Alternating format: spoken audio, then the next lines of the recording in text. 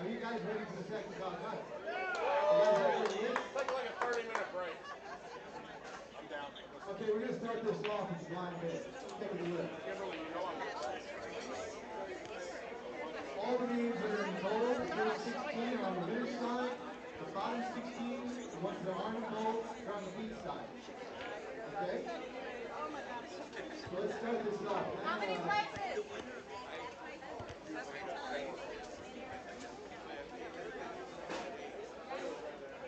4 places. We're paying top 4 in the second Kolkata. Grab a sheet. Grab a sheet. You have sheets down here. Our sheet for the second Kolkata. If you need a sheet for the second Kolkata, they're right up here. Grab one off table number 1.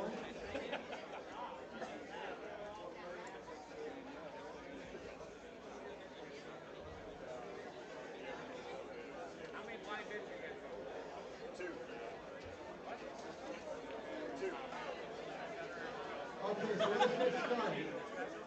I get $1,000 for the pick of the litter. $1,000 for the pick of the litter. I've got $1,000 for the pick of the litter. Can I get 2? $1,000 for the pick of the litter. Can I get 2? Can I get $1,500 for the pick of the litter? Shane, man, what is going on? No, it's only 16. So it's better being 30 $16. $1,000 going once. $1,000 going twice. I got $1,100. Can I get 12? Whoa! So cheap. I got 12. Can I get 13? $1,200 looking for 13. Can I get 13? $1,200 looking for 13. Can I get 13? $1,200 going once. I got 13. Can I get 14? $1,300 looking for 14. $1,300 looking for 14. I got 14. $1,500. You're involved in this Looking tournament. for 16. I know how the Barbie goes. $1,500 looking for 16. This is for the pick of the litter. I've got 16. Can I get 17? I've got 16. Can I get 17? 16. I've got 16. Can I get 17? This is for the pick of the litter. I've got 17.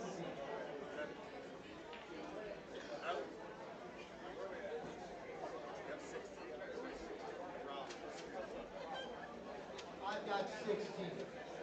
Looking for 17. I've got 16 looking for 17. This is for the pick of the litter. The first pick of the litter. I can assure you guys, when we go down the list, it's going to be more than this. 32 players, everybody. 32 players. $1,600 going once. 1,700. I got 17. Can I get 18?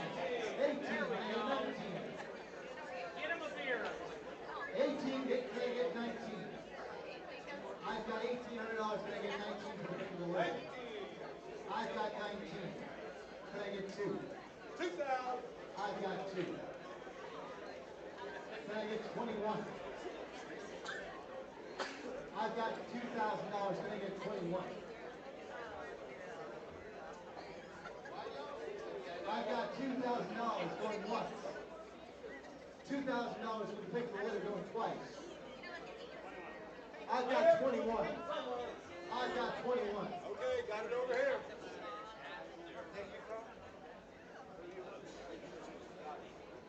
I was about to slide it. $2,100 for the pick of the litter. Can I get 22? $2,100 for the pick of the litter. Can I get 22? I've got 22. Can I get 23? $2,200 for the pick of the litter. Can I get 23? $2,200 going once. 23. I've got 23. Can I get 24? $2,300 for the pick of the litter. Can I get 24? $2,300 going once. 24. $2,400. Can I get 25? I got 25. Can I get 26? 27. $2,600 for the pick of the litter. Can I get 27? 27. I've got 27. Can I get 28? $2,700. $2,700 going once. $2,700 for the pick of the litter going twice. So, $2,700. Who's he taking? Take Shane Van Boning off the list. 2,400? 26 or 27? 27. Oh. Second. You guys want to do another pick of the litter? Yes! Yes? Okay, fine. Can we start it off at 500? $500 for the second pick of the litter. $500. Anyone? I'll go 500. I've got $500. $600. Can I get 7? $600 for the second pick of the litter.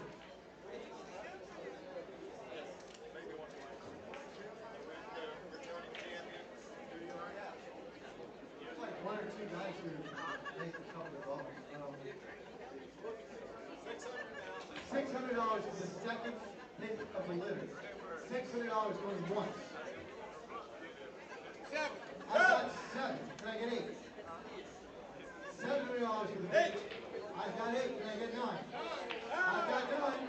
I've got 1,000. Can I get 11? I've got 11. Can I get 12? I've got 12. Can I get 13? I've got 12. Can I get 13? $1,200 going once. $1,200 for the second pick of the litter going twice. 13. I've got 13. Can I get 14? $1,300. Can I get 14? 13. Can I get 14? $1,300 for the second pick of the litter going once. 14. I've got 14. 14. Can I get 15? $1,400. Can I get 15? $1,400. Can I get 15? $1,400 going once. 15. I've got 15. Can I get 16? 15. Can I get 16? I've got 16. Can I get 17? 16. Can I get 17? $1,600 going once. $1,600 going twice. Sold for $1,600. Fedora goes first off the list. Fedora first. Fedora first off the list.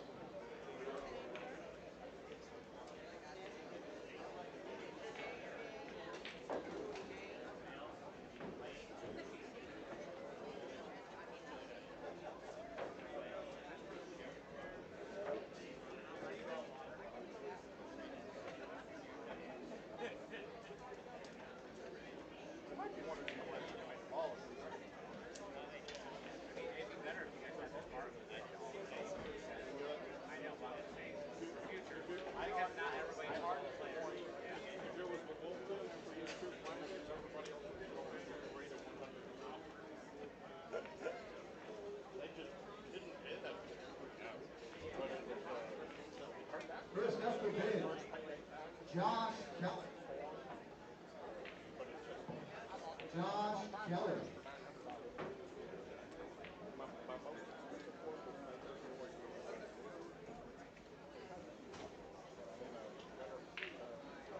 Can I get $500 for Josh Kelly? $500. This is the winner's side match. $500 for Josh Kelly. We'll start at 200. Can I get 200?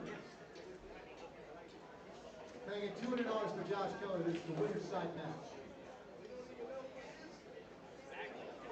He's on the winner's side. He's on the winner's side of the Texas Open. What more do you need to know? Is that how bio reads right now?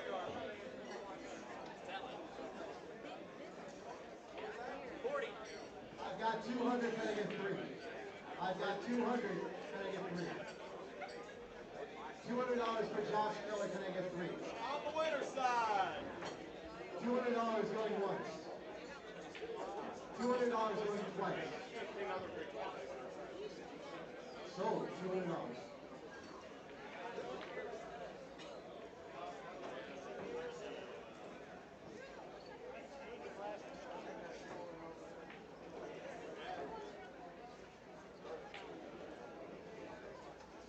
Next up is Mark Johnson.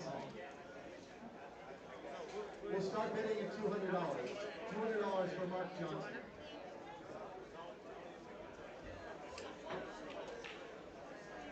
$200 for Mark Johnson. Can I get $100 for Mark Johnson? This is a winner's side match. A winner's side player. Can I get $100 for Mark Johnson?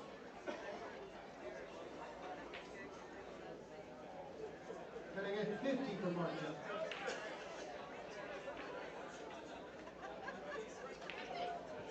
I've got 50. Can I get 100? $50 for Mark Johnson. $50 going once. On the winner's side. $50 going twice. Sold, $50. Roll it.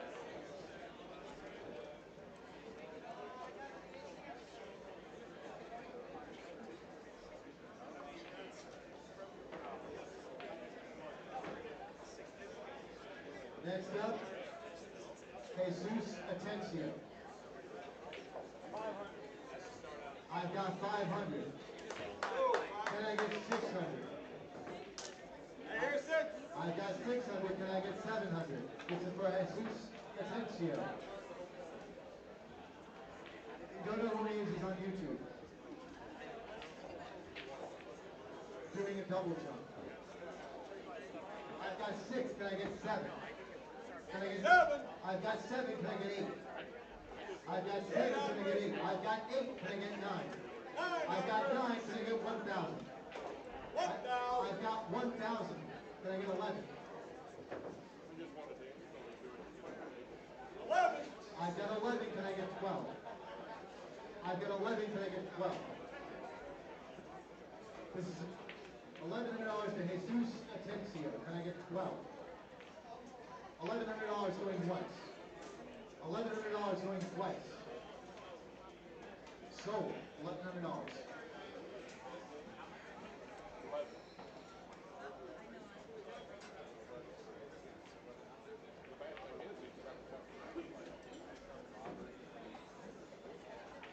Next up is Shane Volker.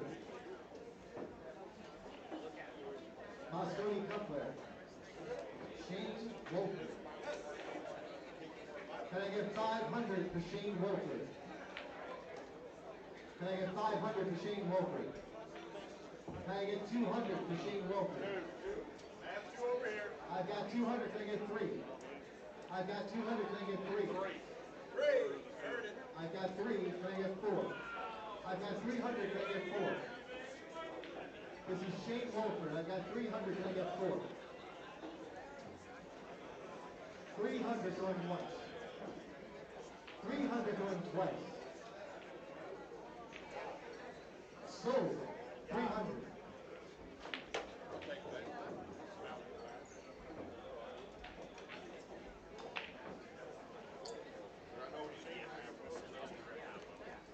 Next up for bid is Kevin Poteet.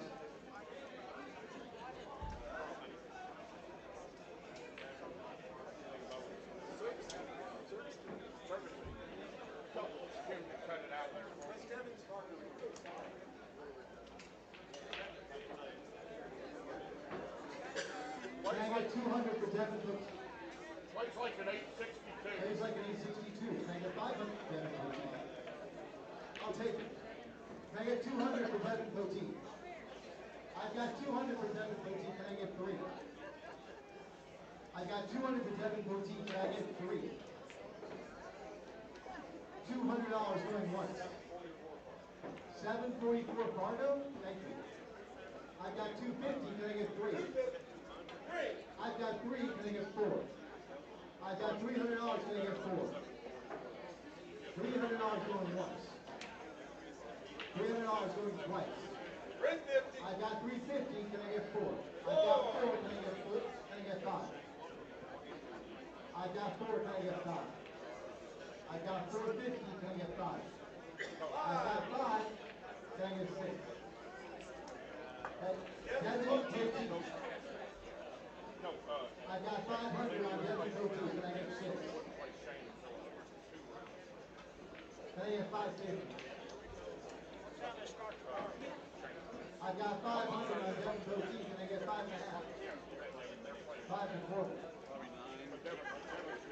500 going once. 500 going twice. Sold.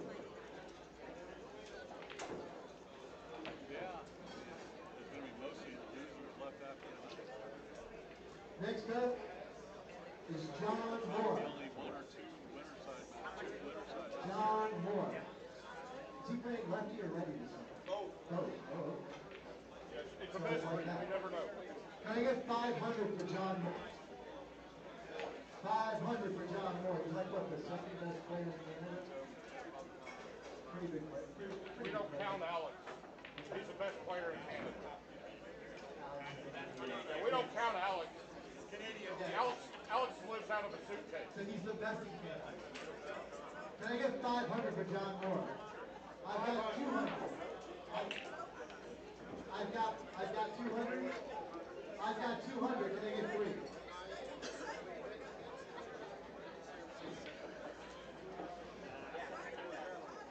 Yeah, I'd take $200 offense to can I it. get If 4? it was me, John, it'd piss me off when I $200 can I get 4 for John Mora? I've got $300. Can I get 4? I've got 4. Can I get 6? I've got the best in Canada, not the second best. Ladies and gentlemen,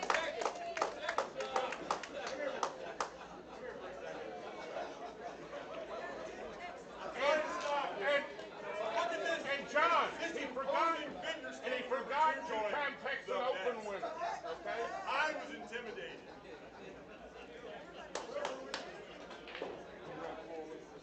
I've got 4 looking for 6 for John Mora.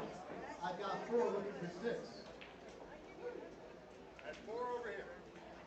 5. I've got 5. Can I get 6? I've got 5. I've got 6. Can I get 7? I've got 6. Can I get 7? This is for John Mora, the best player in Canada. I've got 6 looking for 7. Yeah, well, he's in Texas now. Which is almost as big as Canada. Got 7 over here. 7 now. I've got 7 looking for 8. I've got 7 looking for 8. 800. I've got 8 looking for 9. $800 looking for 9. I've got 9 looking for $1,000. 1,000. I've got $1,000 for John Mora. Can I get 1,100? $1,000 for John Mora. Can I get 1,100? $1,000 going once. $1,000 going twice. This is a winner's side player. Sold for $1,000.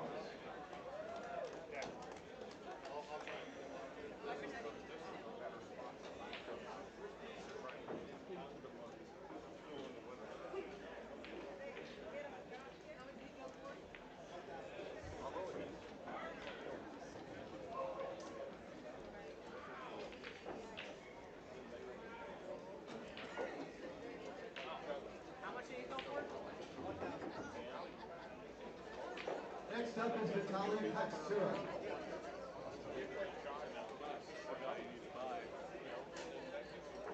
The second best player in Ukraine.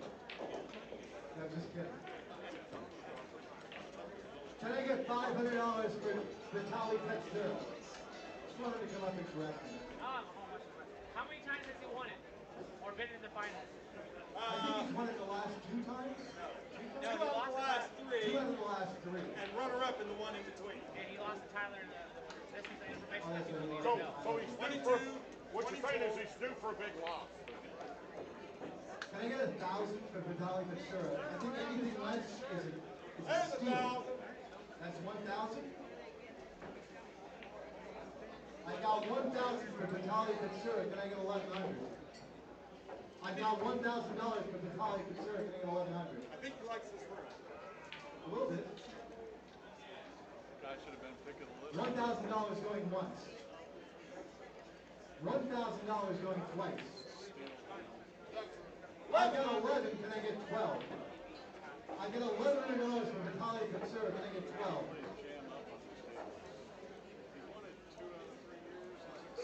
$1,100 going once. $1,100 with Vitali Katsura going twice. Sold, $1,100.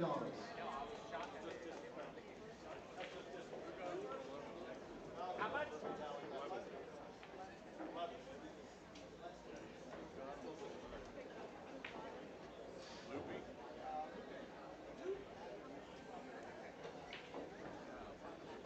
Next up is Miguel Polanco. We'll start him off at $200, $500, $200. Can I get $200 for Miguel Polanco? I got $200. Can I get three? I got $200. Can I get three?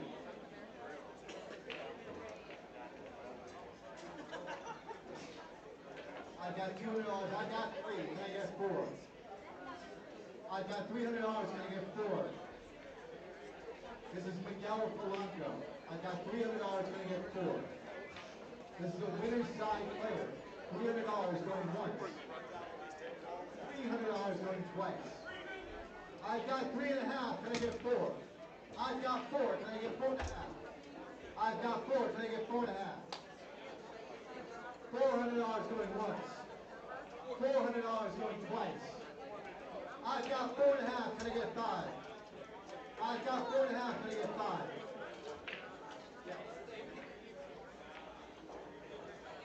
$450 going once. $450 going twice. Sold for $450.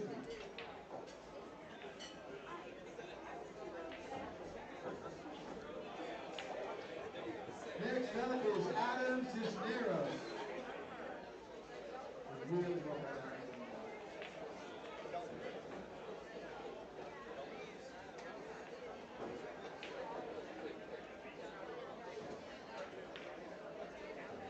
We're going to start Adam off at $200. Can I get $200 for Adam Cisneros? Winner's side player. Can I get $200?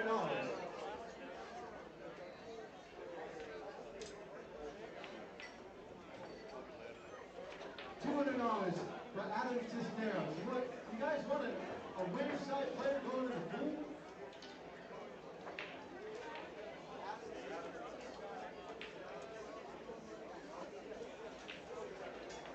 Can I get $50 for Adam Cisneros? I got 50. Can I get 100? I got 100. Can I get 150? I got 100. This is a winner's side player. Can I get 150? I got 150. Can I get two? I got two. Can I get 2.5?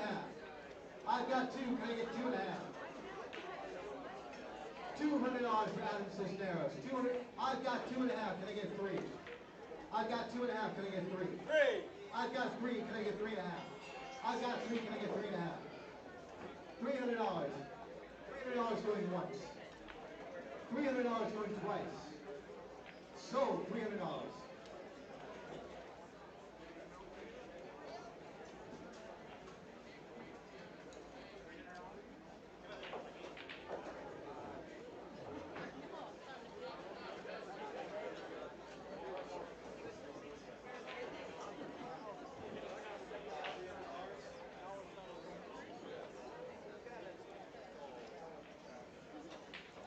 Next up is Josh Robbins. Let's start the bidding off at $500 for Josh Robbins. Can I get $500 for the Beast? Can I get $200 for the Beast? Can I get $50 for Josh Robbins? There you go. That wakes everyone up. Can I get $100 for Josh Robbins? 100. I've got 100. Can I get 150? I've got 200. Can I get 2.5? I got 200. Can I get 2.5? I got 200. Can I get 2.5? I got you for three. I've got three. Is that three? 300. I've got 300. Can I get Only 3.5? cost you more back. I've got 300 for Josh Robbins. Can I get 3.5? $300.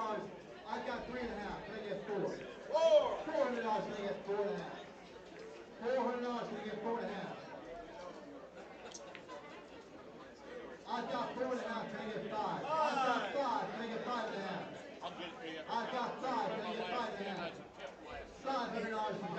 can I get 5.5? I've got 5.5, can I get 6? I've got 5.5, can I get 6? I've got 6, can I get 6.5? I've got 6, can I get 6.5? $600 for Josh Roberts. $600 going once. $600 going 6.5. 6.5. I've got 6.5, can I get 7? 6.5, can I get 7? 650 for Josh Roberts, can I get 7? 650 going once. 650 going twice. Sold for 650.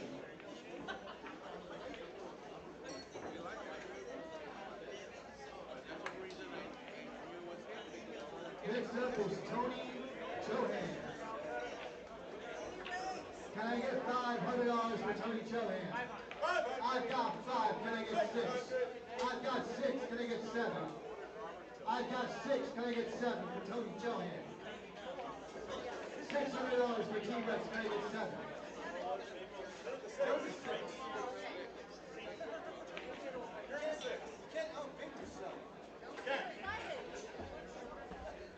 I've got 6, can I get 7?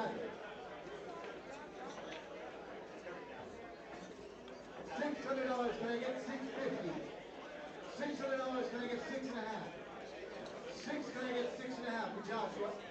Tony Chohan. Trying to tell Josh what kind of operation are we running here? Tony Chohan. 650. I've got 6.5, can I get 7? 7. I've got 7, can I get 7.5? I've got 7, can I get 7.5? Got any leftover shirts? $700 for Tony Chohan going once. In medium? $700 for Tony Chohan going twice. Oh, is it? Sold, $700. Oh. So they were all in your closet?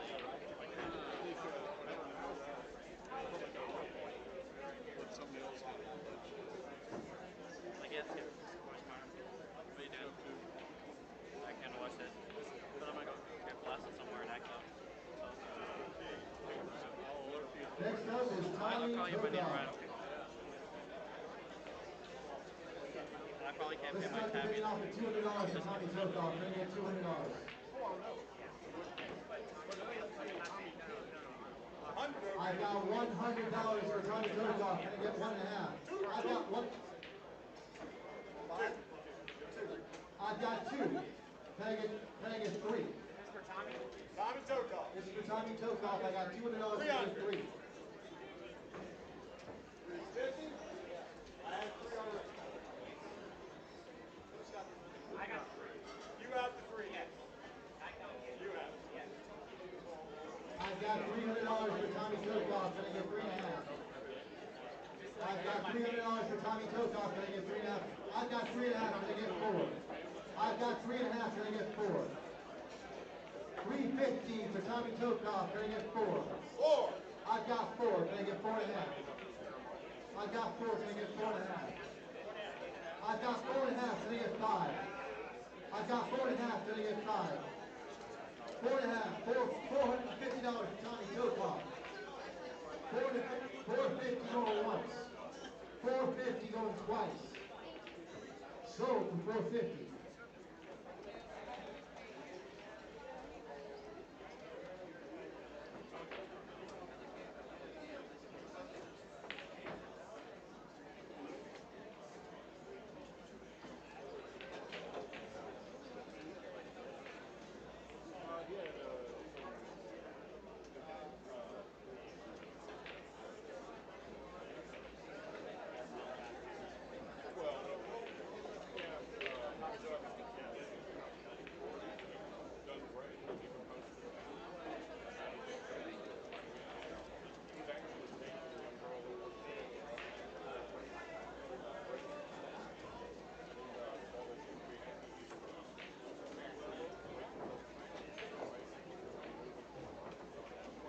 Next up is AC Maxey.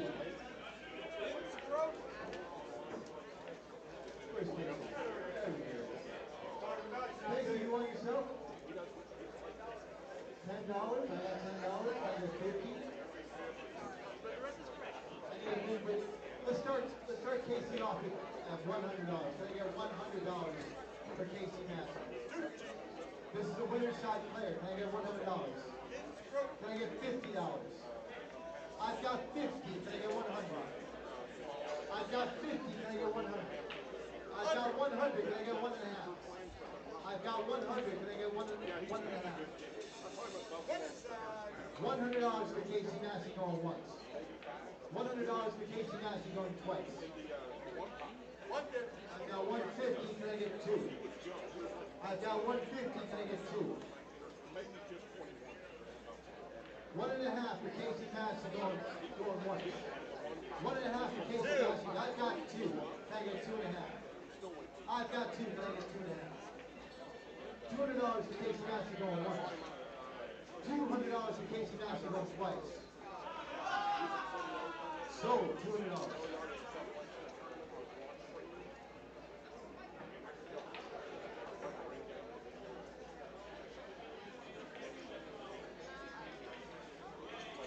Next up is Lucas Taylor.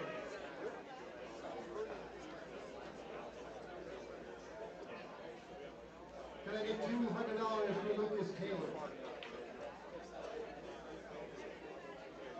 Can I get $100 for Lucas Taylor? Can I get $50 for Lucas Taylor? I've got 50. Can I get 100? $50 for Lucas Taylor. Can I get 100?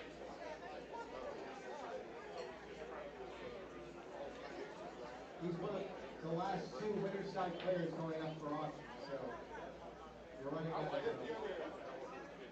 Guys got 2 bullets left. $50 going once. $50 going twice. Sold. $50.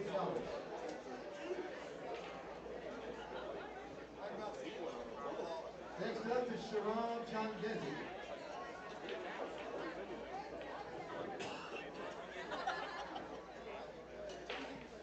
Let's open up Shiron at $100. Can I get $100 for Shiron? This is our final winner side player. I've got 100. Can I get 150? I've got 200. Can I get 250? I've got 200. Can I get 250? I've got 250. Can I get 3? I've got 3. Let's go with $100. Can I get 4? I've got 4. Can I get 5? I've got 5. Can I get 6? I've got 6. Can I get 7? I've got 6. Can I get 7? 7. I've got 7. Can I get 8? I've got 7. Can I get 8? I've got 7. Can I get 8? $700 going once. 7. I've got 8. Can I get 9? I've got 8. Can I get 9? $800 going once. 9.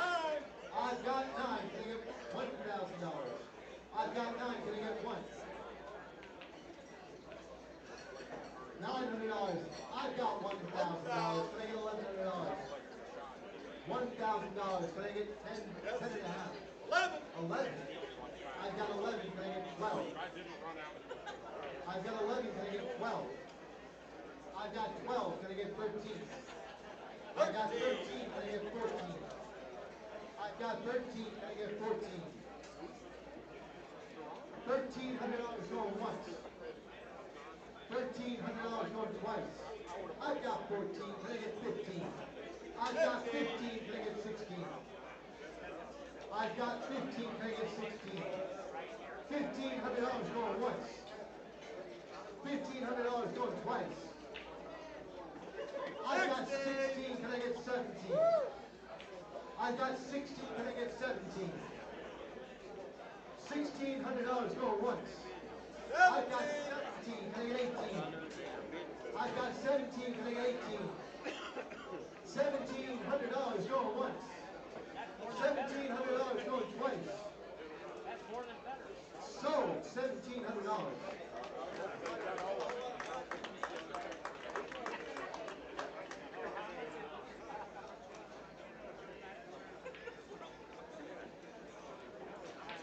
What did Lucas go for?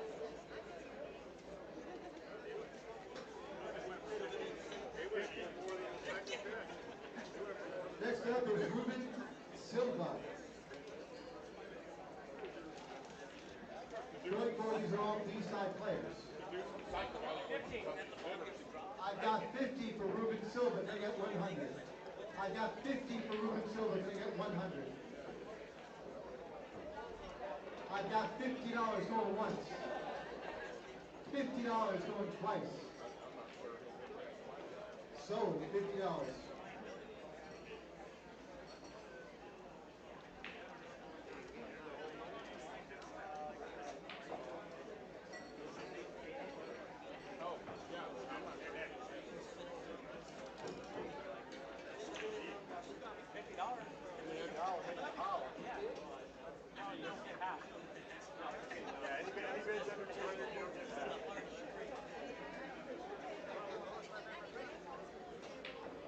Next up is Lazaro Martinez III, also known as Little Laz.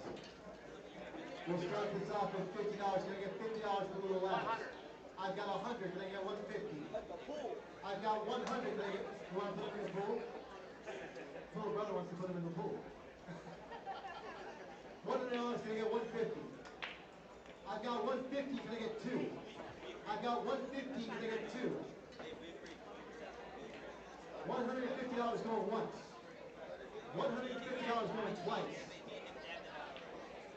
Sold to Gabriel Martinez. 150. You never heard of corporations? What, you want to do business with white men? Is that what it is? Huh?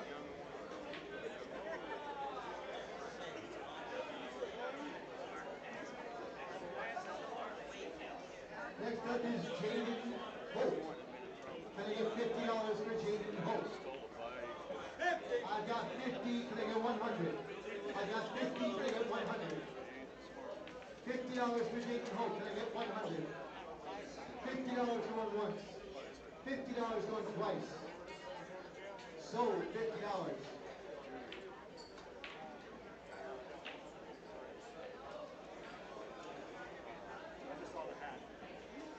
Next is Gabriel Martinez. 100. I've got $100 for Gabriel Martinez. Can I get 150? I've got 150. Can I get two? 155. I've got 150. No. I've got 150. Can I get two? I've got 150. Can I get two? $150 going once. $150 going twice. To the shoot. $150 sold.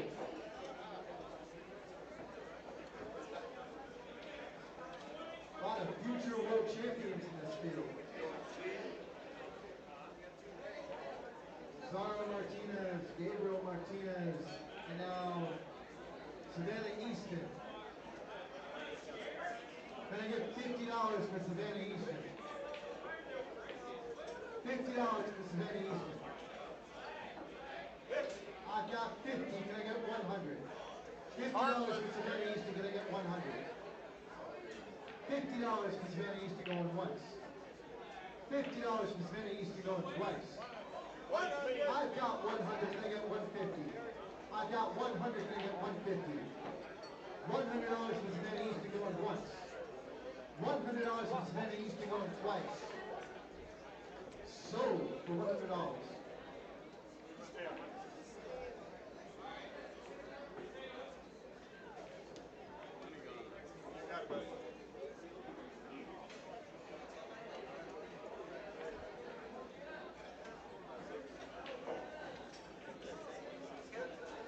Next up is David Newman.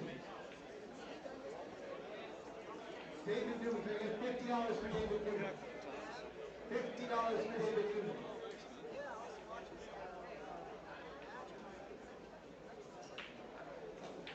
David Newman going in the pool.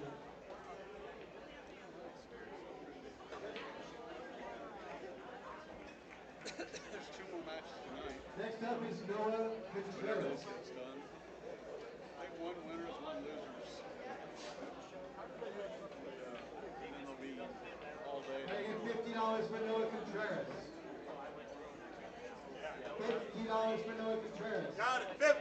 I've got 50. Can I get 100? I've got 50. Can I get 100? I've got 100 for Noah Contreras. Can I get 150? I've got $100 for those at first. Can I get 150? 150. I've got 150. Can I get two? I've got 1.5. Can I get two? 1.5 going once. 1.5 going twice. Sold for 150. Next up is Billy Dyke. Yeah, everywhere I go. Can I get $50 I for was Billy up in Dyke? Dallas. I was in Dallas. I've got 50 for Billy Dyke. Can I get one? I was in Tennessee. $50 for Billy Dyke. Can I get 100? I was in Kentucky. And I'm sitting there and I walk in. We're not at the $50 final for time, and I once. go up and I'm ordering a drink. $50 going twice. And some guy turned around, Sold $50. looked at me. He's like, dude, I could have sworn you were fucking Jeremy Jones. What about Billy? I'm like, no, I get told that a lot. He said, yeah. That's what he said. He said, dude, you sound just like Jeremy Jones. It was right after the fucking interview on Joe Rogan. He was like, I just watched that fucking podcast. He's like, you sound just like him. $50. Can I get $50 for Demetrius Gelatis?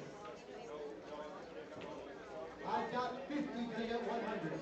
I've got 50. Can I get 100? $50 for Demetrius Gelatis. Can I get 100? $50 going once. $50 going twice. Sold $50. I get that a lot.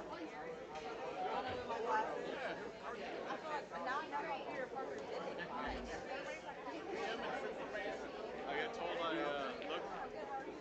look like Jeremy or look like my dad. Oh, yeah. Yeah, I came in the other day, there was probably 8 people. I put that right up just like my dad. Next up is Michael Schneider. He's dead now. He died 6 years ago yesterday. He's like the second best player in Yeah, I came in here last night for a Oh, but he was in here all the time. Michael Schneider, we're just going to off for $100 for Michael Schneider. I got 50. I got 100. Can I get 150? I've got 100. Can I get 1.5 for Michael Schneider? I've got 1.5. Can I get two? I've got 1.5. Can I get two? 1.5 for Michael Schneider. Can I get two? 1.5 going once. 1.5 going twice. 200. I've got 2. Can I get 2.5? Over here. I've got 2.5. I've got 2.5. Can I get 3? I've got 2.5. Can I get 3? 2.5 going once. Remember that episode with Sam 3. and his son, and they were I've got 3. Can I get 3.5? and Sam I've got 3. Rick Can I got get the 3.5? side. There you go. 350 going once. He was bid to get his line. 300 going once. So you got to be careful what you say. He make the wrong. Sold for $300.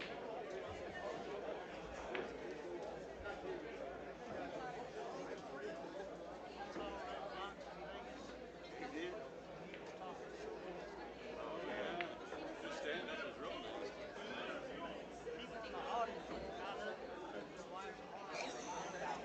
Man, you can talk that bad. Next up is Dave I'm glad when we Ortiz. moved my mom and dad out of the house. The top of the shelf of my dad's closet had I a got 45 $50 for record Dave by Ortiz. James fucking I've got Phillips. 100. Can I get All Red 150? Fox stands. I've got 100. Can I get We 150? ended up throwing them all out. $100 for David Ortiz. Can I get Still 150? mad to this day we threw all that shit. He did. $100 Think going about the once. people. I know people. I played softball with $100 going older than I twice. was. And then when I was service with their mom, we got rid of all Sold the $100. baseball cards and all. Yeah, that was the fortune they got. How was it today?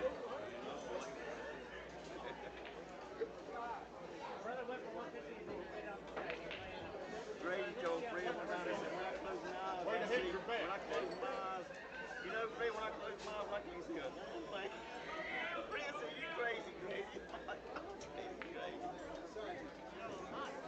Next up is Miguel Salvia. Miguel Salvia, he's got a 760 partner from the Philippines, robust to this team. Can I get $100 for Miguel Salvia? $100. I've got 100, can I get 150?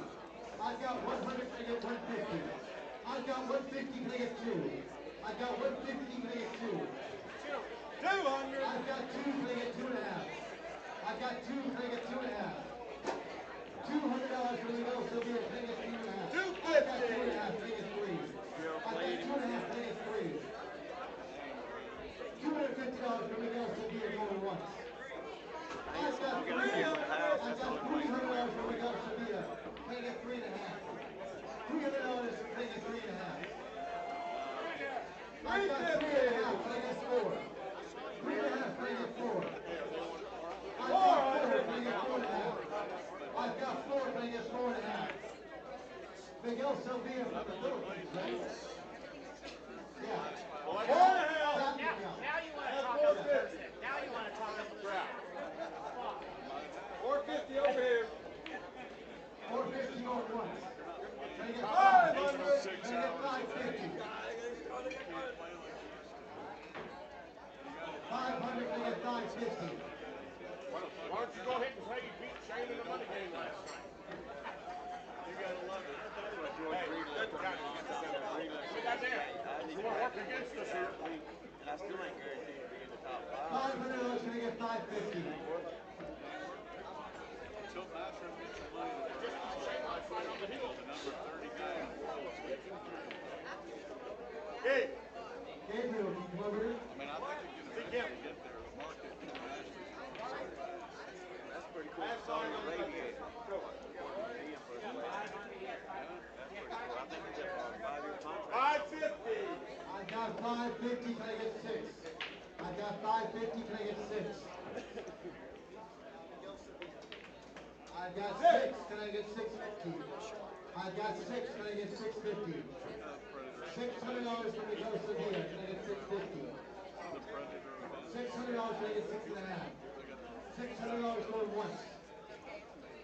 $600 going twice. 650. I got 650, can I get 7? You walked too soon. You walked too soon. 650, can I get 7? Yeah, what do you think?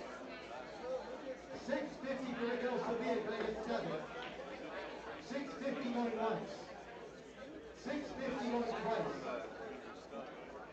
I got 7. Can I get 7.5 for Miguel Sevilla? Can I get 7.5 for Miguel Sevilla? $700 going once. $700 going twice. Sold.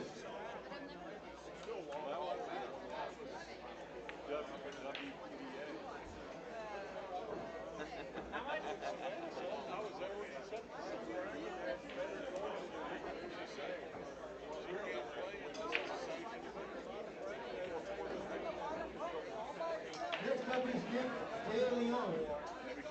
That guy can't play. Oh, wait, talk him up. Can I get $200 for Nick De Leon? Can I get $100 for Nick De Leon? I got $100, can I get $150? $100, can I get $150? $100 for Nick De Leon, can I get $150?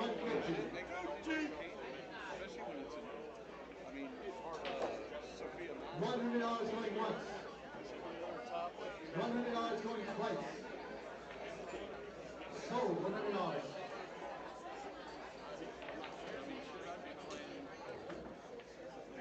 I'll take half.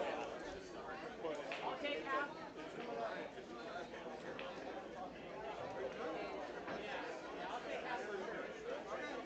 I don't know if I'll be able to play in 0, but oh, Chelsea, you got it. Got it. Not like they need to get this old out. Next up is Andrew Rodriguez. Salsa. Andrew Rodriguez, can I get $50 for Andrew Rodriguez? Can I get $50 for Andrew Rodriguez? I got 50. I've got 50, can I get 100? I've got 50, can I get 100? $50 for Andrew Rodriguez going once. $50 for Andrew Rodriguez going twice. Sold for $50.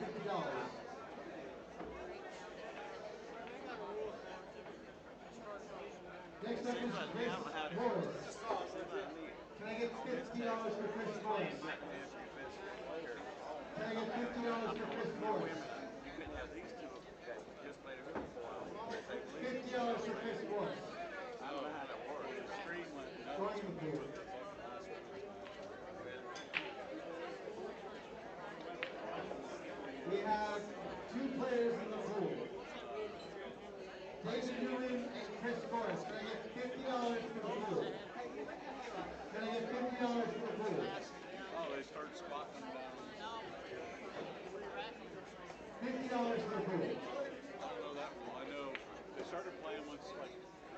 balls hit on the other side of the headstone and start spinning. That way it keeps all the balls in play and speeds it up. Can I get $20 for the pool? $50 for the pool. What's that?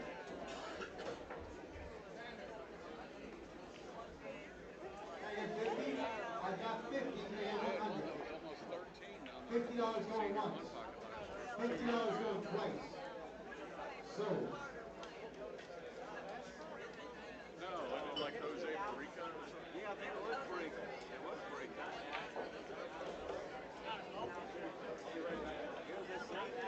It was seniors in both. I was there. 2 years.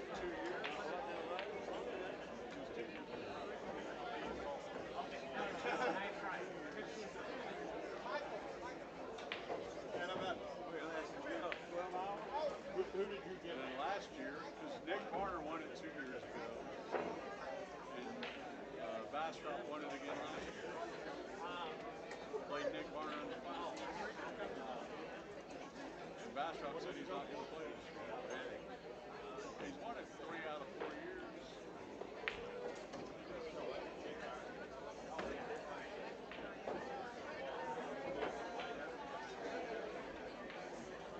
You said them old men don't play too fucking slow.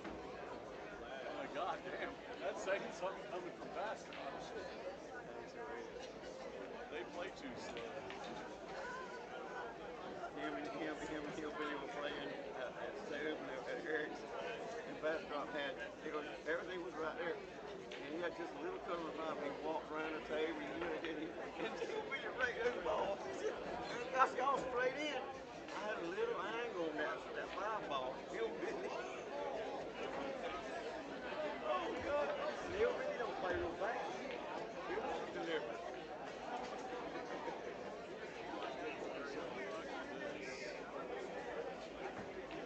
Every time he get Bastrop get lucky enough, he's surprised.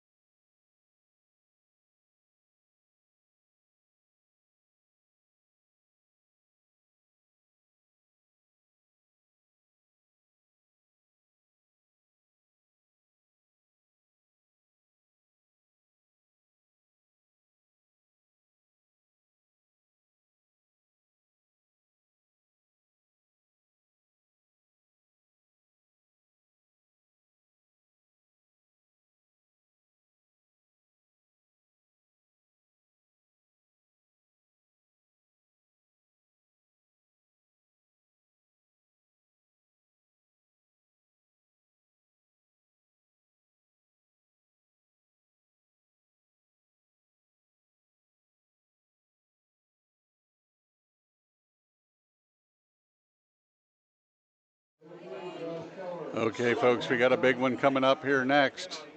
Vitali Patsura versus John Mora. Stay tuned. We're going to be coming to you here soon. Let the players warm up, and we'll be back live.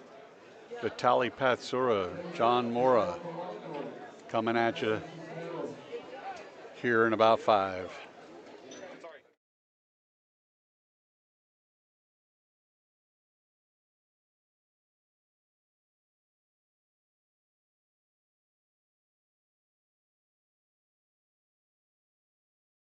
Good.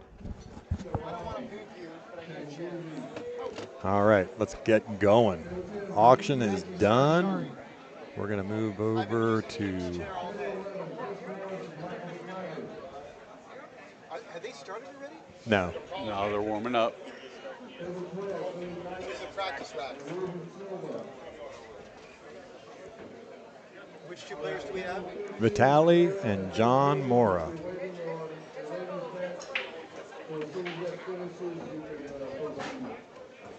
Check. Check, check. All right. We are back. Who we got here? Vitali Patsura. I think you might like this pool hall.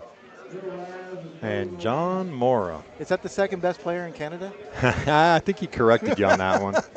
It was rather funny. He was an imposing figure standing over you. I think you guys are about the same height. He's probably about 30 pounds lighter than you, though. Yeah.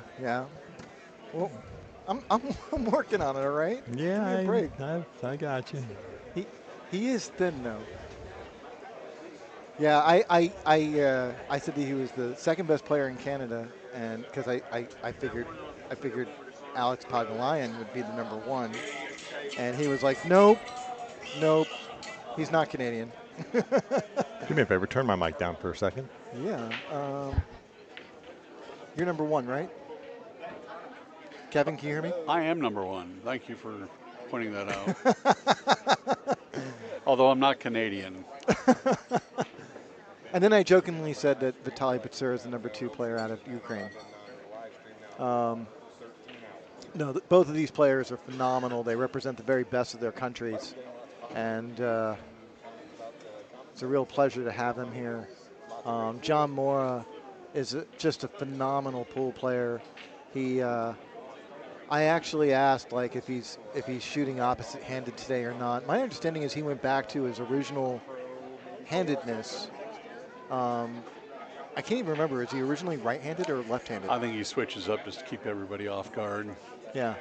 And the funny thing is, I read once that he is not ambidextrous, as a in general. He does not write with both hands or anything. And so that was a bit of a challenge for him to switch to his opposite hand. Well, even James Davis Sr. plays with his opposite hand. Does he? I play with my opposite hand. I am a left-handed person that plays pool right-handed. Oh no, but what I mean is, growing up playing one hand, playing right-handed, and then switching to left-handed. Yeah. And to do that. I think he switched because of his eye dominance, is what he was. He did because he has arthritis or something of that nature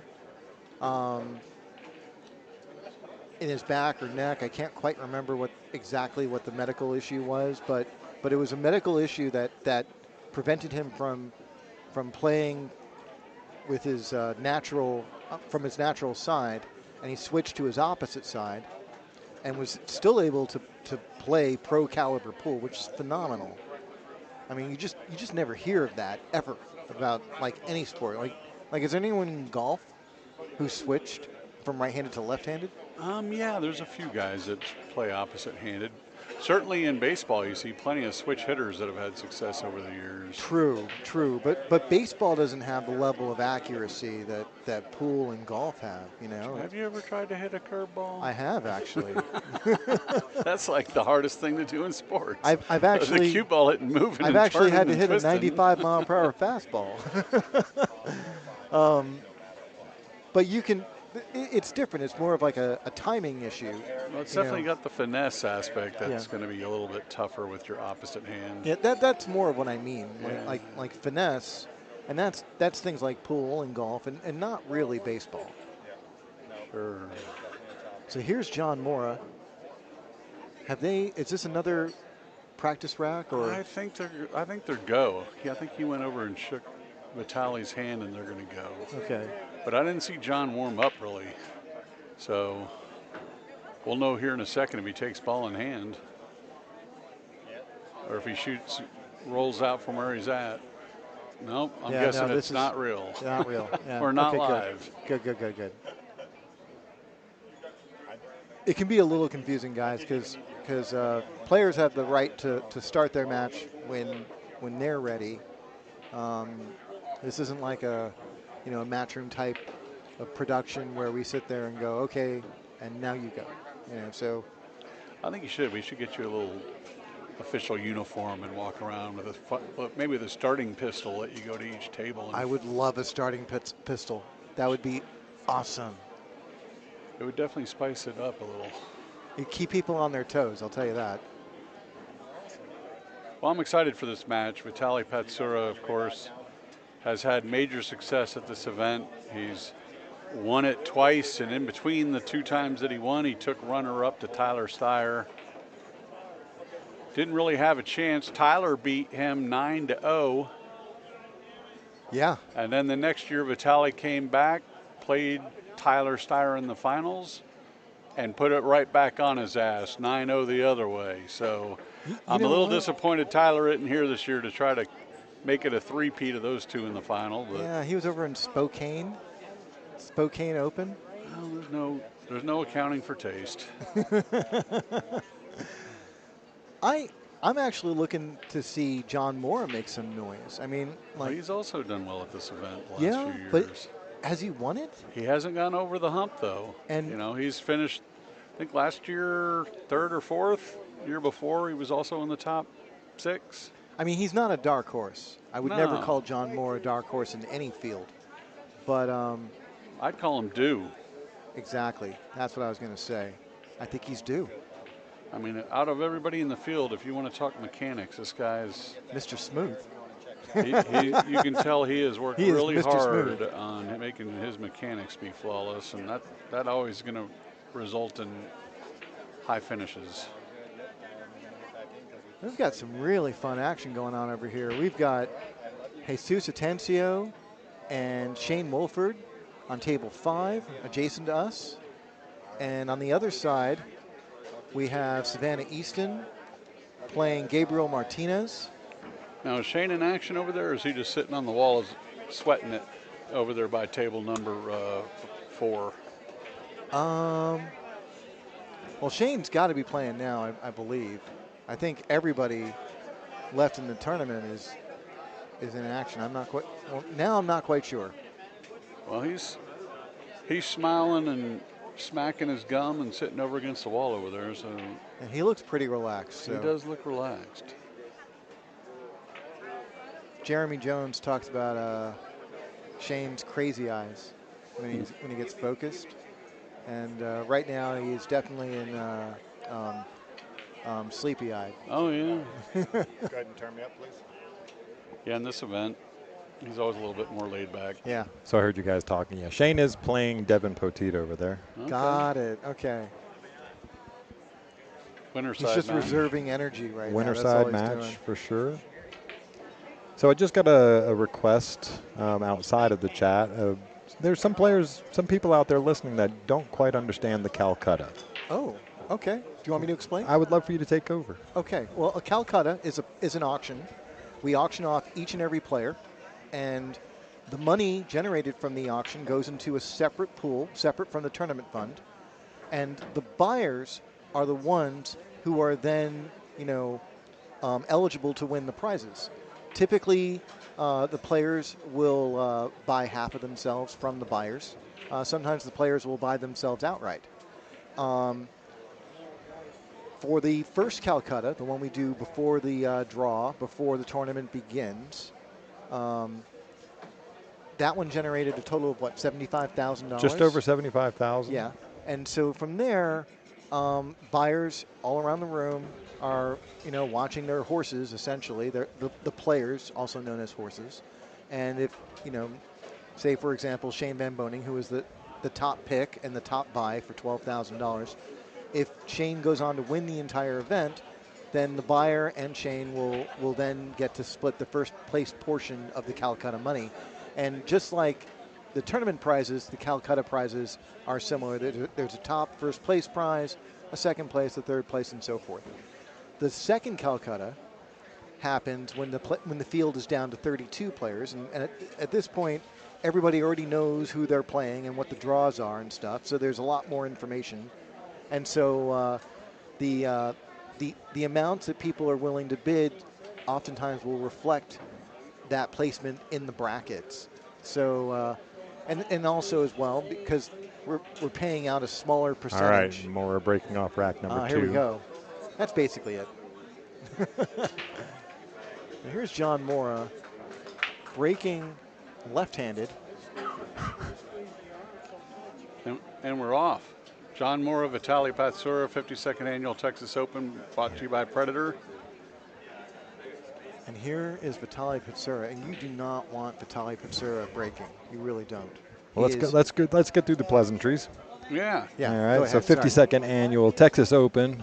We are on the winner side bracket. We have John Mora playing out of Canada. I believe he's won this once or twice. No, he hasn't. Hasn't Mora not won this? He's still come up dry. He's finished top 5 a bunch. Okay, I thought he'd won it. So playing against Vitali Patsura, who I know has won this thing a couple of times. And anyway, here in the booth we got myself, Michael Heaps, Mr. Kevin Welling, and Jude Rosenstock. Going to be commentating on the matches tonight. Yeah, check the back of my shirt. I'm going to double check my math because I'm thinking that he did win it once. Actually, he won it back to back. 17, 16 right? and 17. There you go. 2006. See, I was thinking that was the classic. So here we go with a great match. We've got 2 players that have both won this twice. There you go.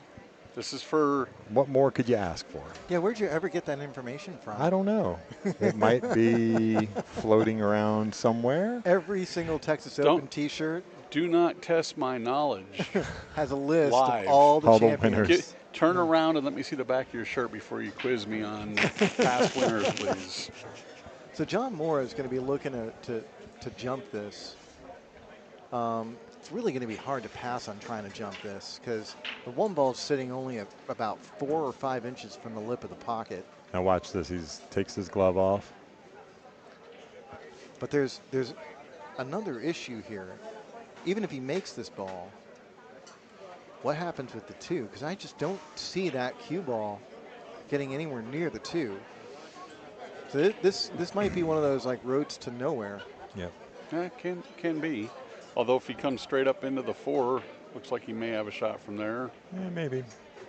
So we have a question there in the chat. Just I'm trying to pay attention over here as well. Somebody asking where this tournament's at. We are in Round Rock, Texas, which is basically the Austin greater area, just a little bit north of Austin, Texas, at Skinny Bob's Billiards. You can check us out, skinnybobs.com. He makes that jump. Wow. He's going to get a little unlucky there. Bumps the 9 ball. See, that was my biggest fear. That was, I mean, that's actually, and that turned out worse than my biggest fear. And guess what? He's just going to keep the jump cue in his hand.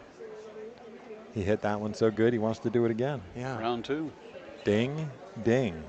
But this one's going to be a little bit more challenging. He's going to be, stretching. A couple feet away from the edge of the table. Yeah. See how he's stretching. There you go. He's got a good angle on this. It's a bigger jump. But he can send the ball further as well, so he's not worried about jumping off the table here.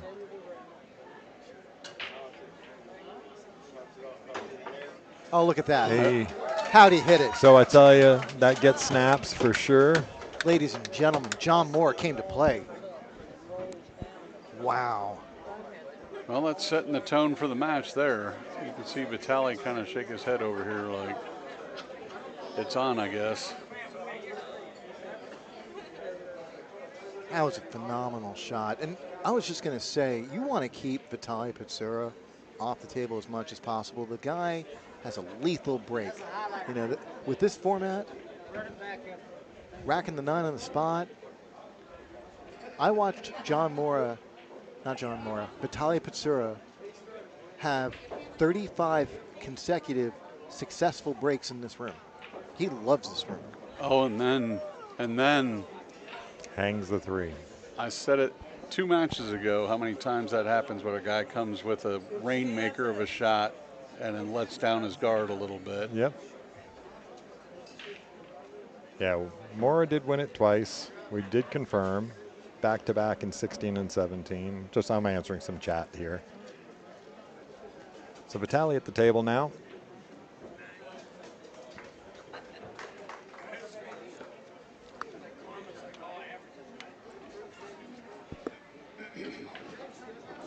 It's actually a key point. Every person that's won the Texas Open 3 times or more is in the Texas Billiards Hall of Fame. So this is legacy for one of these guys if they can reach that pinnacle. Well, even though we're down to 32 players, it's still a long road to go. A lot of good players left. Well, Patsura is gifted with a rather routine layout at this point. No real issues. Does the 8-ball pass the 9? The 8-ball looks like it passes the 9. Yeah. We can check it out real quick.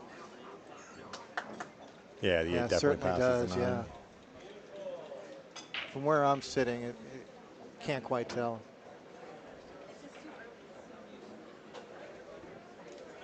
Just wants to get on the, be able to just stop it here for the. Yeah, there's so many ways you can handle this. He really gets to have his way with this layout. He can go one rail and just keep it simple, or he can go around the horn if he really wanted to. Yep. Yeah, I like not moving the cue ball all that much. Yeah.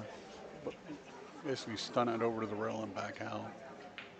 Yeah. There you go, just like that. Yeah, perfect. So now just 2 rails back to above the 8-ball, you believe? Or you might be able to play the 8 in the side. I doubt he'll. If he does do that, he'll only do it if he absolutely knows he can get mostly flat on that 8. Yeah, I like your call out there, Mike. I like going back and forth. We'll see. He's going to check out both. He looked at both the side, looked at the corner. Because you really don't want to have a steep angle on that 8, and 9-ball sort of makes you favor the left half of the table. Yeah, the thing about going in the side, though, you got to fade over rolling it and getting hooked by the 9, which is what he's doing. He's going to play it in the side. Yeah, he's exactly that. He's keeping the cue ball on the left half. That's perfect. Yeah, it's a really good looking stroke and good position there. So he can roll this in, play the 9 in the bottom left, or he can go off the rail and play the 9 in the bottom right. Either way. Kind of like going in the rail. Both are correct. Yeah. Dealer's choice. Like going to the rail, you can play just a nice positive stroke through the ball. Yeah. And to them, these pockets are huge. Yep. You know, these are pro cut pockets. They're 4.5 inches in the corners, 5 inches in the sides, which is standard now, but not on the pro level. You know, matchroom events are using 4-inch pockets. 4-inch pockets. And I guess 3.5 on the side, 4.5 on the sides. Right. I don't know what the WPA is using, but I would imagine it's probably more like ours. Yeah, but I'm not sure. But they also use brand new cloth. Yep. And this is new cloth, not brand new cloth. So good comment in the chat there. On the table next to us, we have a great match for the juniors. We got Gabe Martinez. Excuse me. The juniors. The juniors. Gabe. They're all grown up now. I know, right? It's crazy. Well, they're still junior players. Yeah, we got Gabe and Savannah playing each other. Gabe takes the first rack there, 1-0. Would they ever play in a junior tournament? I don't. Excuse me. I got corrected. They're scoring it the other way on the beads. It is 2-2, Gabe and Savannah. My apologies. There you go. So I don't follow the junior tournaments very much. Would they play each other, or is it a split bracket? Like are there? I mean, not split bracket, but split fields. Like the women, the girls on one side and the boys on the other side. I don't know the answer to that. It's a good question. Because this may very well be the first time these two have ever played. Vitali. And they both have Vitali to break. Coming with probably the cut break. Yep. Watched him earlier. He's had great success look with at that. Look at this. Look at this. It's almost textbook. That is textbook. You can't ask for more than that. Makes the 1 on the side, gets perfect on the 2. What else do you need? So the only problem that he's going to have to deal with is what he's facing right now. The 2 to the 3. The 3 doesn't look like it goes past the 4. So he's going to have to either play for where the 7 ball is, like that corner pocket. Yeah, play the combo on the 7. He's looking to see how, if he goes up the table. Yeah, he's tracking for around the world. Yeah. Or can he just draw straight up into the 4 ball? Oh no, he definitely can't. He's going to go. I don't like that. He's probably going to try to come if he off the rail and play it in the same pocket that he's at. I don't think it goes past the 4 though, does it? Not? The 3? From this angle, it looks like it may. It does not. Yeah. So when he cuts this in, he's probably going to hit the rail around the 2nd and a half, 2 to 3 diamonds. Yeah, that bottom pocket with the 7 looks kind of big with the 7 there. He can almost go off the rail and into the 7 if he can hold the cue ball here to play it there. Let's see if Vitali can answer this question, because I can't. How to get positioned on the 3. Yeah. Oh, he holds it up real nice. Yeah, he's going to hold for that 3, the 3-7 combo there. Yeah. I don't think he's going to try and play it past it. So it was a little bit thicker than I thought. What was that? That's my daughter in the chat. Hi, Sammy. Hi, Jackson. Safe drive. And this should work out fine for him. That 3 ball should hold right in place in front of that corner pocket. Sure doesn't have to do a whole lot with the cue ball either. Doesn't want to be hitting it firm, just rolling it in, right? Oh. Oh, see, that's why I'm here and he's there. It's that little nuance that we lose from where we're sitting. You know, I thought the combo was on. Clearly, by Pitsura's decision, it was not. So he shoots it straight in, going off the 4 ball, or off the 7 ball, and rearranging the furniture. Yeah, that 7 ball made that pocket pretty big. Yeah. Hey, Tommy, good evening to you too. But he may have caught a bit of a bad roll in the sense that he's got pretty shallow angle on this 4.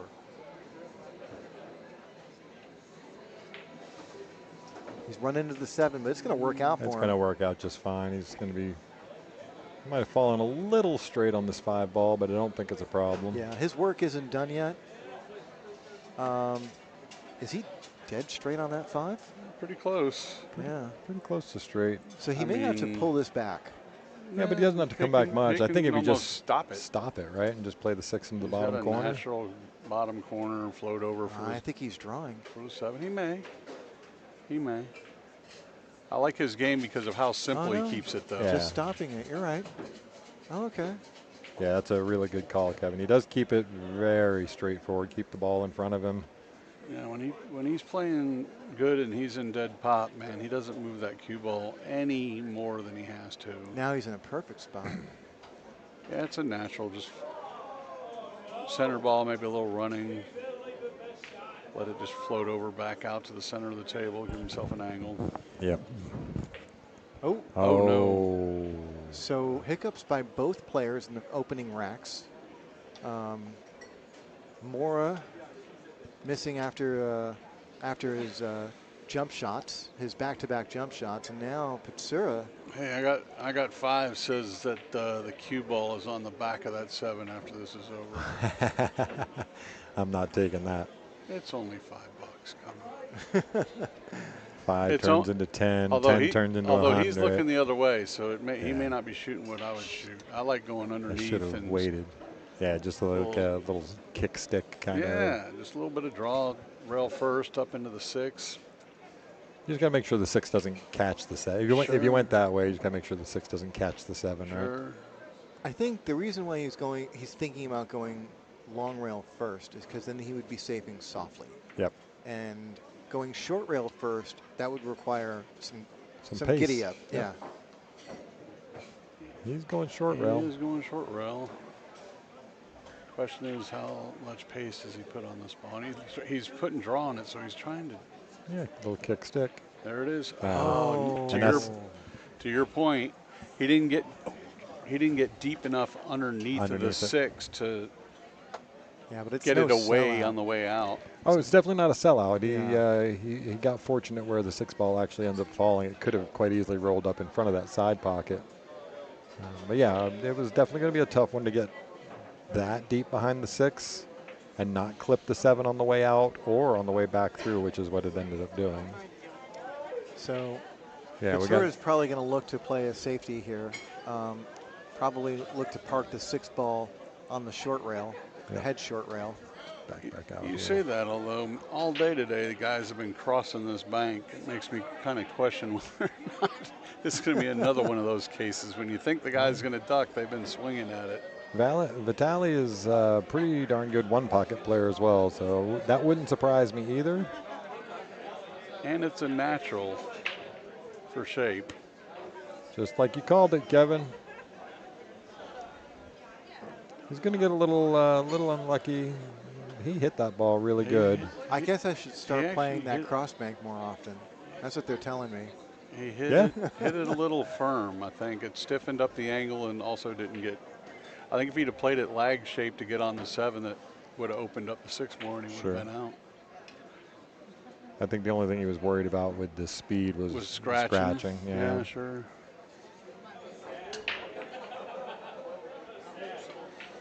Yep, oh, just beautiful. Thin it, Beautiful put the 9 shot. right between them. Good shot from John. Oh, that was just perfect. Nice shot, Johnny. Fairly easy kick, though. He's just going to kick this ball back down the table, I think. Speaking of kick and stick. I don't think he can do the stick part. Yeah, I don't think it's going to be that easy to do the kick and stick. He's going to have to put some spin on this.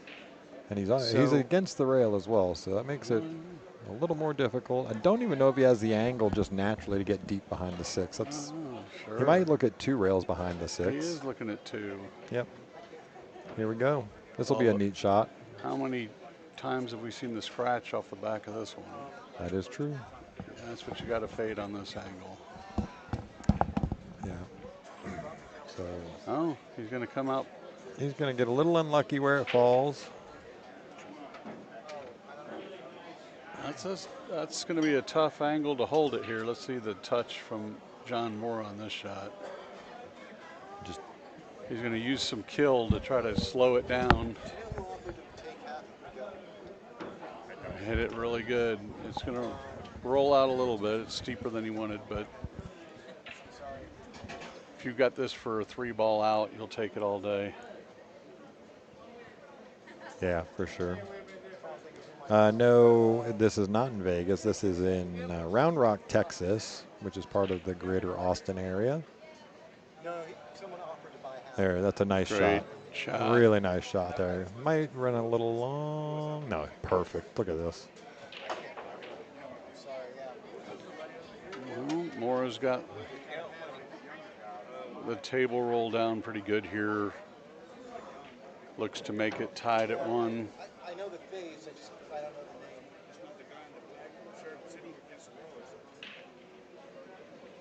No, he wasn't wearing a black shirt. He was wearing a lighter colored shirt. And there we have it. Tied up at 1. He was hanging out in this area. Yeah, you can see Vitali sitting in his chair, adjusting and kind of living within the frustration of missing that ball. It looked like he was out. Jarred it up just a little bit. Yep.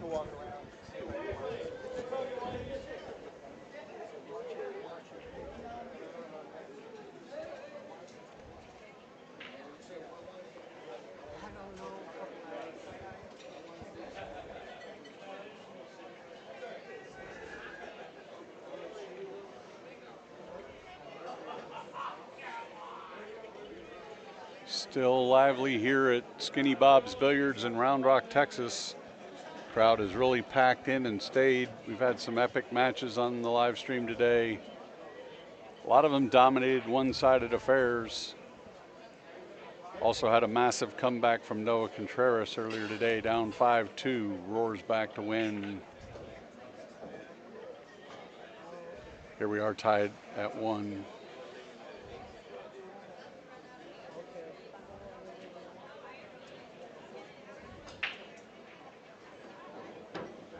Both these guys seemingly have the the breakdown at this point. As you go further and further into the tournament, well, you're also not only going to get better and better players left, but you're also going to get guys that have been hitting that break over and over all weekend. So it's natural to believe you're going to get more break and runs as we get into the final matches of the field.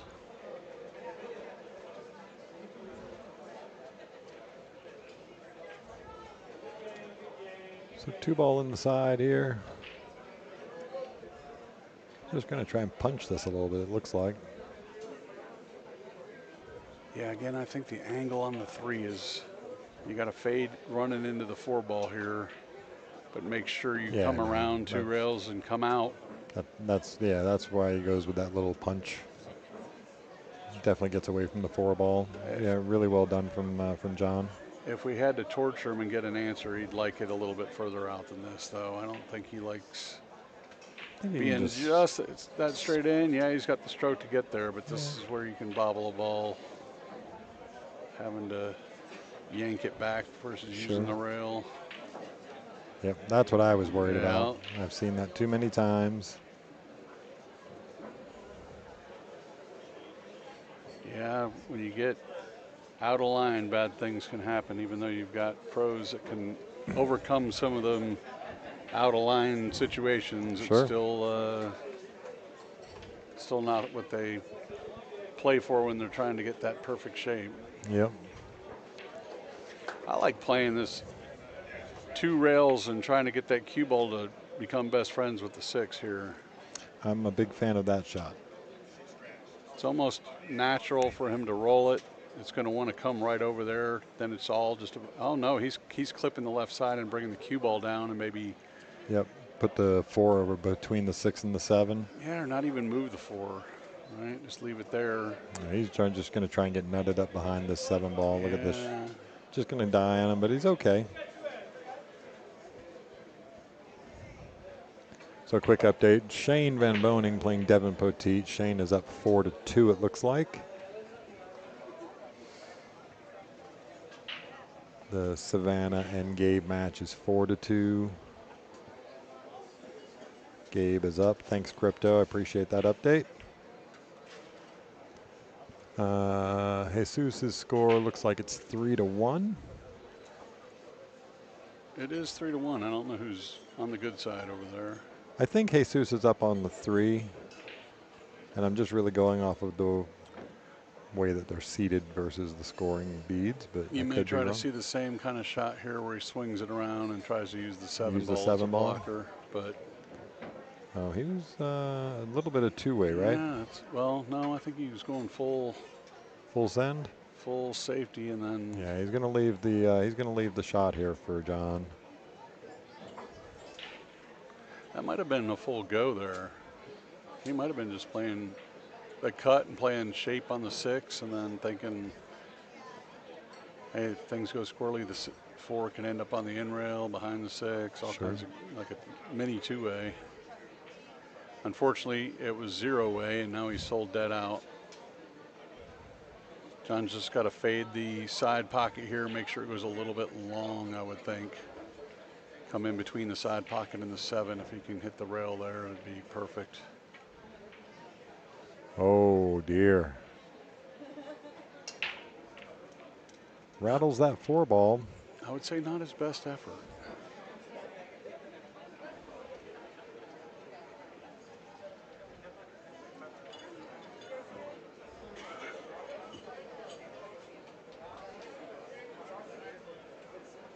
Talking to Tony Chohan outside. This format can be a little stressful on players, knowing that every mistake you make, you may not get back to the table at all with this winter break format.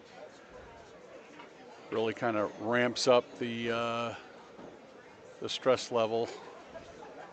It also gives you hope, though. Guy like Noah down 5-2. Winter break, you're never really out of it. If you can string some racks together, you can get right back into the match. So it does kind of lend itself to some comebacks. Yes, sir.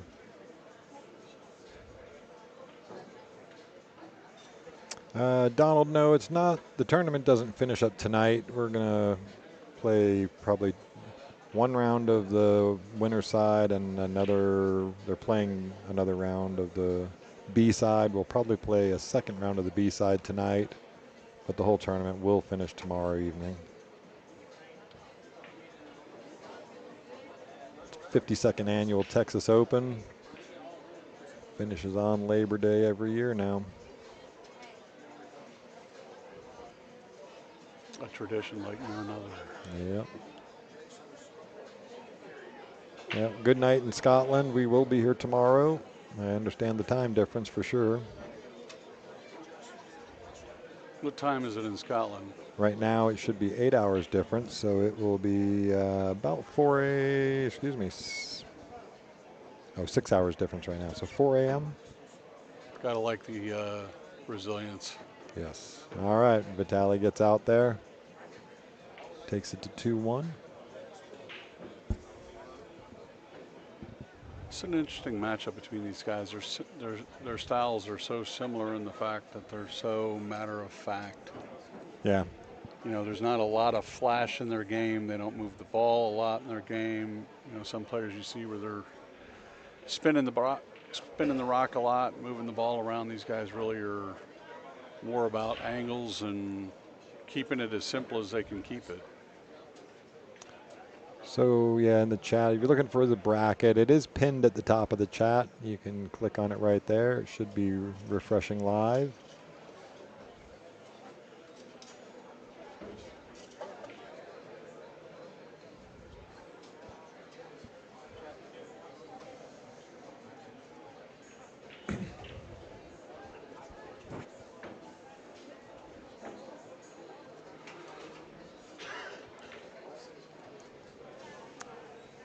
And here we go. Vitali set up again.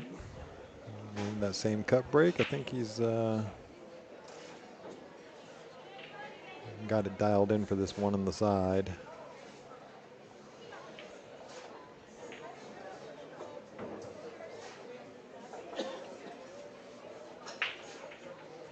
Oh, it rattled, bobbled, but it was there. He got the 5 to go. So he didn't quite get what he was striving for, but he hit it well enough that another ball was able to go in. Yeah, but I don't think he's got the cut. No, he's got a little bit of work here to try to find a safe haven.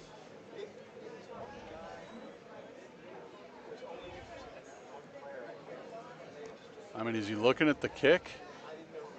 Yeah, it's...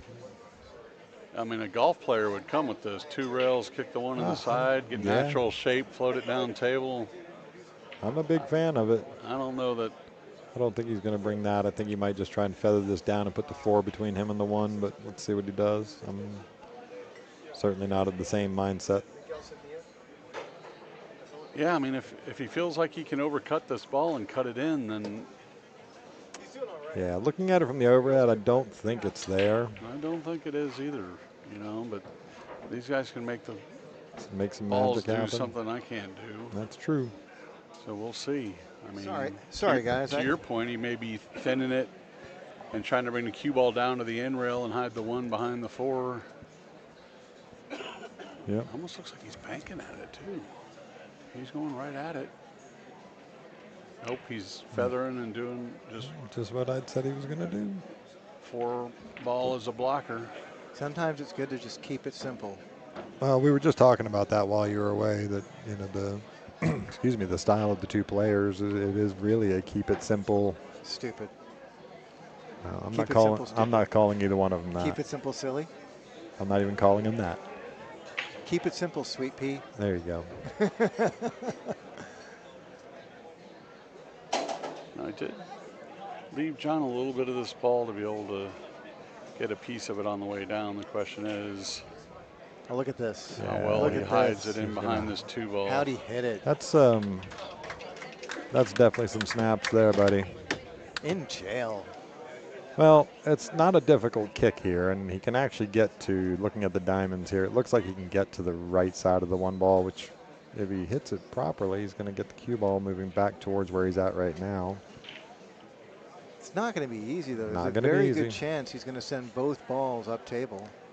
Yeah, I mean, if he gets in behind the 1 ball, then the cue ball runs right up that rail. And we were talking about If he hits it thin, you know, anything, a lot of different ways. If he send goes both 2 balls up rails table. off it and comes off the bottom side, though, he's got the nuts. It'll slide up underneath the 6 ball. Yep. Like naturally. Whether or not he can get there. Oh, he came full into it. Yeah, he came full and into it. Now he's selling out. Yep. He's going swing batter. Swing batter. I say selling out, but there's still some work to be done. The 1 to the 2 by itself is, you know, doesn't look terribly easy from here. The 9-6-3 really cover a lot of the real estate to get that access on the 2. So Mora's going to have to put a big stroke on this. So I can't quite see. Does he have a little bit of angle on this? He can cheat the pocket a little bit. Yeah. He's got something. Maybe he can go back and forth. The question is, can he get down to make the 2 in the corner? That's what I'm saying. I think he can just cheat the pocket just enough. Yeah, but look at that. There's a ball there. Gotta go. Yeah. There's a ball there. I don't think he made it. No. I thought he hit it really good. Go get that short cue, Mr. Smooth. Well, he hasn't gone for it yet. No, I think he can. I think he can spin this in. He might be able to spin it in. Yeah. Ooh. Maybe just a touch of masse into it. I'm looking at his facial expressions, and he does not look very happy with this. Yeah. But yeah, you're right. He's not going for his jump cue. So. Yeah, I think he's got half a pocket here. He can spin it a little bit, keep it, hold it. Oh, he overcut it. Wow. Yeah. Overcut it. That's okay. He looked at the booth in disgust. Yep, he did. He made eye contact with me like. He said, "What the hell were you talking about?" Yeah, exactly. Welling. You told me I could make that ball. That's right. That's what he gets for listening. Although I haven't missed a ball yet.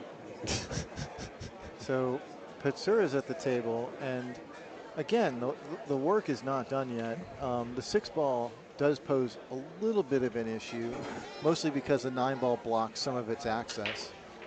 I like going up table and trying to get to the right of the straight in line on this 4 ball. That's exactly right. You need to be on that right side, otherwise you're going to be in trouble.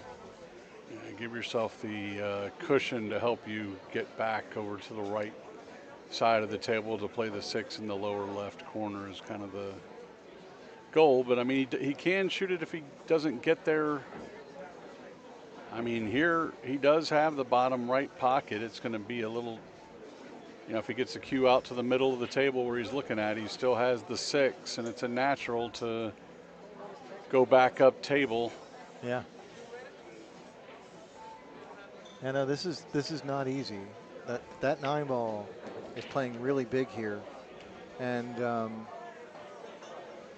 yeah, I'm confident he's going to get there, man. The middle of the as long as he gets to the middle of the table, the 6 is definitely wide open. He's going to have a steep angle anyway to try to get back up table. Yeah. So don't work the cue ball too much. Just get back out to the middle. I don't think he got Yeah, there. he didn't. He did not get there. I think he put a little bit of English on that rather than going straight in and straight out. Straight center ball. Yeah.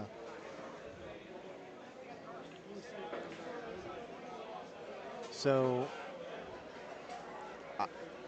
what I see right now, and you guys tell me what you see, I see him banking the 6 ball, maybe trying to land it between the 7-8. I think whatever happens, the cue is going to be behind the 9. You think so? If he's got enough angle to get it into it, and he can draw it, although it looks like he's following a little bit. Yeah, he doesn't have the full ball there. He's going to cross it and send it straight up table. Oh, he's going for it. He was all go. Wow. And he's going to get away with it. Good things happen. Wow. Yeah. Fortune favors the brave. Fortune favors the brave. Yes, that's Jeremy's favorite quote. Yeah.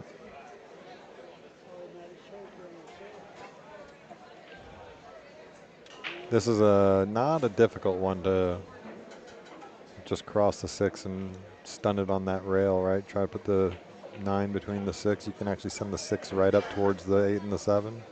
Yeah, there's a couple different options. I mean, you can go side rail to side rail and hide behind the 9, or you can send it all the way up table and just try to use distance as his friend. Looks like that's what he's going to do. No, he's he's all doing it go too. too. These guys both are saying, Yeah, I'm going to dare you. He's not going to get quite as good a result there as Definitely as not. Vitali did last time. But you the can work take is you can take a flyer. I can take a flyer. Oh, the sure. work's not done yet, though. Work is not done yet. Well, you know, still early in the match. So, ideally, ball in hand position is you know, putting that cue ball right between the 7 and 8, and you're not going to want to deviate that far off from, you know, that general zone, and that's hard to hit. Well, from that's where what he is. I was going to say. That's what he's looking at. Does he have to really spin this? I like drawing it and try to come short up into the side rail. Short into this side rail. Well, both. I like this? using the Go to that second diamond up there by the top right pocket. Yep. I don't Let know it if that's just on. float up into it. I don't know if that's on. He, Like, it's so close to the rail, I don't think he can draw that much. So I think he's going to have to spin this with inside. Interesting. well, We'll see what the pro's going to do. he is coming inside with it Yeah. and just floated up table. I mean, I like that because he's taken. Yeah, it's always a problem. He just hit it too thick. Okay, so this is an interesting shot. Can you go to the overhead? Let's take a look at this. Okay, it's not really on, but you could send this 7 ball 1, 2 rails, try and tuck it in underneath the 9, and move that cue ball right toward the 8. Yeah, I see what you're I saying. like playing it, trying to put the cue ball on the underneath the backside of that 8. Yeah, the cue ball. Yeah, it's almost, that's what I mean. Yeah, it's almost while driving the 7 to the other side of the table. Yeah, it's almost a natural to force follow it and just let it float straight like across. a stun follow. Yeah, Yeah, yeah, it's almost a natural. yeah, I think he's going with Speed Jude's is the idea key. here. yeah.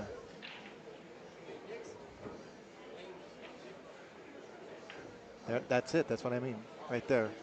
Yeah. Because you're rewarded both times. If you, obviously he gets rewarded with where he placed the 7, but if he gets it behind the 8, that's the A+ extra credit, you know. So yeah, Gabe is up 5-3 over Savannah right now. SVB is up 6-3 over Devin Poteet, and it looks like Shane Walford might be up 4-3 over Jesus Atencio, if I'm looking at the scoreboard correctly. So Mora's waiting for the lane to clear. You think he's going to take another flyer? He might. He was kind of aiming to see what the out angle was going that way. I just can't imagine he's going to do 2 of those. Here, I like kind of coming off the right side of the 7 and going 3 rails around, trying to get behind that 8 again, but that doesn't look like what he's going to try to do here. He is going. He's going. He's going to get the same safe that Vitali got, you know, the time before, where it came back out to the middle down here. You know, I'm just so encouraged to watch this, because I can't tell you how often these games like of this nature come up in my life, and I'm just like, I look so sloppy. Yeah. I hate pool so much. Well, I think both these guys, while it looks like a flyer, both of them are getting the cue ball down to where they're creating distance, even if they're missing the bank. Yeah, it's a really good call there, Kevin. Yeah, the cue ball, knowing where that cue ball is going, is definitely a premium. I just wouldn't know what to do here, other than, I mean, like. Well, heck, after the last 2, it's a go shot. I was going to say, just take the flyer, right? You got a natural angle to get the cue ball bank banked. it back up by the pocket where the 8 is, and bring the cue ball back up to about center rail on the same rail he's at. I just don't see where the safe is, unless you just try to get separation, you know, long rail safe. Yeah, you get the 9 ball in the middle. Yeah. You might get cover that way.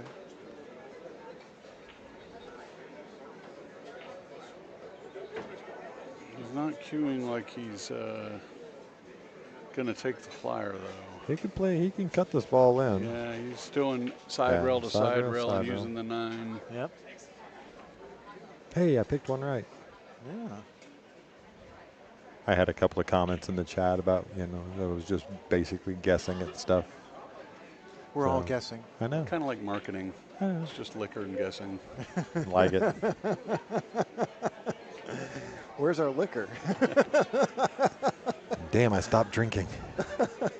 Me too. Hey, one of those lifesaver things. I've got more minutes in my car. I can reload. These are Kevin Wellings. Okay. They are the that I'm bogarting. They are the booths. Yes, thank you, Mr. Welling. All right, so he's crossed it. He's gotten it to a pretty good spot there. Yeah, he does have a good spot, although it's also the goes there as well as thinning the 7, sending it down towards the bottom rail and trying to get that cue ball again, try to use the 8 as some kind of a blocker. We'll see if he's go and tries to swing it around for the 8, 3 rails, or whether he's trying to. No, there it is. Boom. 3 rails around. How'd he hit it? Vitali Patsura with the bank, the 3 rail shape on the 8. How'd he hit it indeed, right?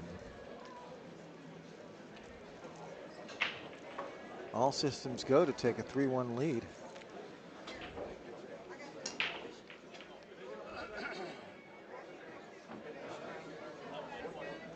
So I'm just peeking over at Gabe Martinez playing Savannah Easton in the adjacent table, and he just missed a 7 ball, leaving Savannah pretty routine 3-ball out. And Jesse, thanks for the super chat donation there. We definitely appreciate all of that. Helps keep the stream going, make it better, get us better equipment, be able to load more content. Any and all donations definitely appreciated. All right, Vitali here gonna try to make it 3-1.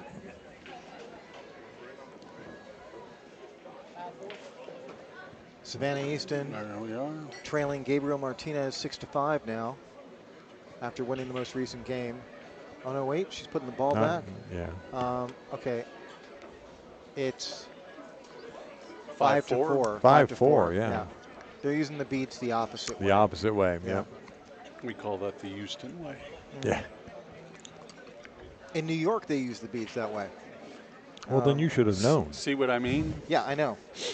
No, when I got here, I was just like, you guys are all using the beats backwards. And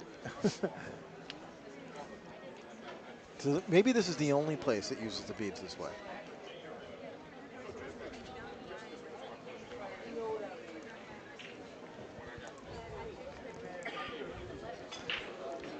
So Shane Van Boning is up 8-3 over Devin Poteet. Shane's down on the 7 ball right now.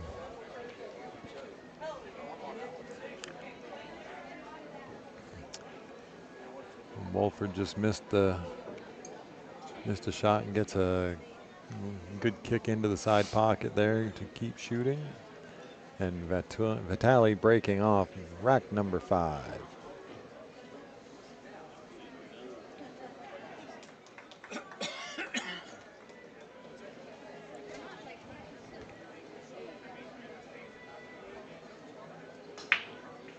One ball right in the side. Look at this break. Yeah, you're going to get a little unlucky. Struck it really well. So I think he's completely hooked on this ball.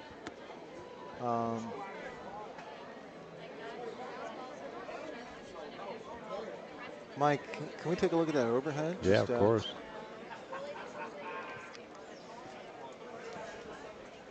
Yeah, he's got a full eclipse. Likely going to be pushing out here. But the good news is. Wait a minute, is the 2-8 dead in the corner? I just saw the same thing. Ooh, that is interesting. It looks like it might be pointed a little north of it, but you're going to find out here in a second. Well, is he even going to look at it? No, he's going to take the push. He's going to push right out. I was just going to say, with where the 3 ball is, the 3-5 is going to still be a problem.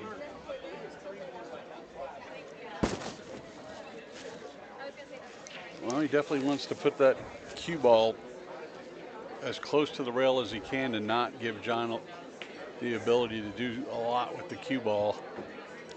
Of course, John can just give it right back to him. It can. John's looking to see if the 2-8 is dead. We'll know here in a minute if it is.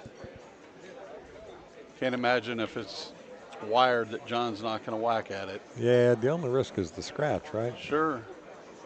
Sure, but if he has to throw it a little bit and hit full into the 2 a little bit more, sure, he may be able to preclude that. But that's kind of why I said he needed to get the cue ball up on the rail to keep him from being able to draw if he had to. Or yeah, he's telling him to shoot. Obviously, he doesn't like it. We'll see if Vitali had some ulterior motive here. See, sometimes I'm right. Sometimes even a monkey falls out of a tree.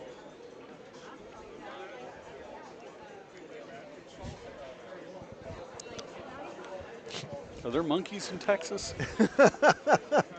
Broken clock is right twice a day. Twice a day.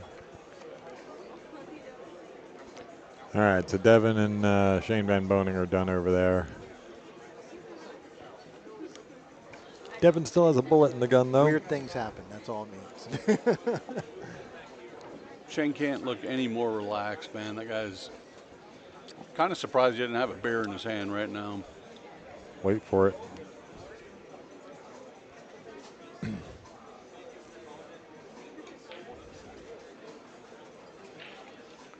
Well, if he can 2-rail this up and try to get the 2 in behind the 5-3 and leave the cue ball down here on the end rail. Yeah, just got to miss the side pocket. Yep. Oh, went even more and tried to. He was trying to kill that thing, the cue ball on the. Now, unfortunately, John does have the blocker balls galore to hide this 2 ball behind. He can go either way. Either send the 2 ball down here and 2 rails in behind that 5, or clip the right side and bring the. Yeah, there we go. Yeah, just put the 5-3 between them.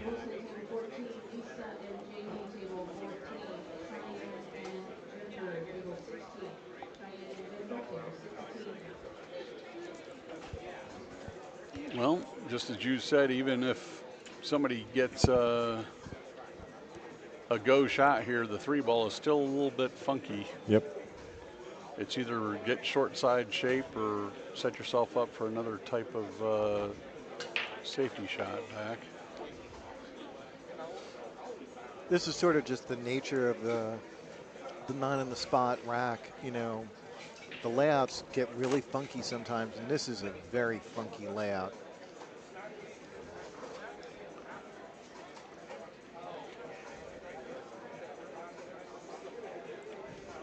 Just out of curiosity, does that 4 ball pass the 6? Yes, it most definitely does. Okay. Well, I don't think he's going to like this return, although he did jack him up on the 7 ball. So Yeah, he's tree-topped him. He's thinning this 2 ball is no easy feat. It's no monkey in Texas, I tell you. Now, you know what? That monkey will fall from a tree sometimes. So he's looking at a kick. I don't blame him for this, actually. Coming 2 rails behind. Yeah, I just think it doesn't have a whole lot of. I'm just surprised he's going this way. You know the diamond system. Come on. And I mean, he's liable to spear this in 2 rails. I don't think he's trying for the make. Ooh. Well, maybe he was. Yeah, I still don't think he was trying for the make. I think at that speed, he's trying to just come in 2 rails, full face into the 2 ball, and get the cue ball to stay down here. But even so, even with ball in hand. Again, what do you do with the 3? Not a gimme here. I mean, you can. I'm just saying. Swing it and try to break it out here. I think that was a bit of a mental error on John Mora's part. I think going the other way would have guaranteed a hit, and given the placement of the 3-5, not fouling is a higher priority than trying to get a hook safe. Yep.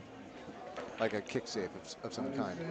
I agree with that. So we have Gotta trust the player that they are confident in what they are confident in. So does Vitali go short side here, or does he try to break this out? I think the short side, right? Yeah, I do. I think so too. Maybe just a Perfect. little bit perfect. Yeah. If you like perfect. Yeah, you know, there's something to it. Yeah. People keep talking about it. So Gabe is up 6-4 over Savannah.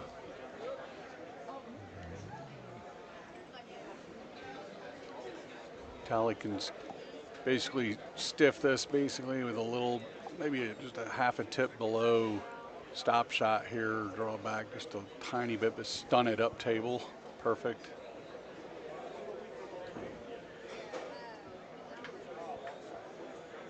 And that's precisely, I mean, goes back to what I was saying before. Giving up ball in hand is, Oh, it's death. Yeah. Against a top player, especially of this guy's caliber. Certainly can be. Two-time Texas Open champ. You give him ball in hand, liable to be out every time. I think that's the same for Johnny as well. So there was a question in the chat about what time we're going to start tomorrow. Play will start at 10 a.m. Oh, thank goodness. So we get to sleep in. Well, you do. I have to go to the gym in the morning. Oh, so. okay. Life choices. Life choices. I question Mike's life choices. I'm trying to make good choices, Kevin. I've been making good choices about that sort of stuff for about 7 months. Don't harsh my gig, okay? Hey, man, you're looking sexy. I got to tell you that. And you're playing great. Thank you. And what more could you want? Speaking of life choices, you got to like the road partner, Fedor Gorst. Yes. Sitting over here sweating his buddy Vitali in this match. He's on the front row of the bleachers with the commoners over here. Yeah. Does anybody in the stands know who that guy is? Yeah, sitting over there second from the end. I've just bleed over to the, you can just see him blending into the crowd over there towards the tournament director's booth. That's the secret, man. All tournament long, people have been chasing him down, trying to get pictures and autographs. He just needs to go sit in the grandstands. Nobody will know Nobody who he else is. just leaves him alone. Give that guy a Miller Lite.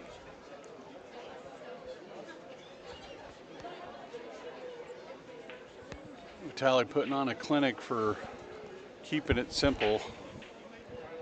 Really, this is the only point in this entire rack where it's actually gotten simple, though. Yeah. Really challenging rack, and he's handled it beautifully. Yes, Fetters is still in the tournament.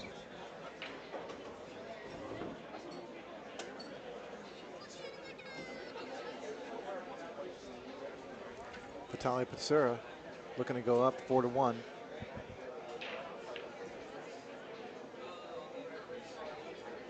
And he has it. Textbook. Where's this textbook? I want to see this textbook. It's in that guy's back pocket, I tell you. He just, every time he comes to this tournament, he plays pretty flawless pool while he's here. He really it's amazing how well his game fits these tables in this format of winter break. And maybe it's the barbecue or the hot weather or something, but this guy likes playing in Round Rock, Texas at Skinny Bob's Billiards. Now I want barbecue. So we have 4-1 now? 4-1. Yeah.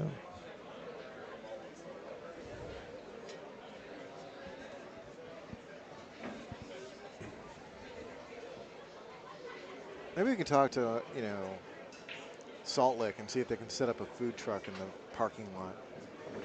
Now you're talking. These guys are all about Terry Blacks. That's what Federer was saying earlier. That was funny. Federer was talking about the dollar amount of Terry Black's. Yeah. He's getting those Bronto freaking ribs, man. You know why he did that though? Because I told him to call you out. No, because I told him when we were down at Buffalo's that said he was going to come up this year for the Open and try to snap it off. I said, okay, well if you come, I'm gonna take you guys out for some barbecue. Look out, cue ball. Okay. So he just had to set the expectation of just exactly how much he was going to spend, how much I was going to spend to take him out. Look at how beautiful this layout is. Makes the 1 ball on the side, makes another ball for bonus. Perfect on the 2. He's just mapping out a path to get him on the 3 right now. Yeah, to get through the traffic there. Should be able to get between the 6 and the 7 pretty. Yeah, if he can do that, he won't have any problems. Here's the question: do you hold it and go short side over behind the 5 ball here, like between the 5 and the 8, and park it somewhere there, or do you swing it all the way around? I kind of like just coming up between the 8 and the 5. I think that's what he'll do, just because of his nature. But yeah, just keep it simple, right? There's so many. It's kind of a natural path to get there. Just trying to. He's going to come a little short. He's a little steep on the 3, but it'll be okay. You were thinking he was going to hit that a little bit softer. Or harder. Or harder and run up, yeah. I thought he was going to go. I thought he was going to use a little inside and lengthen it out to get closer to the 5. If he went the way that he went, then I thought he was going to hit it harder to get. Oh, I see. I was thinking softer from what you were describing. I would have hit it harder personally. But I think Vitali Patsura was trying to hit it a little bit softer than that. Hey, Tony. There it is. Tony who? In the chat, we have the Tony Foundation. Oh. You know Tony. I know Tony. Hey, Tony. Tony was asking what the next match is going to be. Huh? It is a mystery. It is a mystery. We have no control over who they give us. And I promise you that the people who are in charge of those decisions are doing their very best to keep the stream as entertaining as possible. Well, they have to overcome us. Yeah. Yeah, that's true. All right, so Gabe is up 7-4 against Savannah Easton right now. Thanks for the update there, Crypto. About every time Crypto updates the score in the chat, I'm looking over at the score and.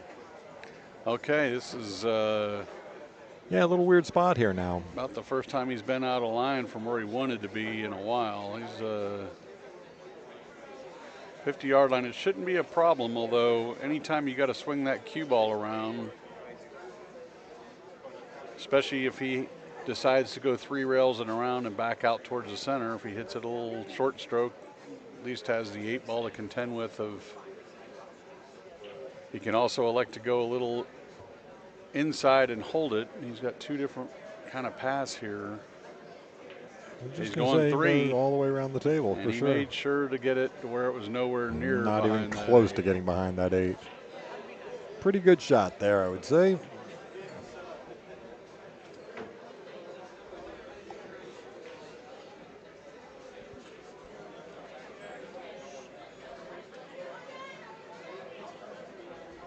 Well, he's going to draw it back to try to fade the running into the 9 here. You remember the keep it simple method? Yeah. There you go. I think if it wouldn't have got just there, he might have followed it to get shaped for the 8 in the side, but because of where the 9 was, he was just trying to keep it out of that collision. Again, keep it simple, my friend. Beautifully managed.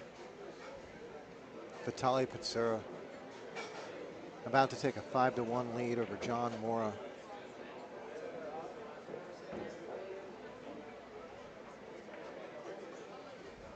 Really well done. Really well done. And well managed. All right. Well, Vitali's got control. Here, I think he's putting John to sleep in the chair over Let's here. show the bleachers again so we can show where Feder Gorst is. Yeah, he's he is he's in the front row, all the way over to the right. Yeah, second person from the end down by the tournament director's booth. Sweating the match of his good friend Vitali Patsura. And the person sitting next to him looks extremely uncomfortable, like, oh my God. Well, the one sitting next to him is Steve. Steve, yeah, one of our local league players, tournament players. All around great guy and good shooter. Yeah. Sure, he's not sweating the badass Jordan 1 kicks on the person next to him. Those are pretty styling over there. Those are. I like those actually. All right, here we go. Vitali Patsura breaking rack number 7. The SVB score, Scott, it is game over. SVB won that. I want to say it was 9-4. 9-3. 9-3. Yep. No, because that's. Oh yeah, 9-3. The women haven't started scoring over there yet. So another near perfect break by Vitali Patsura. He's got a shot on the 2, and it's a bit of a steep cut, but I think he's going to take it on. And if he can find a path to get on that 3 ball. Well, it's two rails, right? And get up on the north side of the 3 ball, shooting the 3 back into the same corner you're about to shoot the 2, I think is probably. Yeah, I think this is the most challenging shot of the that he may have in front of him if he can hit this well. Yeah. Yeah, I mean, he's got a fade running into the 5. If he misses the 5, he'll get on the 3. I think the shot from the 3 to the 4 may be. Yeah, it all depends on how he gets on this 3 ball. A challenge. Well, he's shooting this with some inside, so he's just going to go 1 rail up there to get behind the 3. Yeah, missed the 5. Yeah, he's going to get on the south side of the 3. Oh, look how good he hit it. So I don't know if I'm actually a big fan of this.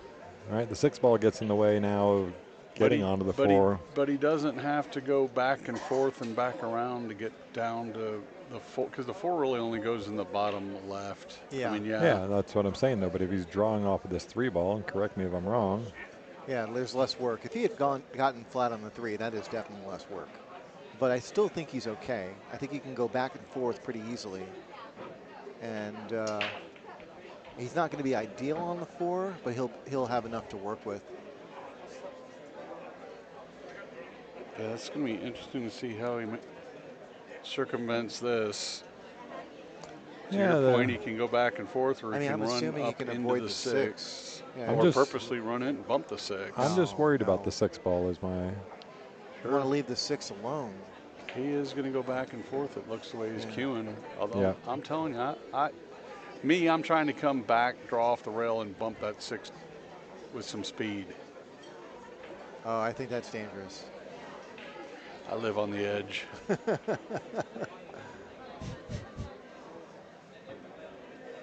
That's not what the pro is going to do. He's going to go back and forth and keep it simple. Keep the 6 out of play. Just like that.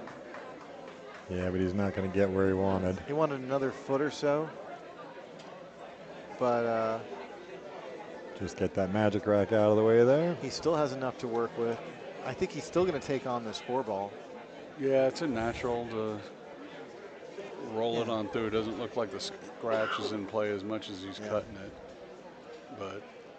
But I think this is his last challenging shot. If he knocks this down, it should get pretty routine after this. Well, if was a 5th, we'd all be drunk.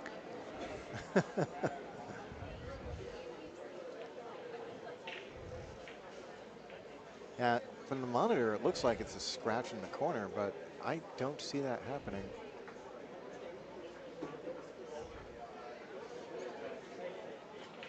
Oh. So it was a scratch in the corner. He obviously wanted to take away the scratch possibility. The possibility of that. It was funny because I was looking at it. I was looking at the actual table, not the television monitor. And when I went back and looked at the television monitor, I was like, oh, that doesn't look nearly as good as my view from here, from my foot rail perspective, my foot rail bias. Yeah, foot rail bias, that's right. It's tough sometimes to really get a feel for the angles from where we're sitting. We do our best. We do our best. The overhead. Shayla and the staff here have been phenomenal. They just installed the overhead camera just a few days before the Open, and I was thrilled. Couldn't have been happier. It really opens up like our ability to see to get some more insight into those nuances and Hey, while he's waiting, let's just give him a quick reminder. What are we supposed to do when we're on looking at free live streams about pool? Get it up there, like, subscribe, and share. Yeah, let's get back to the action here.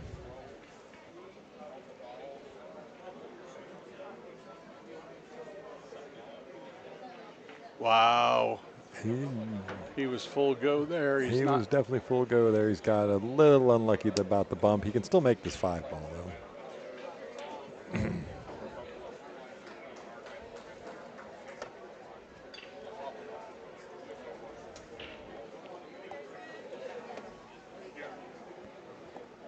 Oh, little Laz, I'm getting a report that he beat O'Keefe 9-0.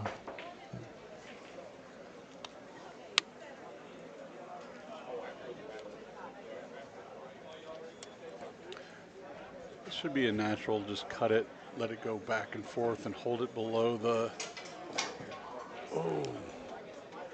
That really worked out. It dribbled in, but and he clipped it did the drop, 6. and it clipped the 6, and he still got perfect.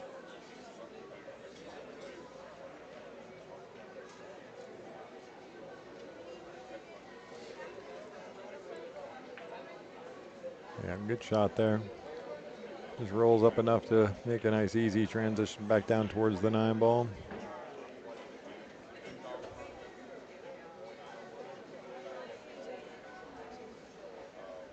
So I'm curious to see if he'll go to center table or just a little past it.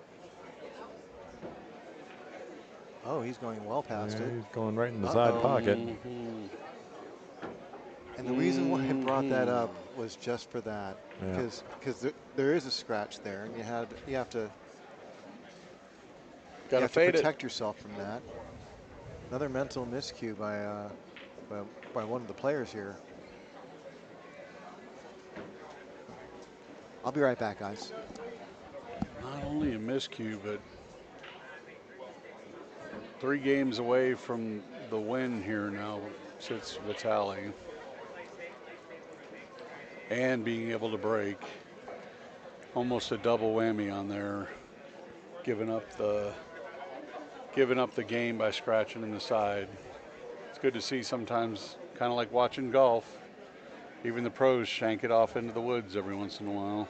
Yeah, so we're getting a few in the chat there. We're getting a few BS spam bot kind of deals. I'm just trying to stay on top of those as well. Is there an Egyptian prince that needs my money? Aha. We'll send him your way, sir. Vitali with the break. He's been consistent so far this set. And he stays that way. Gotta like, this is almost the exact rack he had not too long ago, where he had the 1 in the side and perfect shape on the 2-ball. Nothing really tied up. Got to navigate his way to get to the 3, and then after that, it's almost tic-tac-toe. Yep.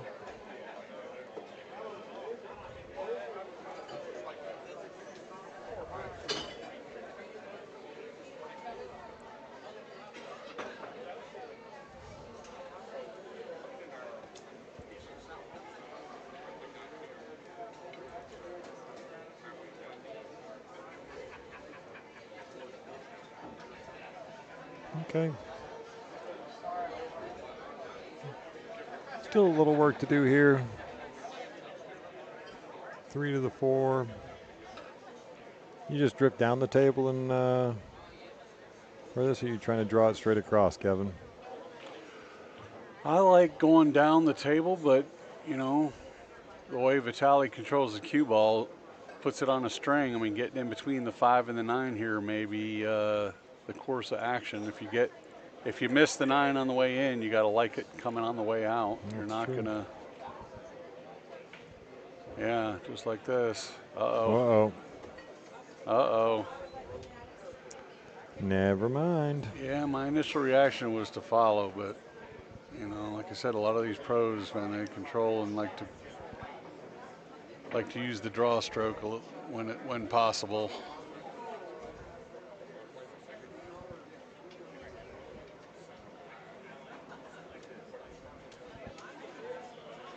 But pretty straightforward 1-rail kick here.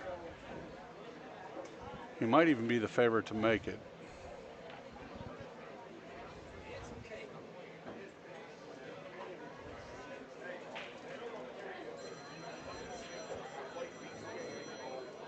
I'm odd in this way, but I like kicking this pocket speed.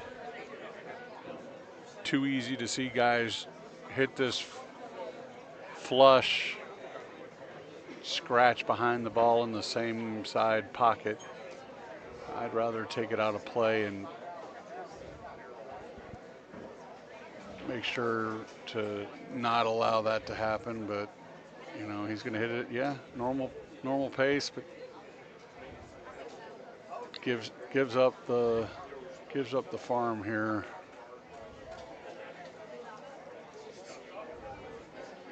All right, John's got to make a move. Down 6-1. If there was a time to make it, it'd be now.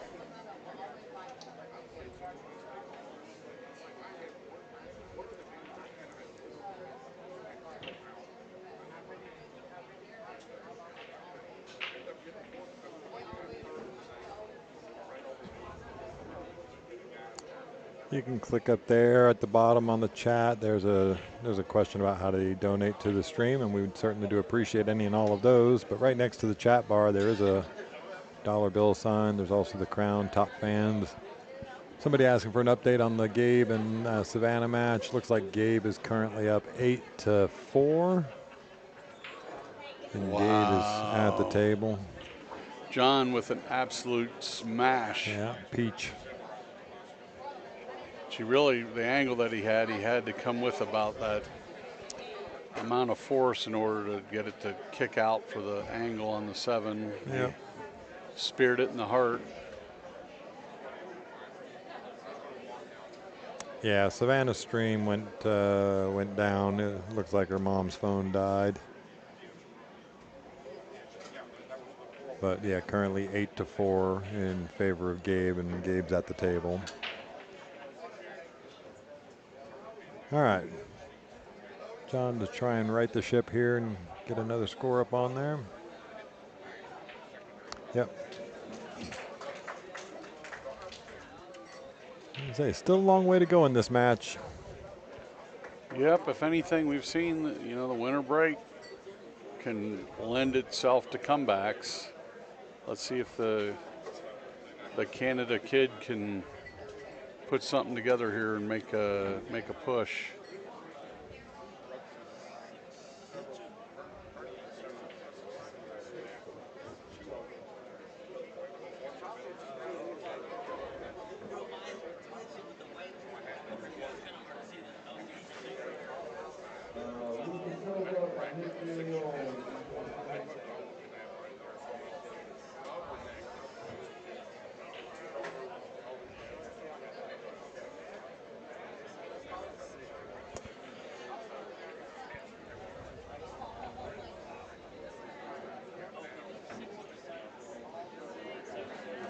No time better than the present to make a ball on the break here.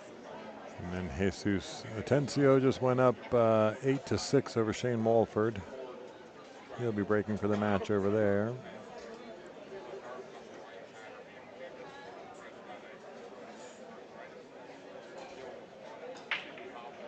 One ball does go right in the side. Look at this 9-ball, 2-ball dress up.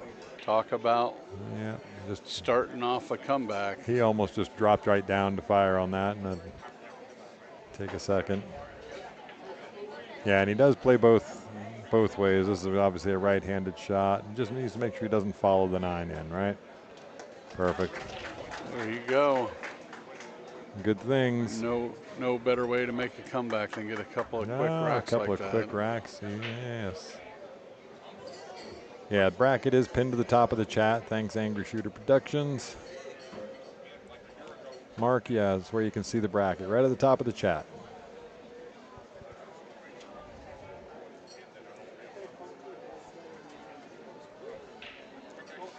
Once again, I'd like to thank Predator for their sponsorship of the Texas Open 9-Ball Championships. Absolutely. It's a big step for the tournament. Bigger things to come, but having a title sponsor like Predator is a great move in the right direction. All right, let's get back over there. John, ready to break.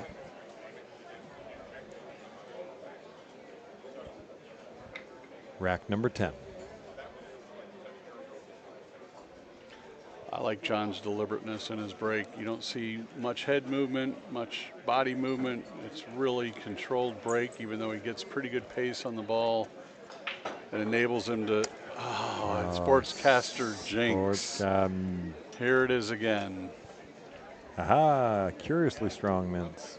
Right when I started to give too much of a compliment on his break mechanics, they obviously broke down, and looks like he had a glancing blow or something on the rack. Like he didn't I think he did, yeah. I think he got a little kick up. I didn't see which ball it was, but it definitely got kicked coming across the back of the rack. Definitely a little funny there, which, of course, anytime you give a top-level guy like Vitali a ball in hand with no balls tied up, he's the favorite to get there. All right, so Gabe Martinez beats Savannah Easton 9-4.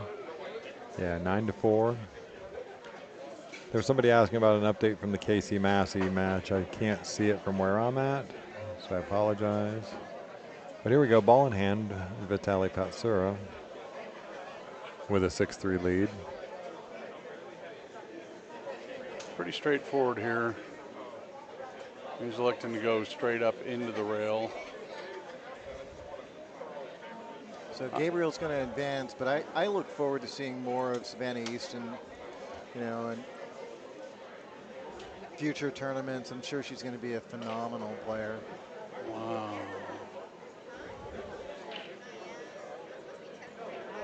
That's interesting how he took it 3 rails back around there. Looks like he did that to give him a steep angle on this ball. He's going to have to, again, maneuver some traffic here, as steep as he is. Yeah. 8 ball's definitely going to come into play a little bit here. This is no gimme.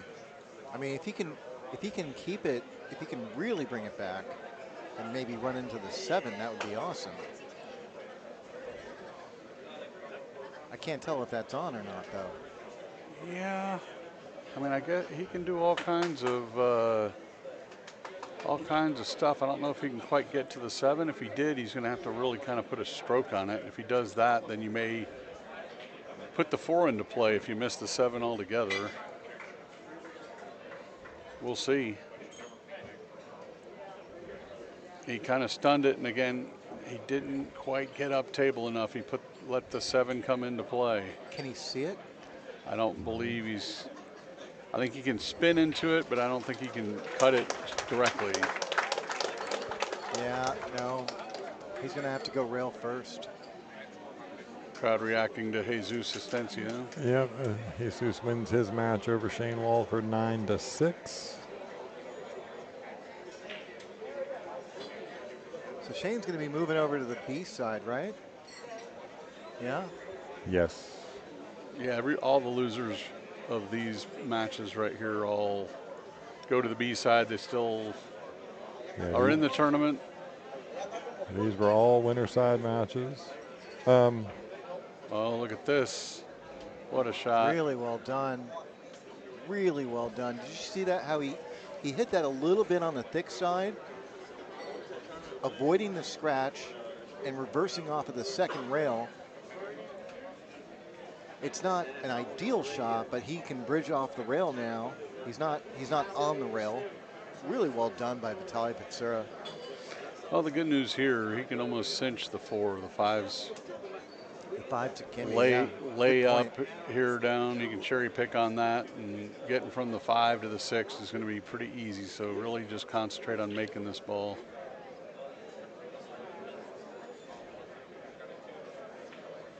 Perfect. So yeah, some question about when do we estimate the final? Certainly tomorrow night. You want to put an over/under on the time for starting? I think it's or finishing. Starting. How about? I know they're predicting 9 o'clock tomorrow night, but I'm going to say it's closer to 11. That's tough. tough action. You just put a good number up, I feel like. I think I put a good number on it. I'm gonna bet, I might have been here once or twice. I'm going to bet the under and be optimistic. Okay, I like it.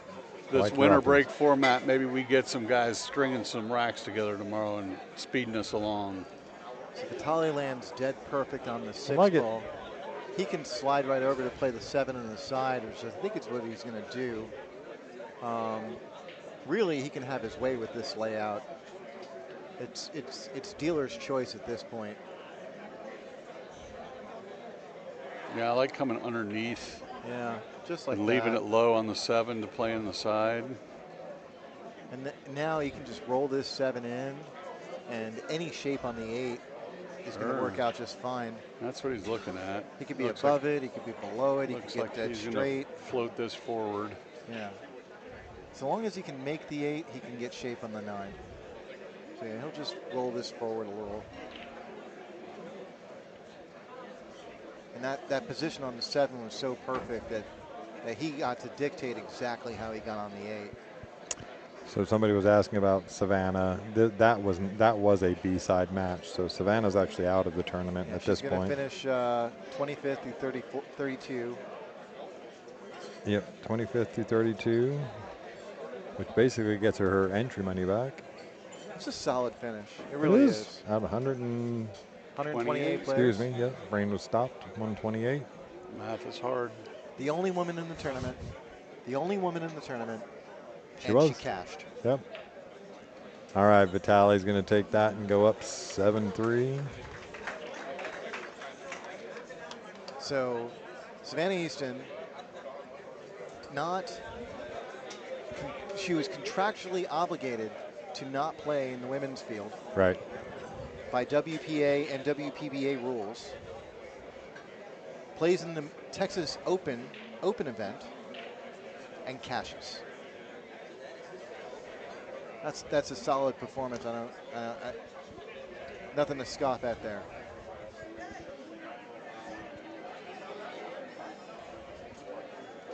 I know that she was disappointed about losing to Gabriel Martinez, but I was saying this before, and I truly mean it. I believe Gabriel Martinez and his brother Lazaro Martinez are future Mosconi Cup players. I too. I believe the children are our future. let them lead the way. Those two children specifically. All right, Vitali trying to go up, get on the hill here.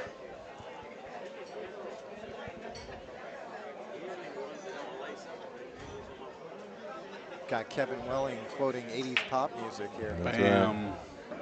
He has just got this breakdown cold, man. Now he's getting really a bad roll here. Getting a bad roll, yeah. Last 2 or 3 times he's had shape on the 2 to start the run. This time 8-ball kind of floated over in his way.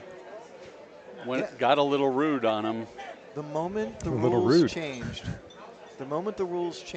to 9 on the spot, Vitali Petsura, I think, became like one of the top 2 or 3 players in the field every single year. It's just, he's practically unstoppable. I was screaming during the first Calcutta. I was screaming during the second Calcutta.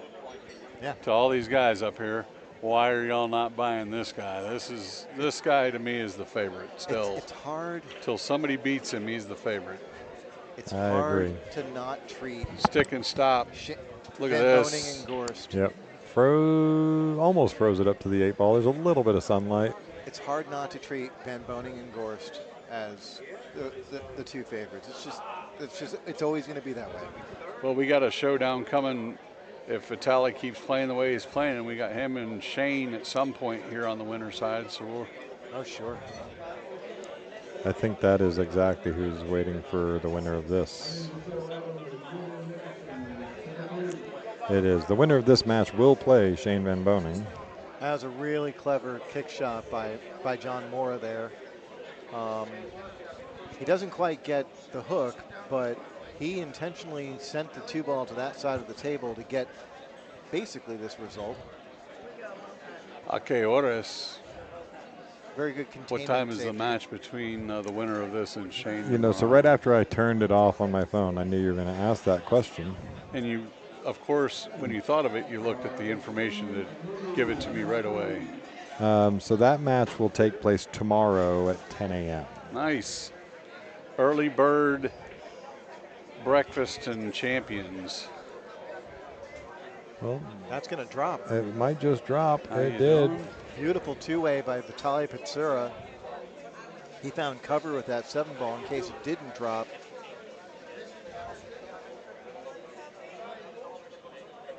That would have been a perfect double jump scenario. Well, not so perfect, but you know what I mean. Got options here. I like smooth stroking it and coming across to play the 4 in the left side. I like that too. Don't baby the ball, just give it a nice stroke. Although, Remember what job 1 is, Kevin? make the ball. Yeah, I felt like he tried to take a little bit off of that ball, and that's what caused it to to miss. I think the natural angle there was going to take him right up into the 4, and he was right. And he kind of thought it into existence. Let me dink into these things. Okay. Well, goes without saying, John wishes this ball didn't freeze on the rail like it onto did. the rail, yeah. Definitely has his work cut out here. So do you cinch this or you go around? He looks No, like he's going around. He's going around. He's got to. Yeah, good shot. On the rail like that to get the force follow all the way through the ball to get that action is pretty strong.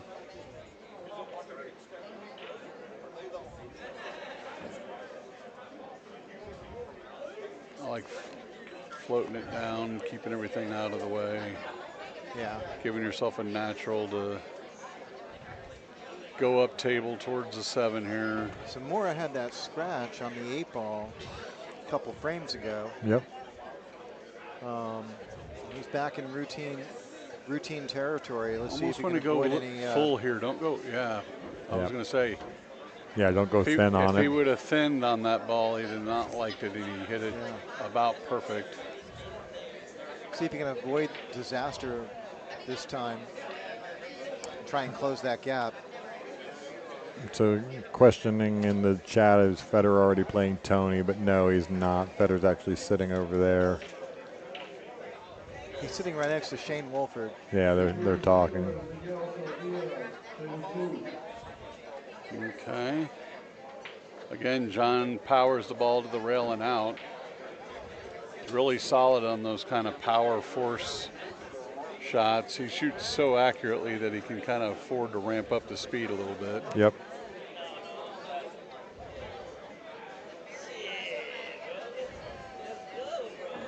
Okay, he's going to come up a little bit short, but he should be That's okay. just fine, yeah. You wish he'd had a little more speed on that one. Yeah. Left at 50-yard line. Again, not a problem, but we saw last time. Yeah. Side pocket can come into play even for the pros. It shouldn't here. Shouldn't.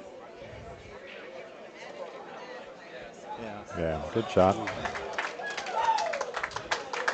All right, the There's crowd. definitely some John Mora fans in the crowd getting fired up that he's making his move. Yeah. I'm betting that gentleman has John in the Calcutta.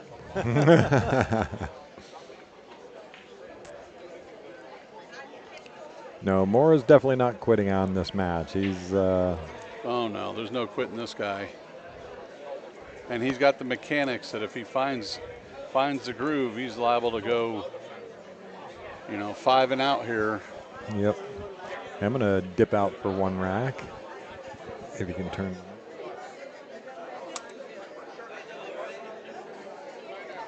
Careful examination to make sure all the balls are frozen here. Important break. Anytime you're starting to run like this, you got to string 2 together before you can get it really rolling. Every rack you put together puts more pressure on your opponent. So I see how Mora's got the 2-ball right behind the 9 on the left side. So he's looking to make that 1 in the side pocket, keep the 2-ball down by the foot rail.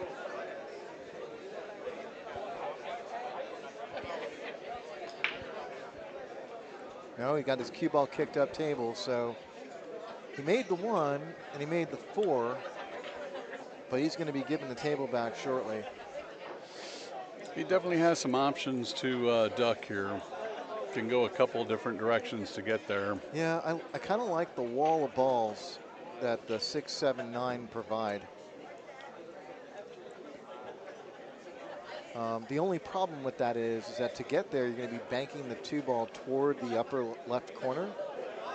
So if he doesn't get close to something like that 6 ball, he runs the risk of Vitali jumping out of it. And it does look like he's cueing it to the right. Yeah. So he's definitely spinning this ball. Look for him to bank it behind the 5 ball and bring the cue ball on the other side of the stack. Ah, yes, yes. I thought he was going to be banking the 2 ball more up table, but this is so much better. Vitali is going to have kick access. There's no doubt about it, but avoiding giving Mora something to work with is going to be a pretty big challenge. I like kicking at the 2 with pace. He's going to go up table. He's going offensive. I like it. Yeah. I think like you going, have to. Yeah, I like this. A lot of good can happen here, especially if you give a little bit of pace to it to get the cue ball to come down and around. There you go. Oh, he's missed it. Unfortunately, with the pace, sometimes the tip position gets a little bit wonky, and looks like he put some inadvertent left on that ball. I think he meant to put the left. He was cueing with left. That's what I saw. I think he just thought that the speed was going to take a little bit of that left spin off. Yeah, maybe, I left my mind reader at home, but yeah, he dang sure came way, 2 diamonds too far up table. Definitely not what the plan was, but no, definitely not. Gives it over to John, who's again ball in hand, nothing tied up. You got to think John's the favorite to get out. So John understroked that ball a little bit, and he wanted to get flat on the 3. Now he's going to have to go up table and back down. Not that he has to, but he should, I think. Try and keep the 5 simple. Yeah, it looks like holding this ball is just going to float him far enough away that it's worth the risk to go up table and down and get a closer shot here. Just like that. Really pretty.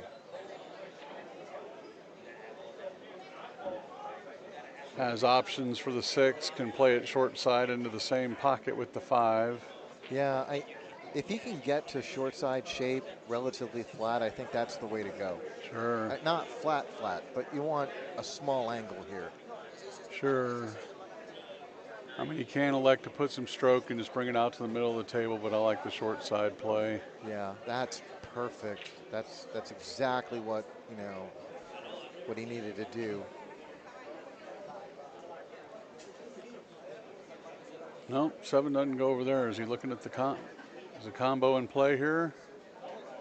It may be, depending on how I think he wants to try straight in he is on the 6 ball here. Yeah.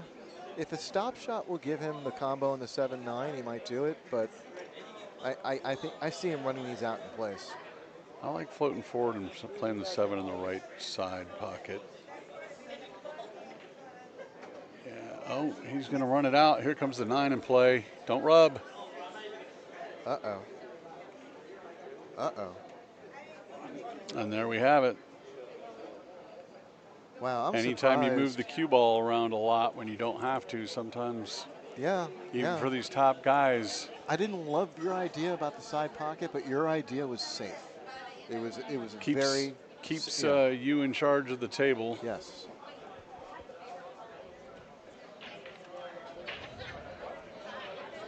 And now, you're going to have to come with something to keep Vitali off the hill here. I mean, he can cross it. He definitely has the touch to be able to play safe here.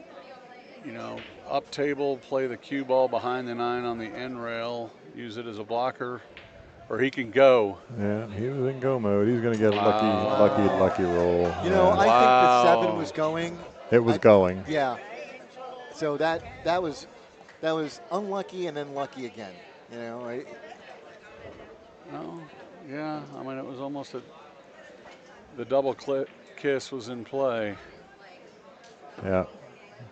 So John's going to take advantage of the good fortune there. And again, I think there may be some wagers from the crowd going down. There was a lot of excitement when John got the roll there. Yep. There you hear it. John's definitely got some people in the crowd behind him here. Yep. 7-5. So before we get back to the action here, I just wanted to mention Federer Goris just walked out, probably taking a break or maybe heading over to another match. I'm not quite sure, but what I really liked seeing was he was carrying his case in one hand and a tripod in the other. Yep. And that's a guy who's really committed to promoting the sport, promoting his career, giving his fans what they want. And I think that's phenomenal. You know, it's rare that you see players do stuff like that, and he truly makes it a job and puts a lot of effort into it. You know, he's a champion, but he doesn't stop working. Yep, You know, and that's commendable. And Federer's going to get to play Tony Chohan. I haven't heard them call a table yet. I got one guess. I do too. It starts with a 1. I'll give you 3 guesses. The first 2 don't count. So well, let's take a look at. Go ahead. Sorry, Jude. Mora's got the 2-ball rack behind the 9 again. So he's going to be looking to make the 1 on the side, try and keep the cue ball down table.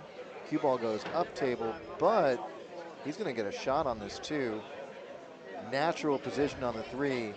This is all dressed up, baby. I think he's going out.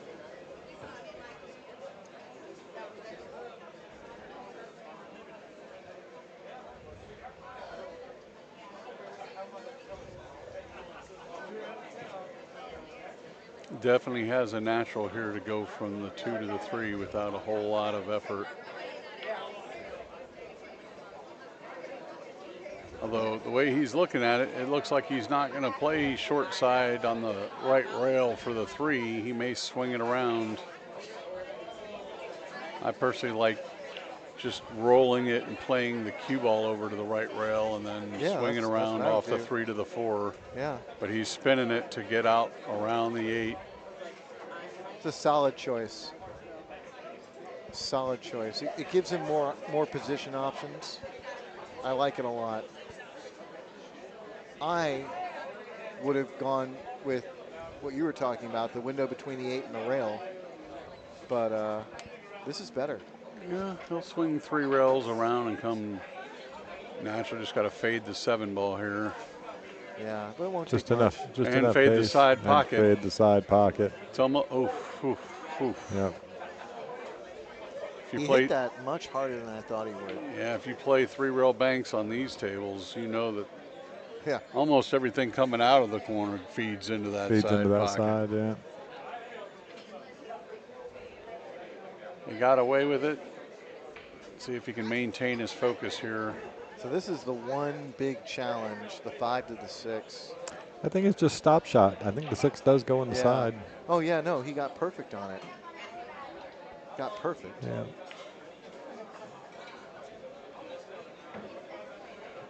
No, he's going to go above it. It's hard to call that right. It's sort of a dealer's choice there. Yep. You know, he could have played it for either pocket, but yeah, I like the corner. And Mora's in great shape to, you know, shave the deficit to 1 game. I would much rather see you get the magic rack out of there. Yeah, a little tough with 2 balls stuck in there. That's what you have a tournament director for. Well, that rolled out funny. It did. And it took a turn to the left, which is not the direction Mora would have wanted. So now he's got a tough 50-yard line shot on the 7. I just heard someone right behind me yell out 50-yard line. This is going to be a challenging shot. Yes, it is. Got a lot to fade here.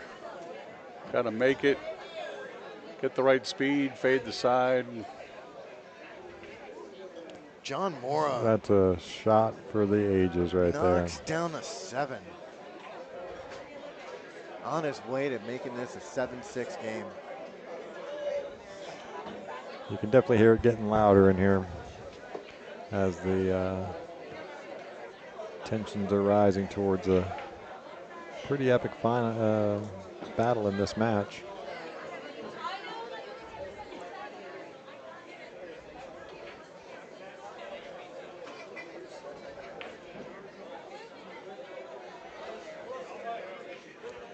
And just that quick, we're back to a deficit of 1. It's going to be a 7-6 Vitali lead right now. John Mora breaking to tie it up.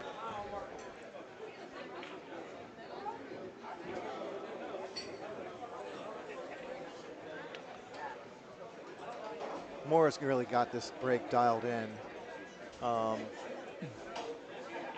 So expect him to break from the right-hand side again. He's going to rack that 2-ball behind the 9 on the left side.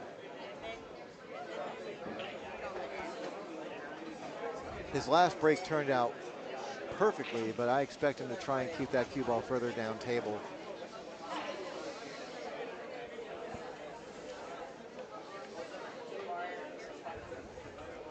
Again, Kerr put into the rack here, make sure everything's frozen up before he attacks it. He realizes he's making his run right here. He'd like to not see any shot back to Vitali if he can keep from doing it. So this is interesting. You see where the 3-ball is placed?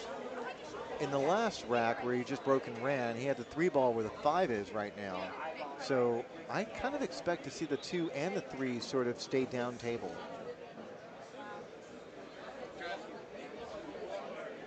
So one on the side, try and keep his cue ball down table.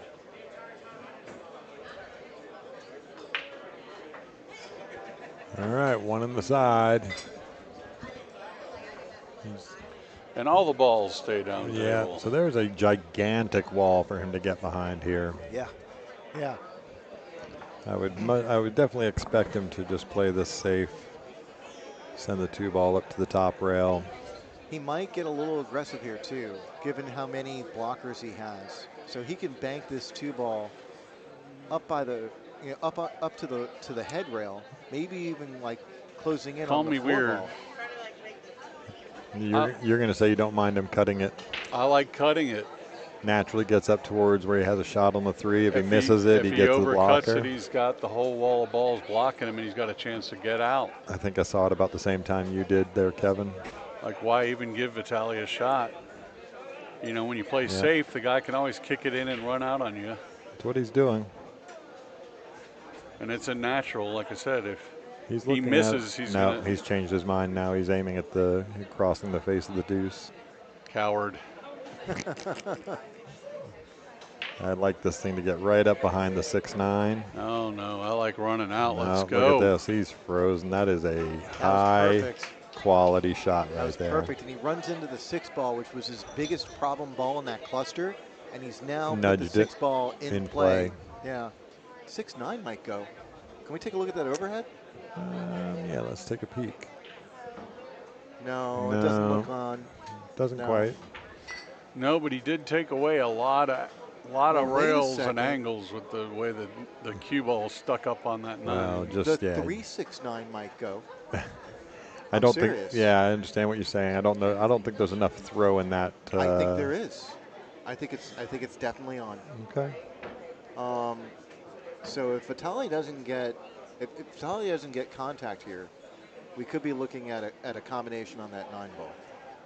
I am, without a doubt, Mora's going to take a look at it. I think you're. I got 20 the other way. I take a 5-1 on the other way. Let's get some action going in the booth. That's right. We can't play. We might as well gamble on something. All right, so I need somebody to throw some cash out in that super chat so I have money to gamble with these guys because they're way better at this than I am. Again, I should have bet on the The safety. I would problem- have already been up. Here's the problem with not going. Watch. He's going to go 2 rails.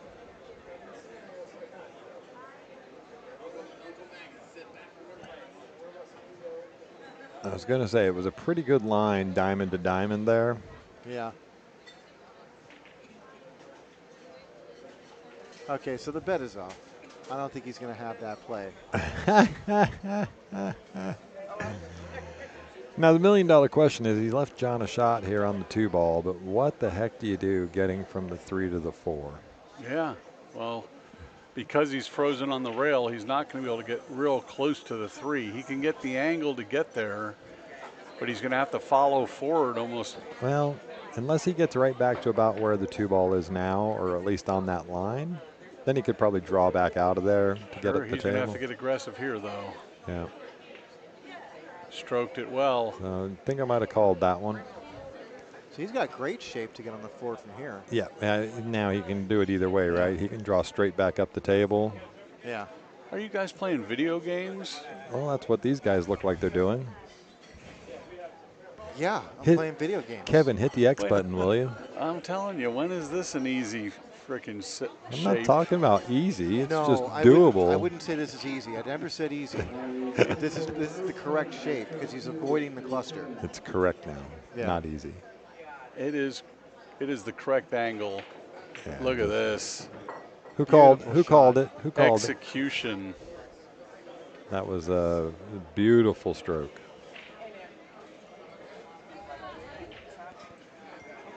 Just trying to look at that angle there. I don't know if he, yeah, he can just go forward, right? Just go forward and 1 rail it back to the 5 ball. Well, after that last stroke, he can do anything. I know, but drawing it, I don't think he can get past the 5, right? No. He's got to probably go forward and spin it back out. Yep.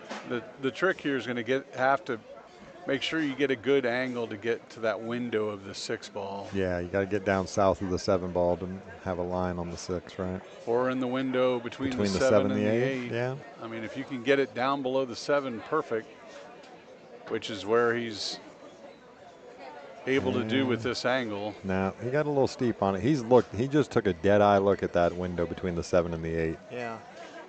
He's just looking to get right back where the cue ball is right now.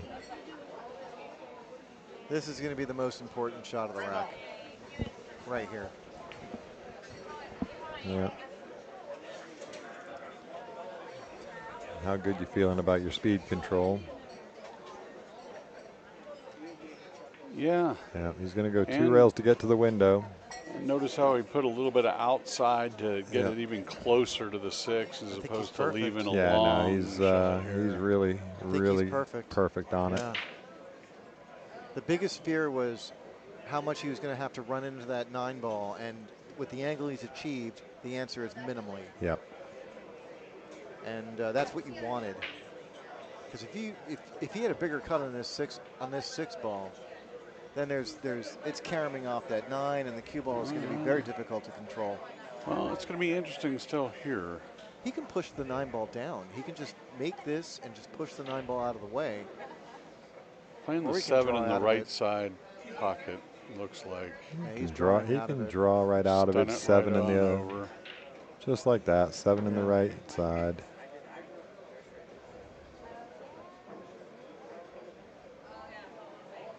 And now it's routine. Yeah. So Gavin Straight Shooter in the chat said this will be a truly great run if he can do it, and I'm gonna reiterate that and say that this is one of the better outs that we've seen. Just incredibly well played. Yeah. And all from that safety he put down. Yeah, all from that, tucking it right up behind the 6-9. Yeah, beautiful. John Mora. Because even though Vitali'd make the contact.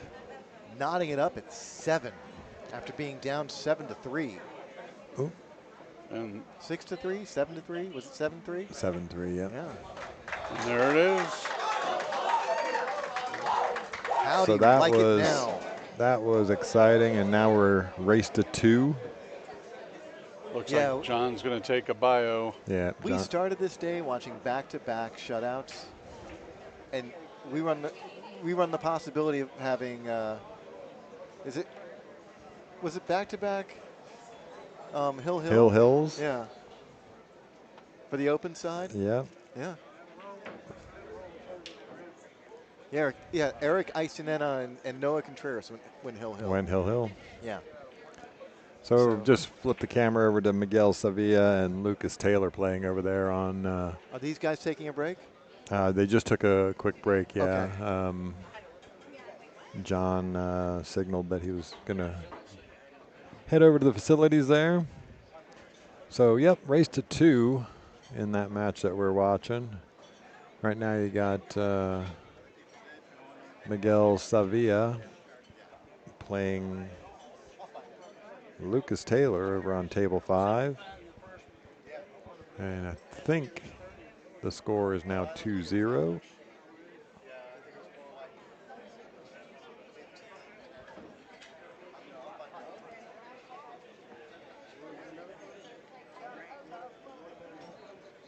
So I haven't gotten any updates from the outside tables in a little bit. Watch, Red, watch your chair. Yeah, no worries. So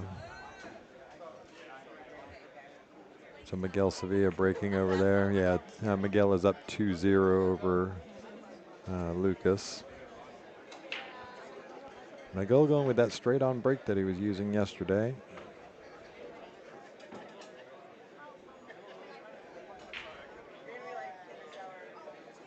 All right, Mike Evans, you weren't supposed to see that, and I apologize. It won't happen again.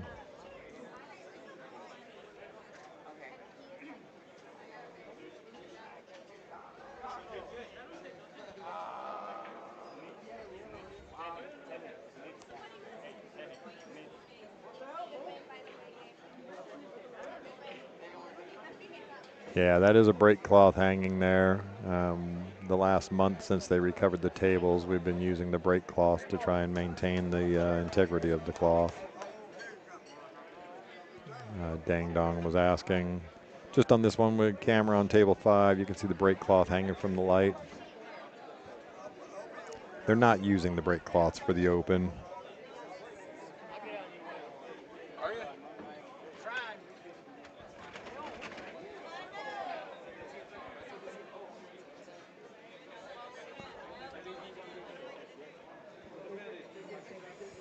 Yeah, Lucas missing that one ball there. Well, while we're on the subject of it, and again, got a great stream going this weekend and completely free. Again, just the only thing I'm going to charge you is make sure you're clicking that like. Lots of the like buttons, and please subscribe and share it with your friends and family. But definitely, first and foremost, get on the like button, please. Yeah, while we got a break, don't forget the Texas Billiards Hall of Fame banquet coming up this Tuesday, September 2nd. Got some of the greats being honored in Texas pool history: U.J. Puckett, Vivian Villarreal, Richard Black, C.J. Wiley in the 2025 class going into the Hall of Fame. The banquet has tickets available until noon tomorrow here in Round Rock at the Wyndham Conference Center right here at 35 and 79.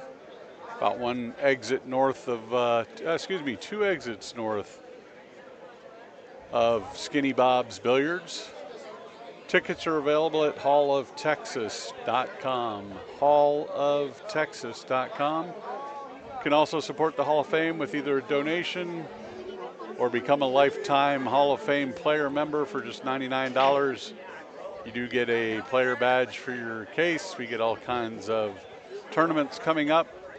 Help us to advertise pool to the general public and grow the sport within the state. There'll be all kinds of youth clinics, tournaments, and obviously the banquet that occurs every year.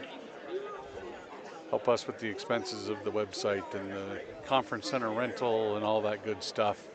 And support pool in the state of Texas, halloftexas.com.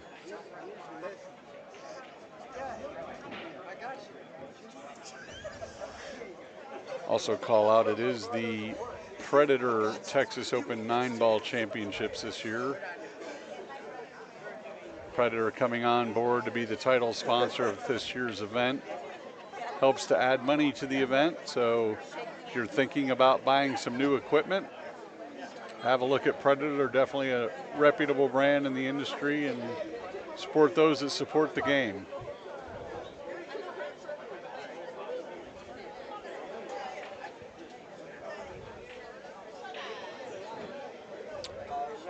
Alex Wagner. All right, so we got back to the table now.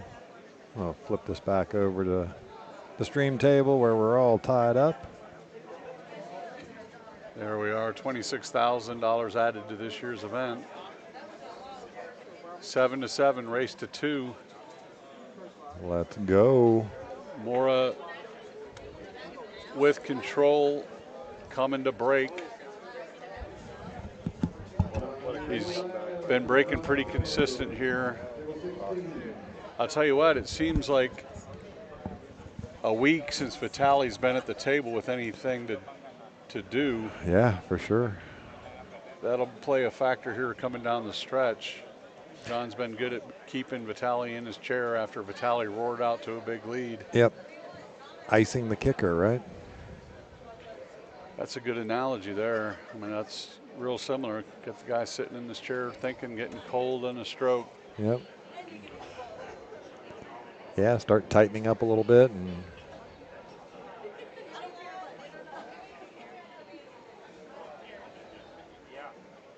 yeah, just the same discipline, one on the side. There's the break he was looking for. He Yep. got the cue ball to kind of get nudged down to the bottom rail with the 2 ball finally. Got a little unfortunate. I think that the 5 is going to block the 2 going in. It looks that way. It does look that way, but Yeah, so he's going to have to figure out what he's going to want to do here. He's taking a peek at it. yeah, I mean, the good news is being that close to the 2, man, he can do all kinds of stuff. I like that 7 ball is about a mile wide up there. It really is. You just saw it as I did. Just thin off the 2 ball here to the bottom rail, send the cue ball up, and that 7 ball is massive. And you get the double protection, the 8 and the 3 in the middle of the table. Yeah, he's really kind of looking, he's really studying it hard.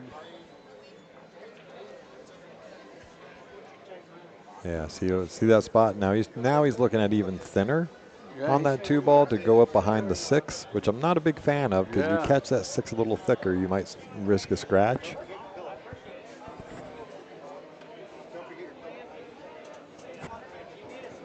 Yeah, there's a couple different ways to go. It's really kind of what he sees as the natural angle to get him there. Yep. He's got such good speed on his cue ball control that. Let's just see what he's going to do here.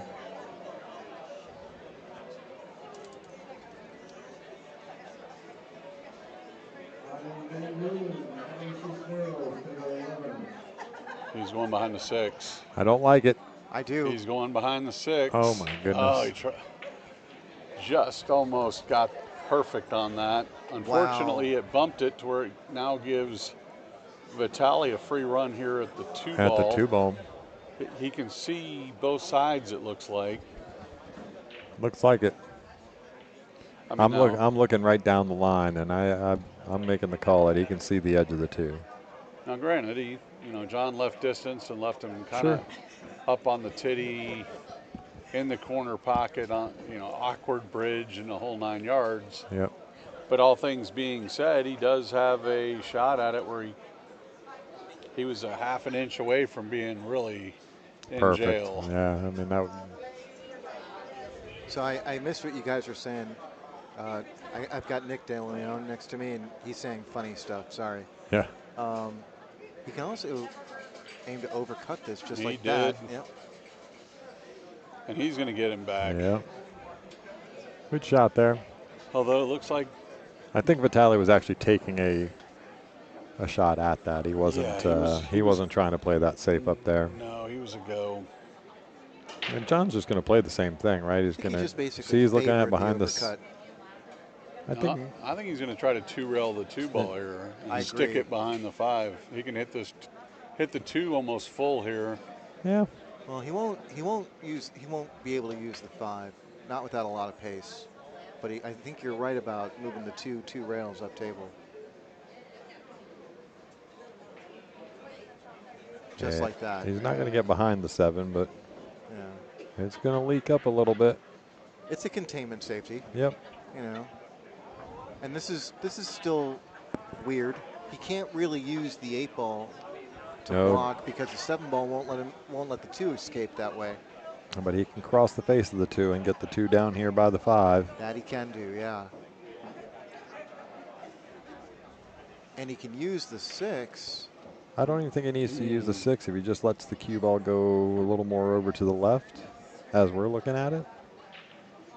Almost with a... He can just... The 6 might complicate things. That's what I think. Yeah, it is possible. Maybe he leaves him in a little treetop. Yeah, the trick's coming out of there without catching any garbage. Right. Almost like slow rolling it on the left side of the 2 and just playing the cue ball over next to the 6. You see what he just looked at, right? He just looked at going off the right side of the deuce and getting in behind the 8. That's another possibility. And the 6 ball being just there, using the 7 to hold the 2 ball. Yeah, and the 6 ball being there would definitely complicate things. Yep. So even if it leaks, it doesn't. Like if by chance it were to leak, he's not gonna leave much of a shot. Yeah, I mean, if he bumps that 2 into the 7 to hold the 2 there, and tries to get the cue behind the 8, then the 2 is definitely blocked from the corner by the 6, right? Yeah.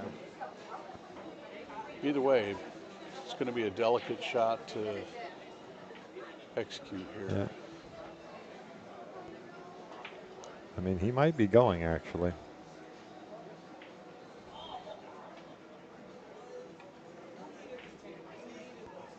Yeah. Now, unfortunately, the 2 ball didn't fall down towards the head rail there, and I'm just trying to see. Yeah, the 6 is blocking, I think. I don't know. I think he might have 3/4 of the pocket there. It's yeah. You know what it is? It's the shadow. The shadow makes the ball look a little bigger. Yeah. It's hard to see the edges. Right. And he's gonna have to hit it. If it's a go, then he's gonna have to hit it with some pace because he's got to get back out to that 3 ball, right? Yeah. If he doesn't have the whole pocket, maybe a 1 pocket cross bang. Oh, I think he'll take the combo on before he does a cross bank. What's up, Phil Sadari? Nice to see you in the chat. Oh, he did have enough. Yep. He did. And Robert. John Mora. I've never proclaimed to be anything other, so thank you for that. Continues his campaign. Down 7-3. He's tied it up at 7, and he is at the table with a routine layout now. What a phenomenal match this has been. It's going to be one for the books.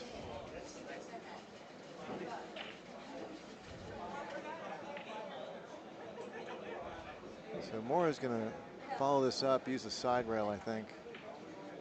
Just like that.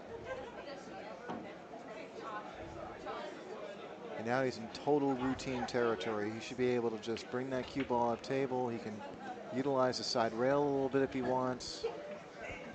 I do like the idea of pulling it back, touching the side rail just before the side pocket. But it's dealer's choice here. Yep.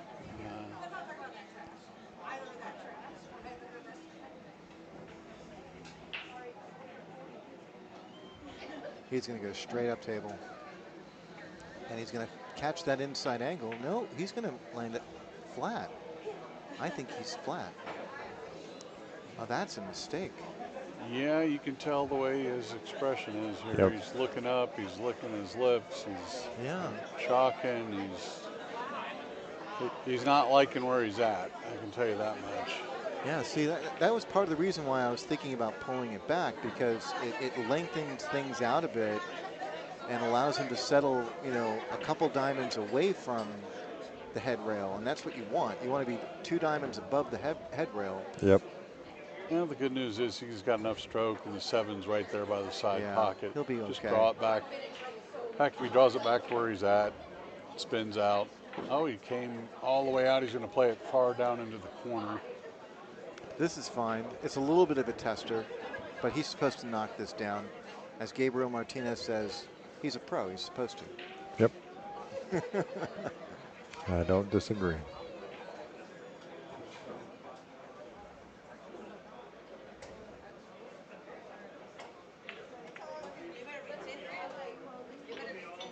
Smoothed it.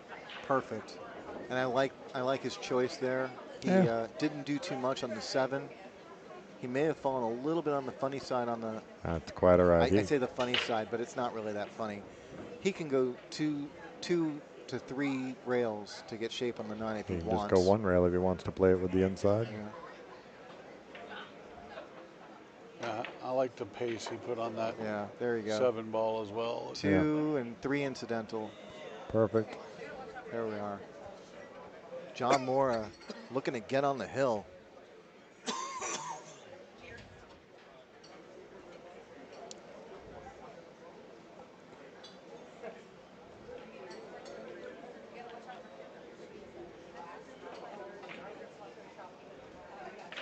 John Mora. John Mora.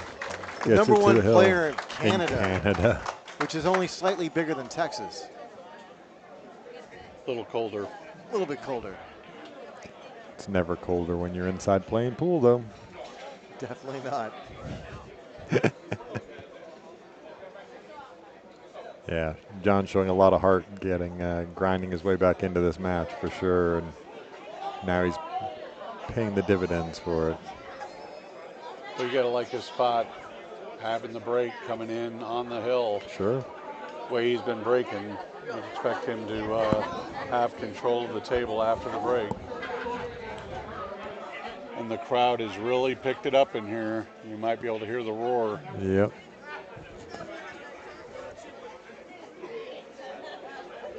You know, one thing I got to say, and this is alluding to a joke someone just recently told me, but on a serious note, I do appreciate the fact that here's John Mora dressed like he would for just about any pro event he would ever go to. You know, wearing his jersey, you know, freshly cut hair. He's dressed for success. He's taken the Texas Open very seriously, and for that I appreciate. You know, it's always nice to see in pool room events. All right, so he misses the 1 ball. Still pocketed a ball, didn't he? No, I sir. don't see anything. I don't see anything in the hopper. No, there is nothing down. So here we go. Here's what I was talking about. Vitali's been sitting for a while. Yep. How does he react now that he's got a shot? And he's actually got to come with it to get shape right out of the gate. Sitting cold for this long. And this is no layup to get down to the 2 ball. He's got to come with a shot right out of the gate. Got to bring a stroke. I don't know what safety options you have here. Well, I mean, safety options, if you're looking at it, you cross the 1 over behind the 6, right? Yeah. Just send the cue ball down. No, he's going. He's going. Oh, yeah, yeah. That's all go. Wow. It's all go. If you talk about bring a stroke. Wow. Hello, Mr. Patsura. Incredible shot by Vitali Patsura. That is the... 4th follows the cue ball, 2 rails for shape on the 2. Talk about coming out of your hibernation. Right. What a shot. That's... Let the bear just roar. a stroke. Now, taking a couple of deep breaths here, calming himself down. He knew he had to juice up for that last one. Sure. How much adrenaline just pumped through after making that shot. Here's another one. He's going to have to navigate his way, get up table, just get miss north running into the 7. Yeah, just get north of the 7, right? Yeah. Right? Still required a delicate follow through there to make sure you've got the high English and didn't end up in the side pocket, not stroking it enough. Going to look at this angle on the 3 ball, see if he can just sort of draw it straight back for the 4, right?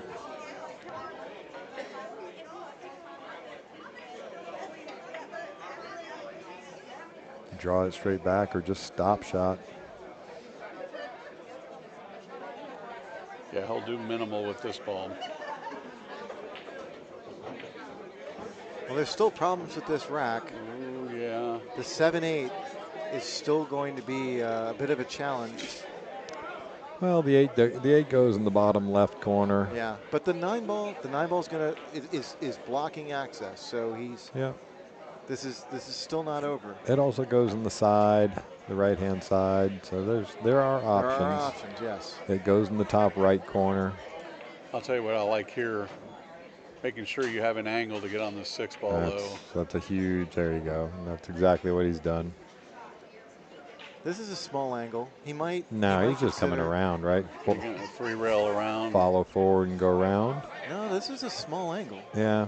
This is not going to be easy. He can't just follow on this, I think. He may have to pull this all the way I was back. going to say, come with a big stroke. Yeah. I think he might actually try and just cinch up between the 7 and the 9. He's giving this a thorough look. Yeah, give the shot the respect it needs, right? No matter what, he's going to have to see, he's punch looking this. where he's coming out. Yeah. Can he get past the 8-9 if he goes that route? Yeah, he is not in ideal shape right now. I like the deliberateness, though. He didn't just choose and go swing at it. He saw something and got back up and did some more calculus. Oh, I think he's drawing. Yeah, he's going to try to stun it between the 7 and 9, it looks like. Yeah, he's going to run into the 7, which is okay. Yeah. He still has a shot on the 6 ball here. This is going to complicate getting on the 8, though. Because he's going to have to try and figure out a way. Depends on how good he gets on the 7. If he just comes straight across the table off the 6, and he gets the right line on the 7 into that bottom right corner. He can shoot the 7 in the bottom right or the He bottom might consider, left. I was going to say, he might consider trying to position for the 7 in the bottom left because it will provide him easier access to the 8. Sure. Can he hold that side He'll coming have to off the 6 cross back here? and forth. Cross back and forth, risk the scratch? Yeah. Yeah, I think you have to. I think yeah. We'll see. Or he draws back. We'll see how he solves it right here. He's not drawing. He's not. I think he just goes straight Gonna across. make it. That's the shot I called out originally. Come out a little bit. Now he's got a natural float down to have the 8. Float down for the 8. You guys think it's natural? Let me see that overhead. Yeah, he's got the angle on it.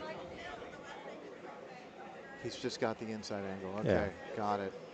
Yeah, he just drifts the cue ball out to here, right? Yeah. No, I see it now.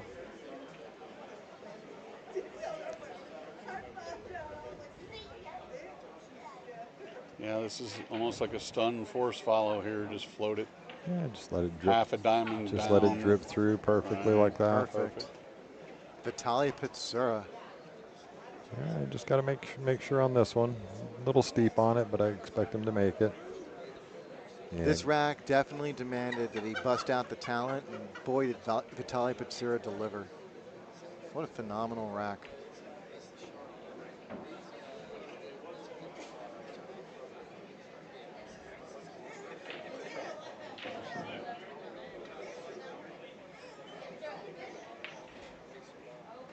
There it is. Pitsura to go hill.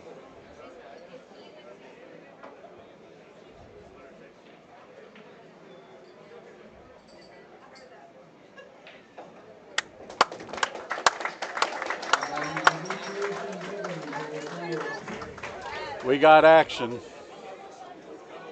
Can I just say, really quick, that this has been a phenomenal day. Man, here we are, the three of us, doing commentary in the Texas Open. Could you have a better day? Some of the best pool in the world right here. Table side for all of it. I hope every pool player out there gets to have a similar type experience. You can do that every Labor Day weekend right here. We've got a front row seat at the Texas Open Skinny Bobs in Round Rock. Yeah. Don't sit there and watch it on YouTube. Come sweat the action. Heck, buy a beer and a burger while you're here. Help pay for the amount of money these people are putting into the game of pool. We need to make sure we're supporting all the sponsors and keep the game healthy and alive. Skinny Bobs, Predator. And even if you can't make it for the Texas Open, if you ever find yourself in Central Texas, try and make your way down here. We've got weekly tournaments on Sundays, Mondays, Tuesdays, Fridays, and Saturdays. So 5 days a week. Bring cash. Yeah, bring cash. Spoken like a true pool player. Although we do have an ATM in the back. Again, Vitali taking his time and care on this rack. Wants to make sure it's all frozen, lined up right. What's our break and run There we contest go. up to now? I like the sportsmanship. Little dap to start the last game of the rack. It's a big match here. The winner, being on the winner's side, going into the final few guys left on the winner's side, you definitely want to have an extra bullet in the chamber. So here's Vitali Pitsura breaking from our right side. 2-ball rack behind the 9 on the left. Yeah, same 2-3 split on the back. Now, if you remember, he's gotten shape on the 2 the last 3 times he's broken. Let's see if he continues that trend. 1 ball inside. Oh, he got the kiss. He's got shape on the 2. Vitali Pitsura has got Wide a green light. open table here now. We have liftoff. This is about as good as he could have asked for in terms of a rack to make a run at putting this away hill. After he roared out to a big lead, he kind of ceded everything back to John Mora, and John took the momentum. Mm-hmm. Yep. John Mora looks away from the table. He sees it. He sees it. So just the positioning on this first shot, right? Just a little touch speed control to make sure you stay good on the 3.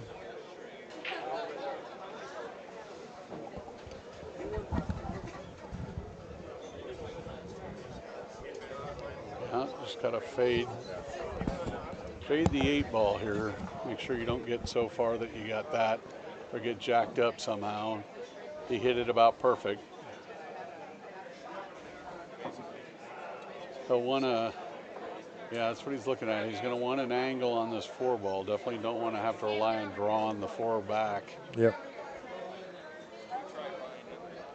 I mean, I kind of like drawing this ball back, but if he's got enough angle to get over, he may. Looks like he's looking at following this maybe and trying to get on above the 8 ball. But again, you put the 8 in play, man. If you go put the wrong tip spin on this ball, you could spin it right up into the backside of this 8 ball. Hits it good. Yep. Perfect angle there. I think this is going to be Pitsura's last big challenge right here. 4 to the 5? 4 to the 5. Just avoid the scratch. Yeah, I mean, anywhere out in the center of the table, he should be pretty good. I mean, he'll have options on the 6. 6 goes. Yeah. He's going to want to try and get flatter on that 5, don't you think? Yeah, he's going to want to get flat. Just don't hit this too hard or too thin, and he should be all right.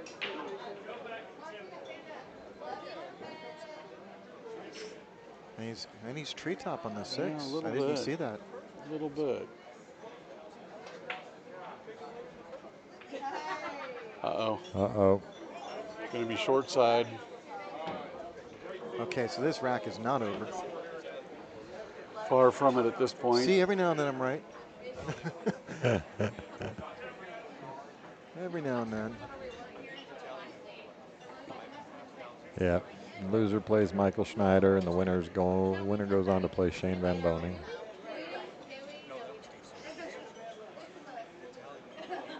Bit of a difference there. About 100 Fargo points. Yeah, they're all just beasts. Yeah, they are. And Michael Schneider is no slouch. Okay. No slouch. Going to want to smooth this ball. Nice, easy pace. Yeah. Just follow through. Just about like, oh my gosh, how good you hit that. Don't get straight. Don't punish him. He's not straight. But it's not far off from straight either. I think he's. He's a little steep where he would like to be, but after having that shot, he's happy to still be at the table. He's probably going to force follow this. I was going to say, does the side pocket takes out the draw, right? Yeah, for sure. Yeah. The force follow. But also, I think force follow is a better way to go. I like shooting the force follows into these corner pockets because they just don't rattle as much. Yeah. But I don't have the stroke of these guys, so. For me, I tend to overhit How is these. he cueing that? You're going to come right up between the, oh, yeah, Nice. look at that He little hit nudge. it great. He hit it just great. Wow, that's perfect. Yeah, no. Of course, he's got the 9 in play if he's trying to shoot it in the side pocket.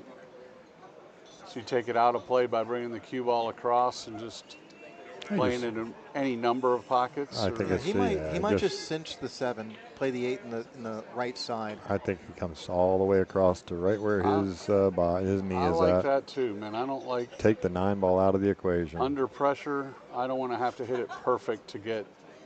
Yeah. There we go. Take That's the 9 perfect. ball out of the equation. Yeah, because my luck, I'm going to short stroke it and end up right behind Right that behind 9 that 9 ball. So here we go. Vitali Patsura.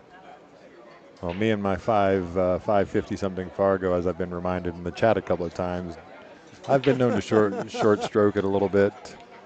They're Fargo shaming you in the chat? They are Fargo shaming me in the chat. It's okay.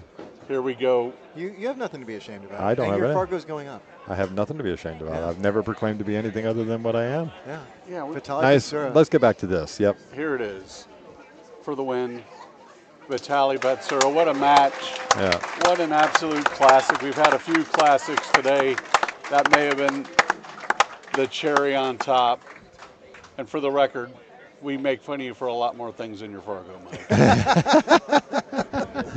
No, all of us, all 3 of us are amateur pool players. I don't think we would bill ourselves as anything different. I've never ever proclaimed anything different. You know, my Fargo is 650. I'm neither proud or ashamed of it. It is what it is. Just to be clear also, because you don't claim it doesn't mean that we're still not going to make some kind of crack about it. That's called brotherly love. Yeah.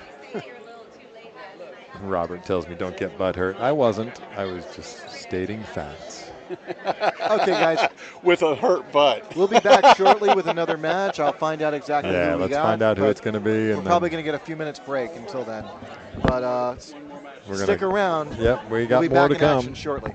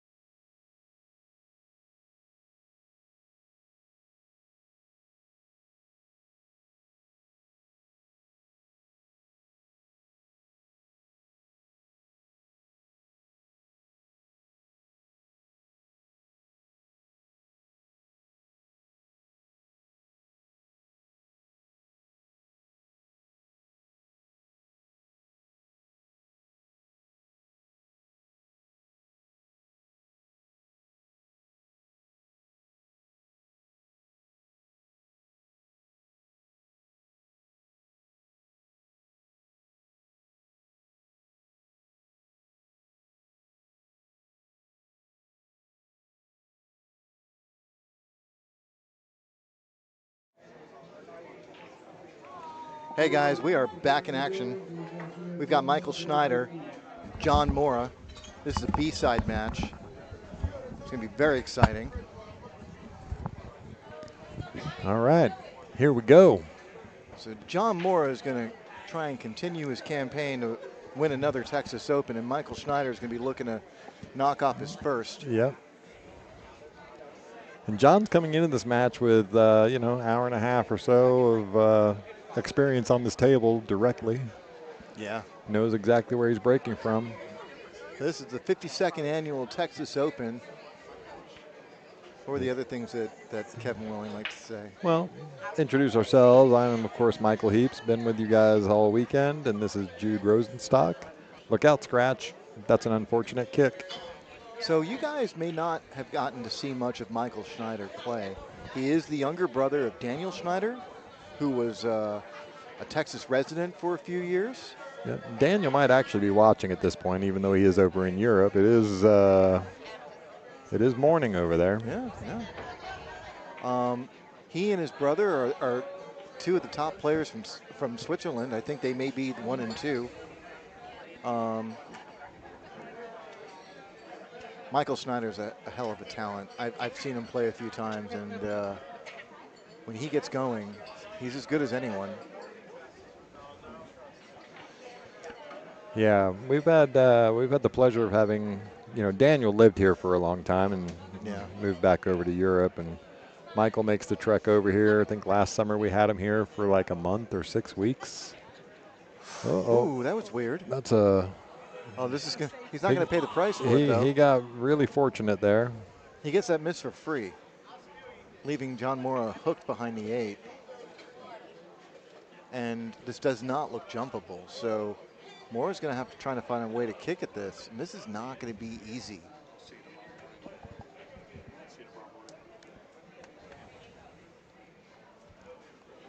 What do you like here? Oof. Really, it's just the one rail kick off the top rail that John's looking at. Yeah. Just figure the diamond pattern, right? And just what are you doing to come into this single diamond down here on the left?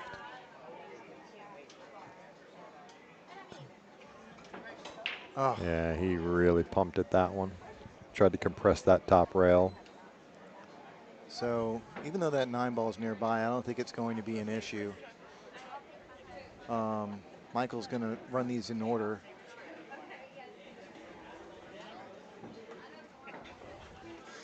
And it looks like he's going to run them rather quickly, which is his usual pace, by the way. Yes, he does not.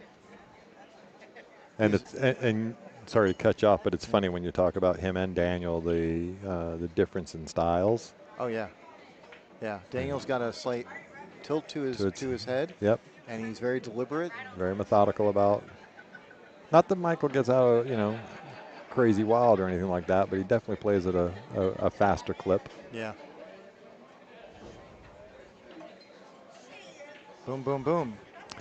And just like that, Michael Schneider takes the 1-0 lead over John Mora. So Mora looks away from the table. I can only imagine the frustration he's feeling right now, just coming off that hill loss to Vitali Pitsura and opening up the set by losing the first frame because of a very fortunate miss by Michael Schneider and leaving him hooked. Yeah. Leaving John Mora hooked, I should say. So there's some people in the chat questioning whether Michael and Daniel are 1 and 2. Somebody saying probably 3 and 4 in Switzerland. Let's put it this way: they are 2 of the better players. I am not quoting a stat on right. the European pool tour, so I apologize if I get that wrong. That wasn't my intention. Yep. All right. So he's got right into the side pocket. He's going to get a clean look at the 2. I don't think it goes past the 3, but it does cut backwards. And to be clear, Michael has never billed himself to me as the #1 player there.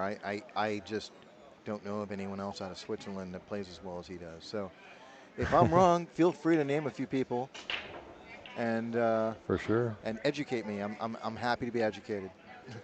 Yeah, and Joseph, I did not take any offense to it. I was purely joking about some of the commentaries. Just, I take no offense to any of that. So Michael So he's Schneider's just going to start going with to a duck. safety. Yep, he was trying to get Oh. right behind there, but either way, he had a lot of balls to get coverage with. That cue ball sort of wobbled at the end, and it wobbled the wrong way. Yeah. He wanted it to wobble a little bit to the right, and it wobbled a little bit Is to the there a left. window between that 4 and the 7? I don't think so. I don't think so. Like, it doesn't really take away from the safety all that much, I think, because Mora is going to still have to. So do you go the long kick shot, or do you go jump to the? I like the long kick. You go to the right side of the 6, hit the head rail, come back down. You can touch that side rail. Yeah. He's going deeper. He's going much deeper. He's going to draw with right. Yeah, he's going to really sting the inside of this cue ball and try and come straight down. Yep, I love it. I love it. He's not going to get paid though. Yeah. Nice try there. It's you know, it's funny, and people might be tired of me referencing 3 cushion, but you play that same shot with all that inside English to straighten it off the rail a lot when you're trying the long rail tickies. Yeah. Kicking into tickies, and it's such a fun shot. I like those kicks a lot too. Yeah. I really do. I mean, it increases. I mean, not in that spot necessarily because the 2 ball was off the rail quite a bit. But if the 2 ball were on the rail, kicking in that direction really increases your odds of making the ball. It does, yeah. You're straightening everything out, and you're just going into the widest part of the ball that way. Just answering a couple of questions in the chat here while Michael's making work of the easy shots here. Mincemeat of the rack, yeah. SVB's match will be tomorrow morning. I'm also not sure about Tony Chohan and Federer's match. I'm assuming they put him on a table further down the room before this match, or before the previous match ended. All right, Michael's in pretty good shape here. Just gonna, just come back over for the 7 ball. Might have wanted to get a little flatter on the 7, so you might have to crisscross 2 rails here. Yeah, just 2 rails. He should be fine. He's got the stroke whole for it. rail to do it. Yeah. Oh, he shorted it a little bit, but that's okay. Yeah. He's going to get the rest out. And this went from being like kind of routine, mostly routine, to being a little bit of a challenge in this 8. He just has to pay attention here. He doesn't want to put any inside on it. Risk scratching down in this bottom corner. Just kind of dead straight ball, right? Just like that. Oh, that almost looked like it was going to hang up for a second. Tried to hang. Yeah. Michael Schneider getting ready for a 2-game lead. And there we have it. There we have it.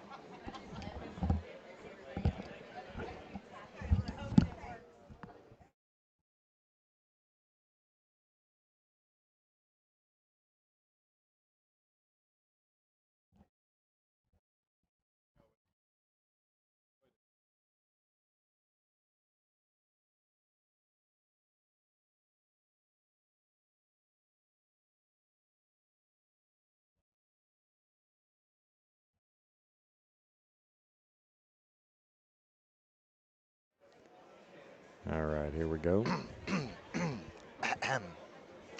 Clear my voice here. Let me clear my throat. So I want to really try and focus on what Michael Schneider does in his break, because if you notice, he's got the 2-ball rack directly behind the 1. I wonder if this means that he's going to try and keep his cue ball around center table. I would think so. We can keep an eye out for this. Yep. It is interesting that there doesn't seem to be a uniform approach to handling the non-spot break. Yeah, but each guy's figured out. Oh, look at that. The 2-ball didn't even move. He actually got a really fortunate kick stop by the 6-ball there, because that 1 was definitely making a beeline for the side pocket. Yeah, but if you notice, that 2-ball didn't move much. Didn't move much. It literally went from where it was racked to where it is now, and that's it. So 2-ball does not go past the 7, it doesn't look like. So Michael I think it's is close. It's close, but I think Michael's he's looking at where is he going to get this thing safe? Does he bank it between the? Does he go for the 2-9? Does he go for the 2-9? There you go. He was maybe. No, he was not. He wasn't. He was totally playing safe. Yeah. He started looking in that direction. That's the first thing I saw. Yeah, of course. Man, you don't have to explain to me. I'm all about rolling the rock. No. I saw him lining up. I was like, is that the? No. Just playing safe.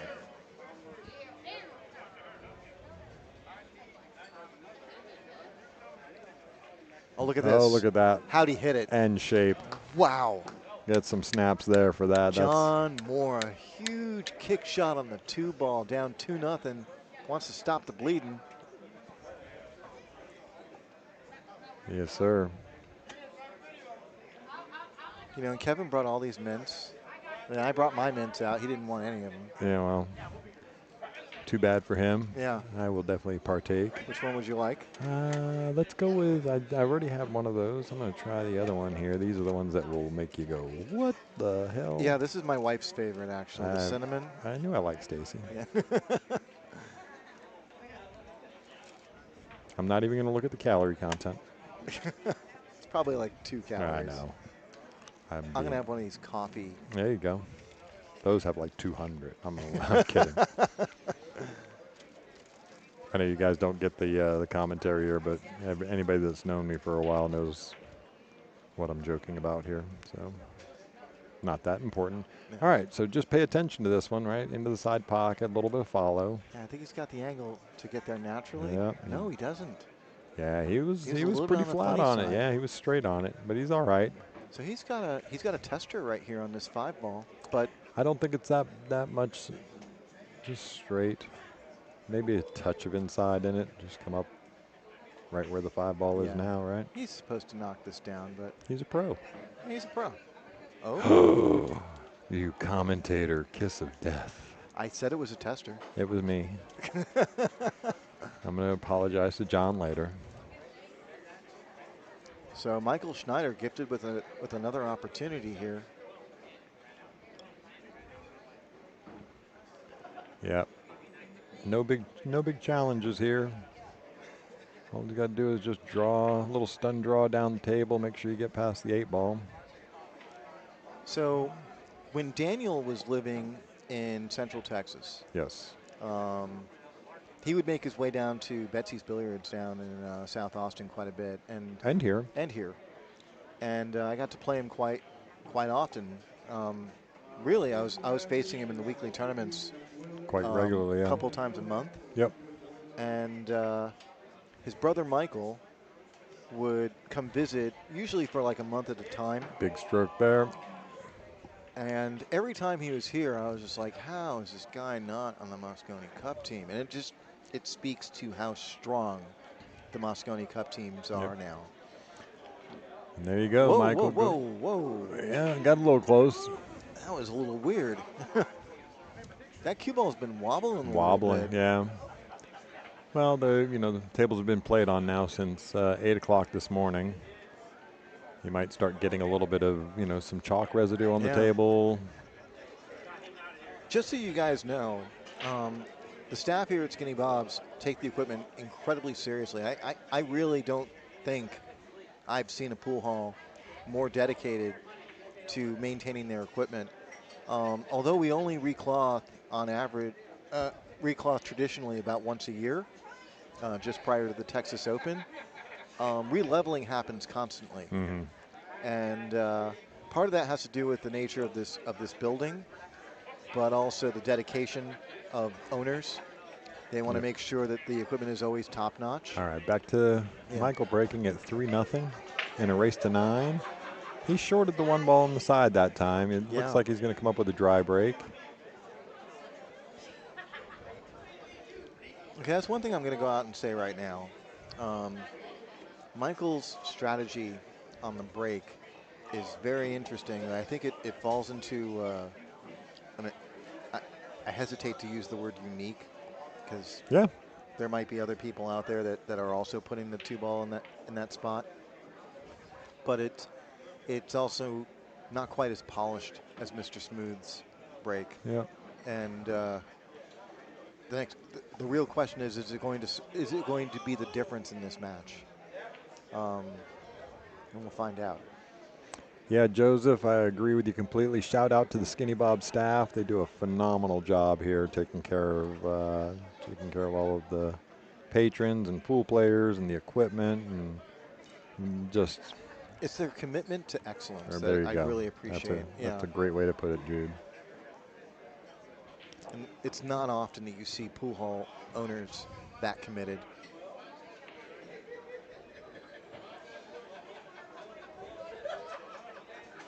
Jacob Pena on the chat. John Mora with an uncharacteristic miss in the corner pocket. Yeah. He's going to leave a wide open shot for Michael. Yeah, just a little snappy with that stroke, it looked like. These early set mistakes are quickly becoming late set mistakes. Yeah. Keep in mind, we've all been here now for about, looks like about 16 hours. I got here at 9 o'clock. I got here at 8:05. Oh my goodness. Really? I did. Were you practicing? No. Practicing the stream? Sure. I meant practicing your commentary. But yeah. Yeah, of course. I did that at home in the mirror, you know. You used a mirror? We've got the faces for radio. All right, Michael just going to make his way around the table here. Again, nothing too worrisome here. He's just going to play the 2 rails off the 4 ball here, come up between the 6-7, looks like. He can go 1 rail too. He'll go 2. Thank you. Yeah, you're right. Hey. It's a very safe way to go. I'm allowed to get it right, like a broken clock, at least twice a day. Same thing, 2 rails, just going to fall right in the line between the 7 and the 8. Yeah, that one I saw. Yeah, well, you see all of them. Some of them.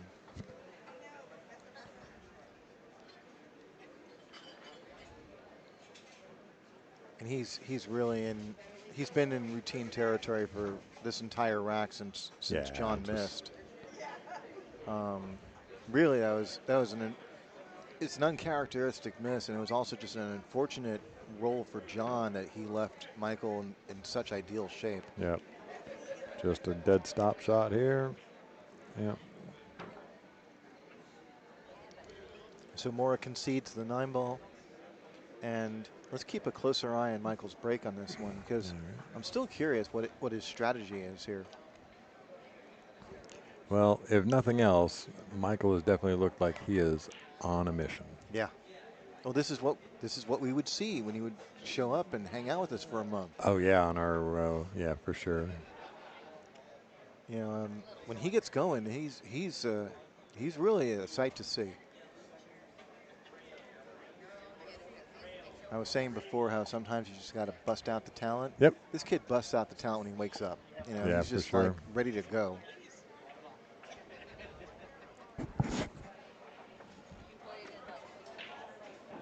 Are you done now?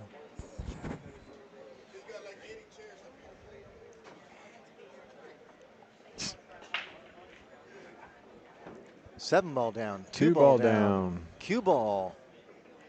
Threatening. Stays up. And no shot on the 3 ball here. It's wide open. What do you do? How do you make 3 balls on the break and have nothing? This might be one of those situations where you kick it hard and pray to God. You kick, yeah. Yeah. Because there's no push out. Maybe you tie something up. You can. Yeah. You can roll the 4 into the 3 and tie things up a little bit. Yeah. Definitely, if you have the 3 ball land on the right side of the 9, that will complicate things. That's not a bad idea, I think. And if the 6 ball is close enough to the rail, then he won't threaten to leave the combo. So he's looking at the kick right there, like we were talking about. And I think being 4-0 up, I don't dislike it. I think you tie it up. I think John Mora, you tie these up. Okay. That's what I think. But I think he's going to kick at this. I think he's going to kick hard.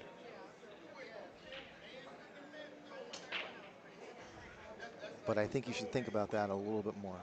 And I want you to remember, I think John was actually down. It's just going to miss there. John was down, I think, 5-1. Was he down 5-1 in the previous match?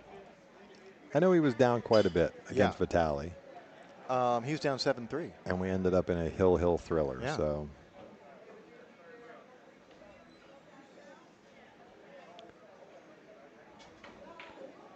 Yeah. He put a big stroke on that. Hit it really well and got rewarded for it. So I don't think John wants to play the 6-9 combo, but he's not going to be in full control of how he lands on this 5. If he lands flat, then he might. If he gets any sort of an angle, though, he'll run him out in place. Yeah, he was looking to get right to, he did not, I can't tell if he actually got enough angle to just sort of punch that thing in between the. Yeah, I think he will. He'll just punch it to the right side. Oh, yeah, just that's like perfect. That. Yeah. Perfection right there. Yeah, like I said, I never thought that he wanted to play position for the 6-9, but had he fallen flat on that 5? Yeah, then he's forced to play the 6-9 combo. And I don't think the 6-9 combo is incredibly difficult. No, but it's still within the realm of missable. Uh-oh. He needs just to slow down. Yeah, that's going to run up on him a little bit. All right. Okay, he's in close quarters. Yeah, this is no easy one. Those two balls being that close together, he's changing to right-handed. That's so weird. I know, right? He's going to just stun this with some inside. Beautiful there we shot. go. Yeah, it's a great. And I chuckle at the fact that he changes to the right-hand stroke for that.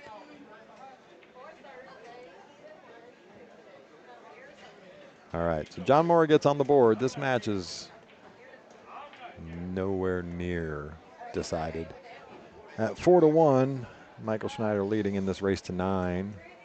So if you're just joining us now, I actually was the one that conducted the second Kolkata, and I announced John Mora as being the second best player from Canada. And he walked right over to you. He walked right over to me. I thought I was going to have to get between the two of you.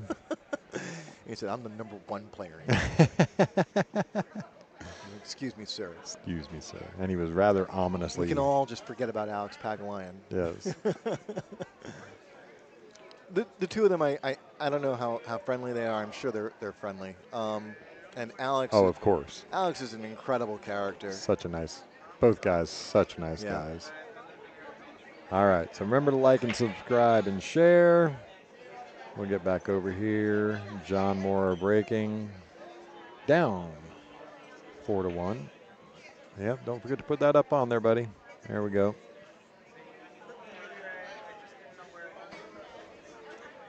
Let's see how John does with this very controlled break of his.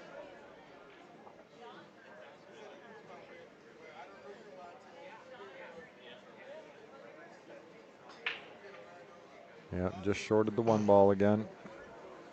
So this is going to be a dry break. It is a dry break. You know, it's funny. Yeah. When I've seen the players over the last few hours get the 1 ball going long of the side pocket, it seems like they still make one in the bottom corner. When they go short of the side pocket, we end up with dry breaks. I don't know if there's a correlation there or if I'm just seeing it wrong. I don't know. I haven't paid that close attention to that, but I'll certainly start looking for it now. One thing I got to mention, though, is how much of an influence a brand new Magic Rack has on these breaks. Light years difference. Yeah. And it's if there's one takeaway I have from this year's Texas Open, we want brand new Magic Racks all the time. Is that when I come to practice for the Texas Open, I'm bringing a brand new. Yeah. Because you will not get the same break result if you've got a worn-in Magic Rack. Yep. I was shocked at how easy it was for me to make the one on the side. Like, I was doing it pretty consistently. But so is that the push out there? No, this is a safety. I missed it. Yeah, sorry. Yeah. And leading up to it, we were all using the Magic Racks that are provided by the club. and Yeah, just a little worn in, and yeah, don't quite get the same tightness in the rack. yeah. But they still provide a tight rack, and you get really good breaks, and you know.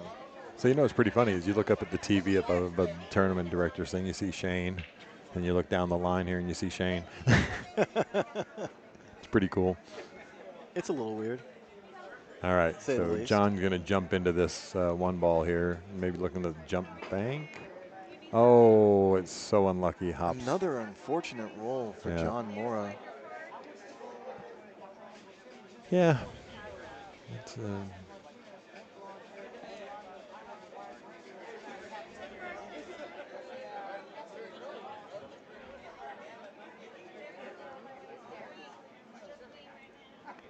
so we still have 1,174 people watching this match, which is fantastic. I would love for you guys to click on that like button. Like and subscribe and share. I've been saying it all day, and I'll keep saying it all day. All right, Michael makes a really nice shot, good pace. Probably just going to draw this straight back to get to the 3 ball.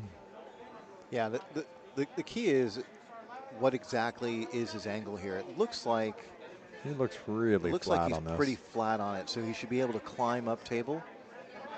Oh wait, he has a little angle. That's a little bit of an angle. So maybe forward with 2 rails. It's quite possible, yeah. That's definitely going to compromise his ability to get closer to the 3 than a flat draw. You certainly don't risk drawing up into the 9-5, right? Yeah. I mean, that's just craziness. Yeah, no, I wouldn't even do that. for me. We all think about doing it, but yeah, no. You go forward, use left spin, and he's thinking it over, but I think that's what he's going to conclude. Yeah. Oh no! Oh no, he's drawing. He's drawing. Yeah. Okay. Oh, it was much flatter than I thought. Was, yeah, he was fine. Making mountains out of molehills. What's a molehill? Molehill. Molehill. Yes. Molehill. Sorry. I know. I was being. Oh, you're just messing with me. I'm messing with you. Yeah. Okay. It's fine. That's what we do. It's fine. I get it all the time at home, but you know what? I'll get it here too. All right, that's a big stroke there. I liked the idea a lot because not only does it offer him an easier pocket with the side, but also now like he can play position for either corner pocket for the 5. Yeah. All right. Well, he just nudged into it there. This is a little funny. Yeah, a little weird one here. Yeah. This might be a tricky shot.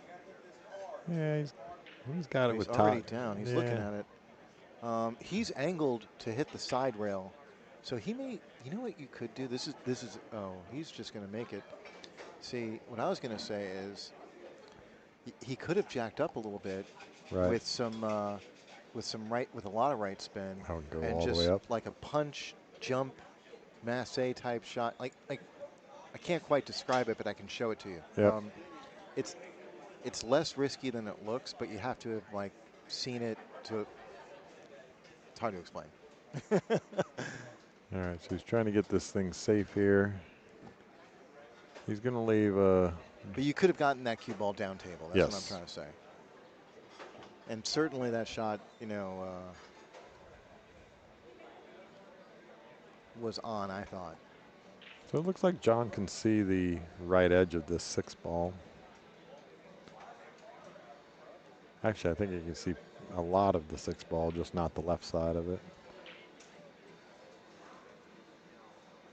But I imagine he's just going to look to be like super thin on the right edge.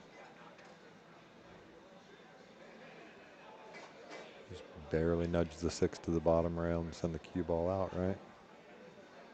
And he got it way too thick. Yeah, this is going to leave Michael a couple of options here. I think the cut is on. Oh, the cut's most definitely on. Yeah, but if he chooses to not take it on, he's got a couple of safety options here. See what he's looking at right there? He's just wanting to make sure that he doesn't run into that 8 ball. Yeah, I think he's going to keep it pretty tight. Maybe hit the side rail about 2 diamonds up. Oh, no, he's going to Oh, go. he's going a long way round. He was really spinning. Okay. Okay. So He's a little short of his goal, but he should be fine. he should be fine. Just straight back and forth across the table twice, right? Yeah, yeah. Some inside spin, just, you know, flatten out Just that very, that very line. little, if any, inside. I mean, just really straight top, I think. Yeah. You know what I'm saying? Yeah. Like, whatever it takes. To keep it on that straight line. Yeah. You don't want the cue ball climbing. You don't want to have the side pockets in play. Sure. You just want to get back to the left side rail so you have a nice simple shot on that 8 ball. Just like that. And yeah, now he can just come straight across the table and shoot the 9 into the same corner that he's getting ready to shoot the 8 into. Yeah. I think he came up a little short again, honestly. But yeah, but not a problem. Yeah, but not a problem. Yeah, he'll probably go 1 across, keep it nice and simple. Maybe use some outside spin just so the cue ball can climb just a little bit. A little bit? Sure. Yeah, so just looking at the bracket here, Federer made quick work of Tony Chohan, 9-3, which puts Federer in a 10 o'clock tomorrow morning match. He kept it real tight, and this is going to be a problem. He's going to pay. Did he pay? I don't think he paid. I think it's dead straight. I think he's dead straight. I think he's fine. Just watch for. I think he's going to get away with it. I think he's got a little bit of an angle, which is going to make it even easier. He's got to play this. Yeah, he just dead. There it is. Wow, Michael Schneider, couple of minor hiccups, but he living good.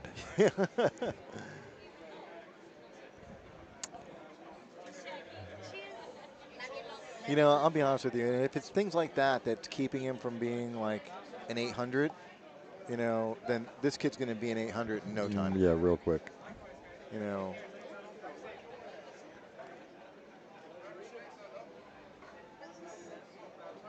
He's just such a good pocketer. He's got such a good pace. He seems undeterred, unfazed, unbothered. Yep.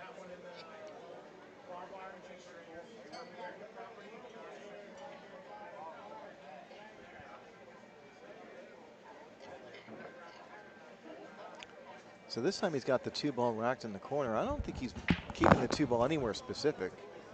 Look at this break. What's that? 2 balls down. 1 ball comes back down to the foot rail. So he's going to have something to play here. I think the 1-5 is on. And he's going to have enough angle cutting into the 1 to make the 5. Yeah. To get the cue ball out from, you know, underneath this mess. I think he plays the safe off the 1 here. I think he's going for it. You think he's going? Yeah, he's on. He's going. You're right. Yeah. What do I know? What a great call there, dude. That. Just get past the side pocket. Oh. Yeah. Does he kick this in? The look on his face said it all right there. He just. So there may actually be a safety behind the point here, but he's a little far off from that. Yep. And the 1 ball is just a little too close to the center of that pocket. Well, let's take a look overhead. Yeah, no, I don't think the safety's really on. I mean, he can consider. Yeah, it's tough. He can thin off of this 1 ball and get back down the other side of that cluster. The 1's actually going to come off the point. He's kicking it. Yeah. Yeah. Free stroking. Just like that. Get a little unlucky. Does. Golly. So Daniel's definitely going to be kicking from what you see. Sorry, Michael. Yep. I apologize. The other brother. Yeah. Michael's definitely going to be kicking, I think, to what it. Oh, no, he's kicking the other way. He's kicking to the make. He's just feeling it right now. Yeah, look at this. Ooh. Just feeling close. it. Right? And he's going to leave leaves a shot, but it's. This is a test. This is a tester. Definite tester. Yeah, let's get back out. Mr. Mora, though, it's time to bust out the talent. Which we saw him do it in the last one. Come with that big shot, get some momentum. Oh, this is gonna. Oh, it's gonna drop. Drop, yeah. Ooh, hit that with real good speed. It wiped its feet on the way in, but there was no doubt it was going to go in after it made that turn. Yep.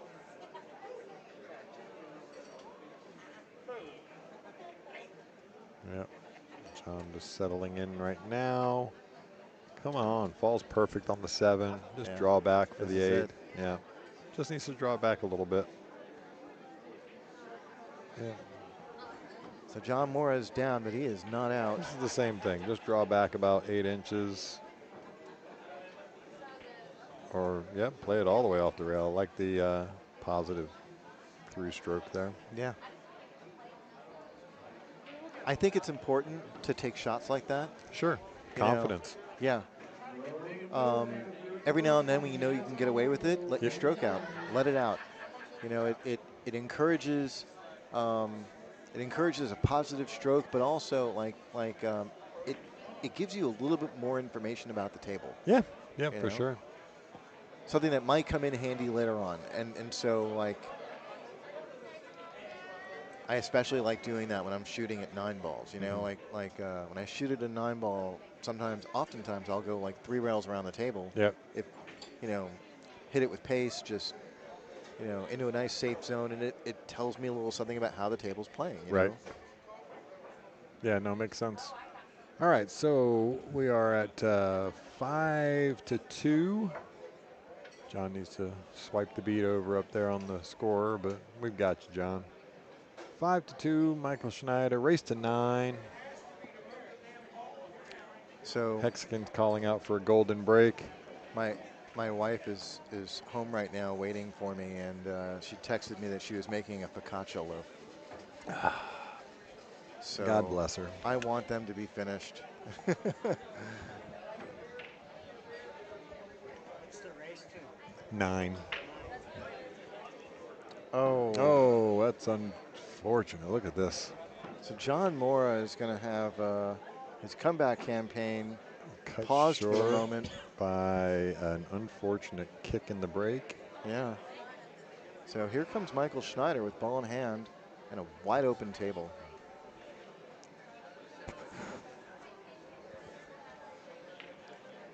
Yeah, there's just no problems here. Right now, he's just thinking about how he wants to go from the 3 to the 5, because that's really the only challenge. Yep. And took care of that challenge right there. Yeah.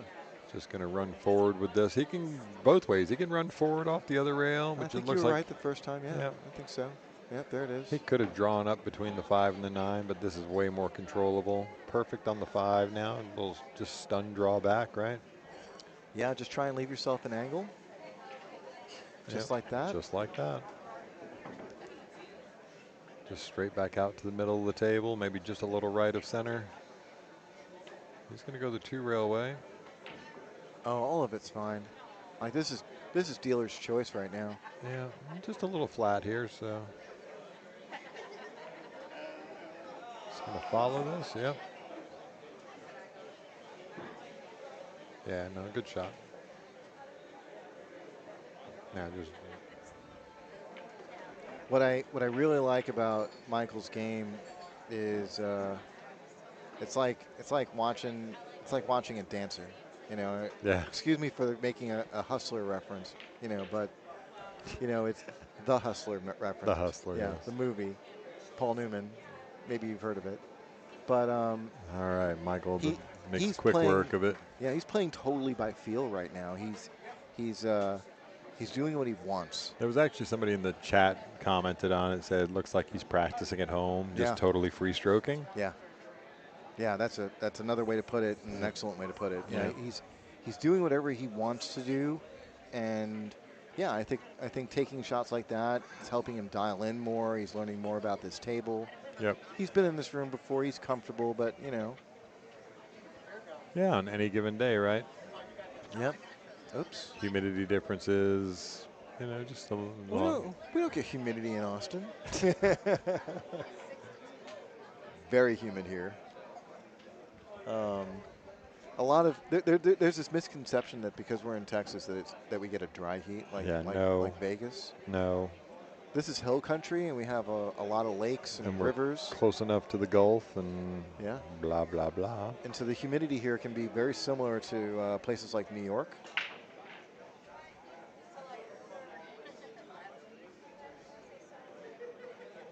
Like we usually hover around 70% humidity.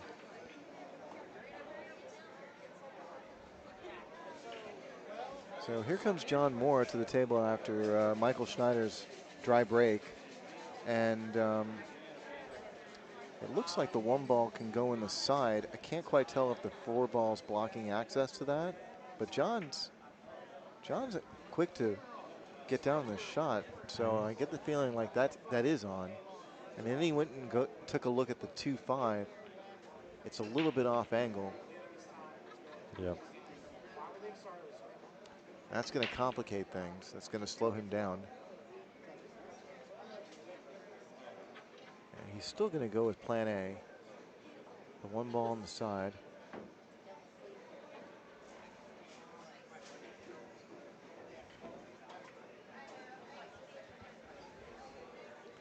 Now, this is going to be tricky. I do not like the carom. What I do like is trying to play safe behind the 9-7. I just don't know if he can do that. I don't think he can do it without kicking the 5 in. Yeah. Or at least having the 5, you know, complicate things. I mean, you'd have to be so super thin on this 2 ball to not kick the 5 in and just run into the 7 ball, right? So super slow. I think he's going to. He's going to try. He's play going it to with a big stroke. Don't know. All right, so he pulled it out of the pocket. And it's gonna. That did not work out for him. No. Saving grace, he did tie the 7 ball up really good with the 9. He did. He did. And that wasn't by design, but he deserved a rollback in his favor. Yeah. Michael just looking for the solution on that 7 ball right now. Yeah, I wonder if he can draw into it right now. Yep. Yeah, that's a possibility. Given the position of the 3 ball. Oh, Uh-oh.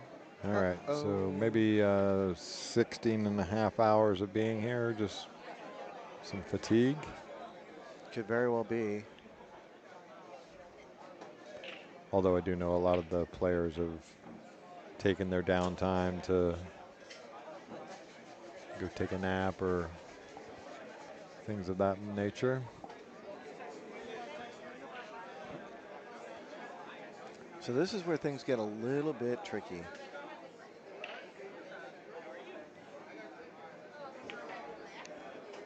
Yeah, stroked it really good. Now, and he's actually a little too flat, I think, to draw into the 7 ball, 7-9. Yeah. Yeah, I mean, I think he missed that angle by like maybe 2 inches. He wanted the cue ball to stop 2 inches higher than where it is now. Or maybe like 4 inches higher, something like that. Now I just don't think he's going to have enough of an angle to even touch those balls, and if he could, I don't think he'll have the pace. Oh, right. Wow, he went for out it. of that. Yeah. I'm surprised he missed it on that side. Yep, I am too. My goodness. No Brian in the chat. They're not going to play all night. I'm not even sure if we're going to get another. I don't think we're going to get another match on here. I think this is it for us, yeah. I think we're all coming back tomorrow after this. And you know what? As much as I love being here and being on here with you guys in the stream, I'm quite okay with getting home at 2 o'clock in the morning and having to be back at 9:30. I have a focaccia loaf waiting for me at home. I'm happy going home right now. Absolutely. I'm happy going home because I don't have a focaccia loaf waiting, but I have a pillow waiting.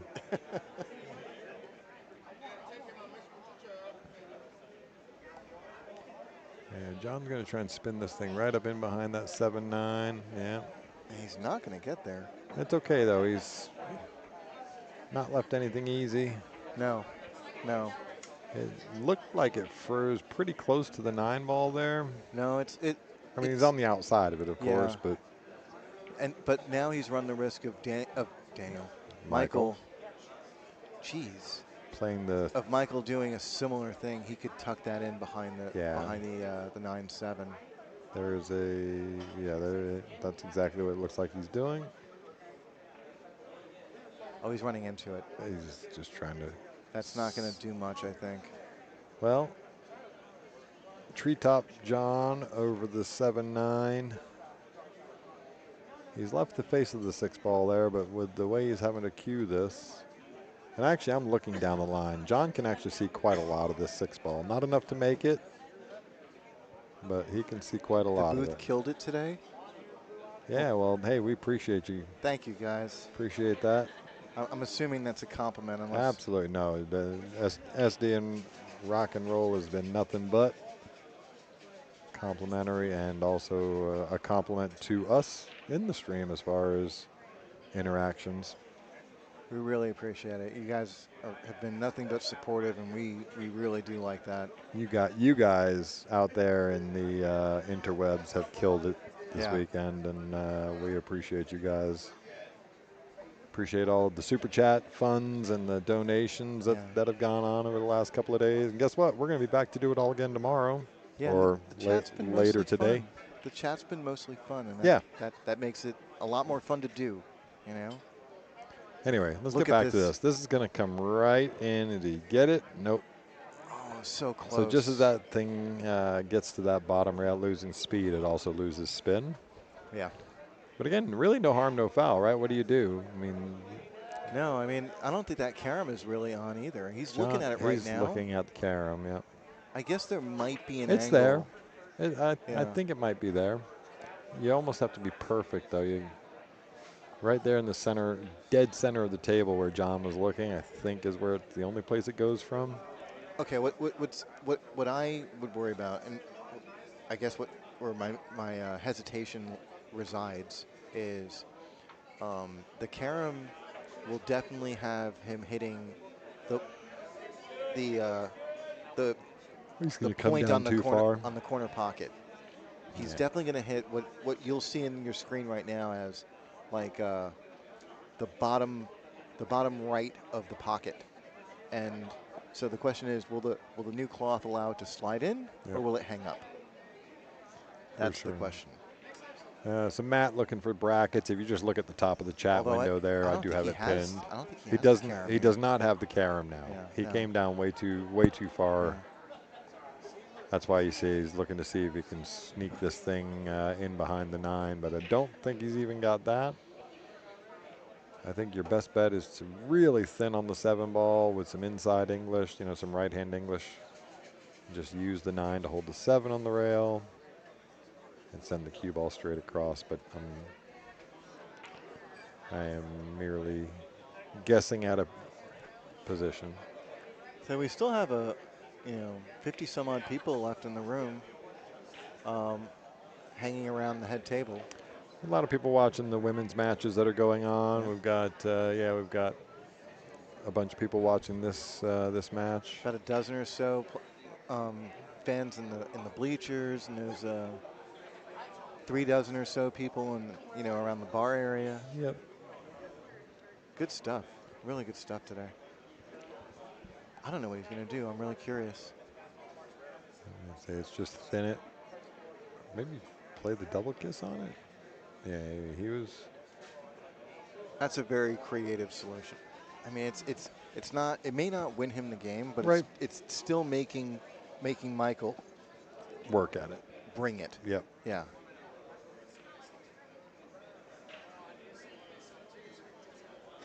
Definitely not a sellout there. No, definitely not. And I don't think Michael's got a great lock-up safety here either. Well, not a lock-up safety, but he can thin off the top side of the 7 and send that ball up the table. Well, there's a reasonable chance he's not going to leave it. He's not going to force John to kick. That's what I mean. He has a chance to get up behind this 8 ball if he really wants to. Yeah. And it looks like that's what he's going to. Oh, he's banking it. He went for the He's bank. banking What? it. Wow. Well, he's in go mode. I'm tired. That's what it must be. I didn't even think about the bank. Well, I'm tired. Yeah. Let's go. Sorry, guys. We've been here since for me, 9 o'clock. For me, Michael, it's 8:05. 8. Yeah. Yeah, that's just that's just being in go mode. Yeah. Michael Schneider about to make it 7-1 now. Is that what it is? Well, 7-2. I believe it's 7-2. It is. Here, well, let's bring it back to the What do you want? to Oh, this there. screen. Yeah, sorry. It's okay. Sorry, I got stuck on the overhead there. I was like enamored with it. Here, let's show the bar. All the people that are still at the bar. Yeah, so we do have quite a lot of people hanging out, still watching the match here.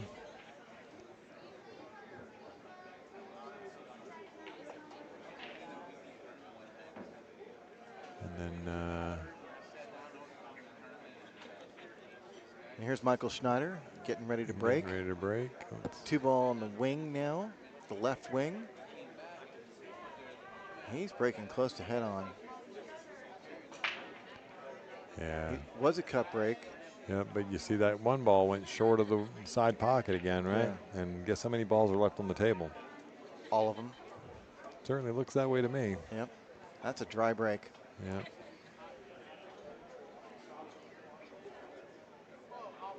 I wonder, what his strategy is there, because it is unconventional. Well, I think he's got the path for the one in the side. He's just not quite executing the exact spot on the one ball that he's wanting.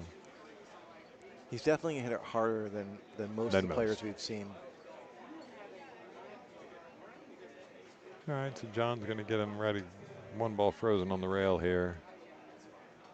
He can obviously see all of the ball. He can't get in there and spin the one in. He can certainly play a very creative I safety. think you just leave the one on one side of the 4-9 and leave the cue on the other, if you can do that. He might even try to just stun the cue ball behind the 9 ball here. Just like that. Just like you said. Yeah. Good call, Jude. Thank you. Every now and then. It's just fairly easy kick here. Yeah, it is. It is, but it's a difficult kick to control. Right. And yeah, John's going to leave a shot. Yeah. But this is still still work. That 2, I don't think it goes. Well, you could ticky it off the 6, right? Yeah, you could. It's a tough shot. That's what he's looking at right now. Yeah. You just play it like the 6 and the rail are its own pocket, essentially, and that 2 ball just keeps going. That's exactly right. Yeah. Sorry, I'm using the ticky terminology. It's obviously another 3 cushion reference. But yeah, but it's a reference that every pool player should know. Should know, yeah. Oh, so, Michael. Yeah, he's going to opt for the safety and get it perfect. Look at this. Really nice. See, now I like that a lot. So John doesn't waste any time, just drops right in on it. Whoa. And went he right around the back of the 1 ball. That was a bit of a frustration kick, I think. Well, no, I think what you got there is he's trying to kick in behind the 1 ball and, knowing with that kind of pace he's going to be going towards the 7 ball. Yeah, I just mean how little time he took on that. Sure. Yeah. Sure. Makes sense. Mr. Smooth is usually much more calculating, and it's late, and being down 7-2, I know what that feels like. Yep. Yeah, but so does he. Yeah. From a previous match. Yeah, it's true. It's true. And again, 1:45 in the morning. See, I was just going to say, I really like that safety because Michael got to play the 1-7 combo and clear that problem. Clear all that out, yeah. Take care of the problems early, right? I didn't think he was going to get ball in hand. Yeah, true. Look at that. Don't like where the 6 ball is, just move it out of the way. Really good job there by Michael.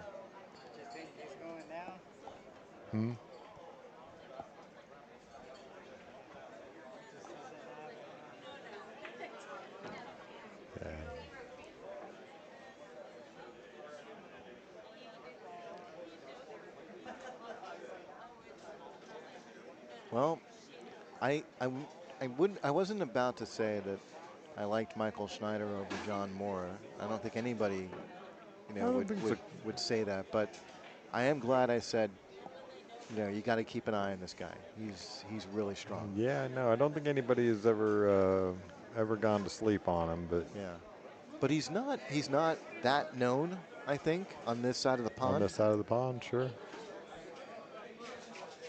He doesn't spend that much time in the United States, and he just hasn't broken out here yet. Right.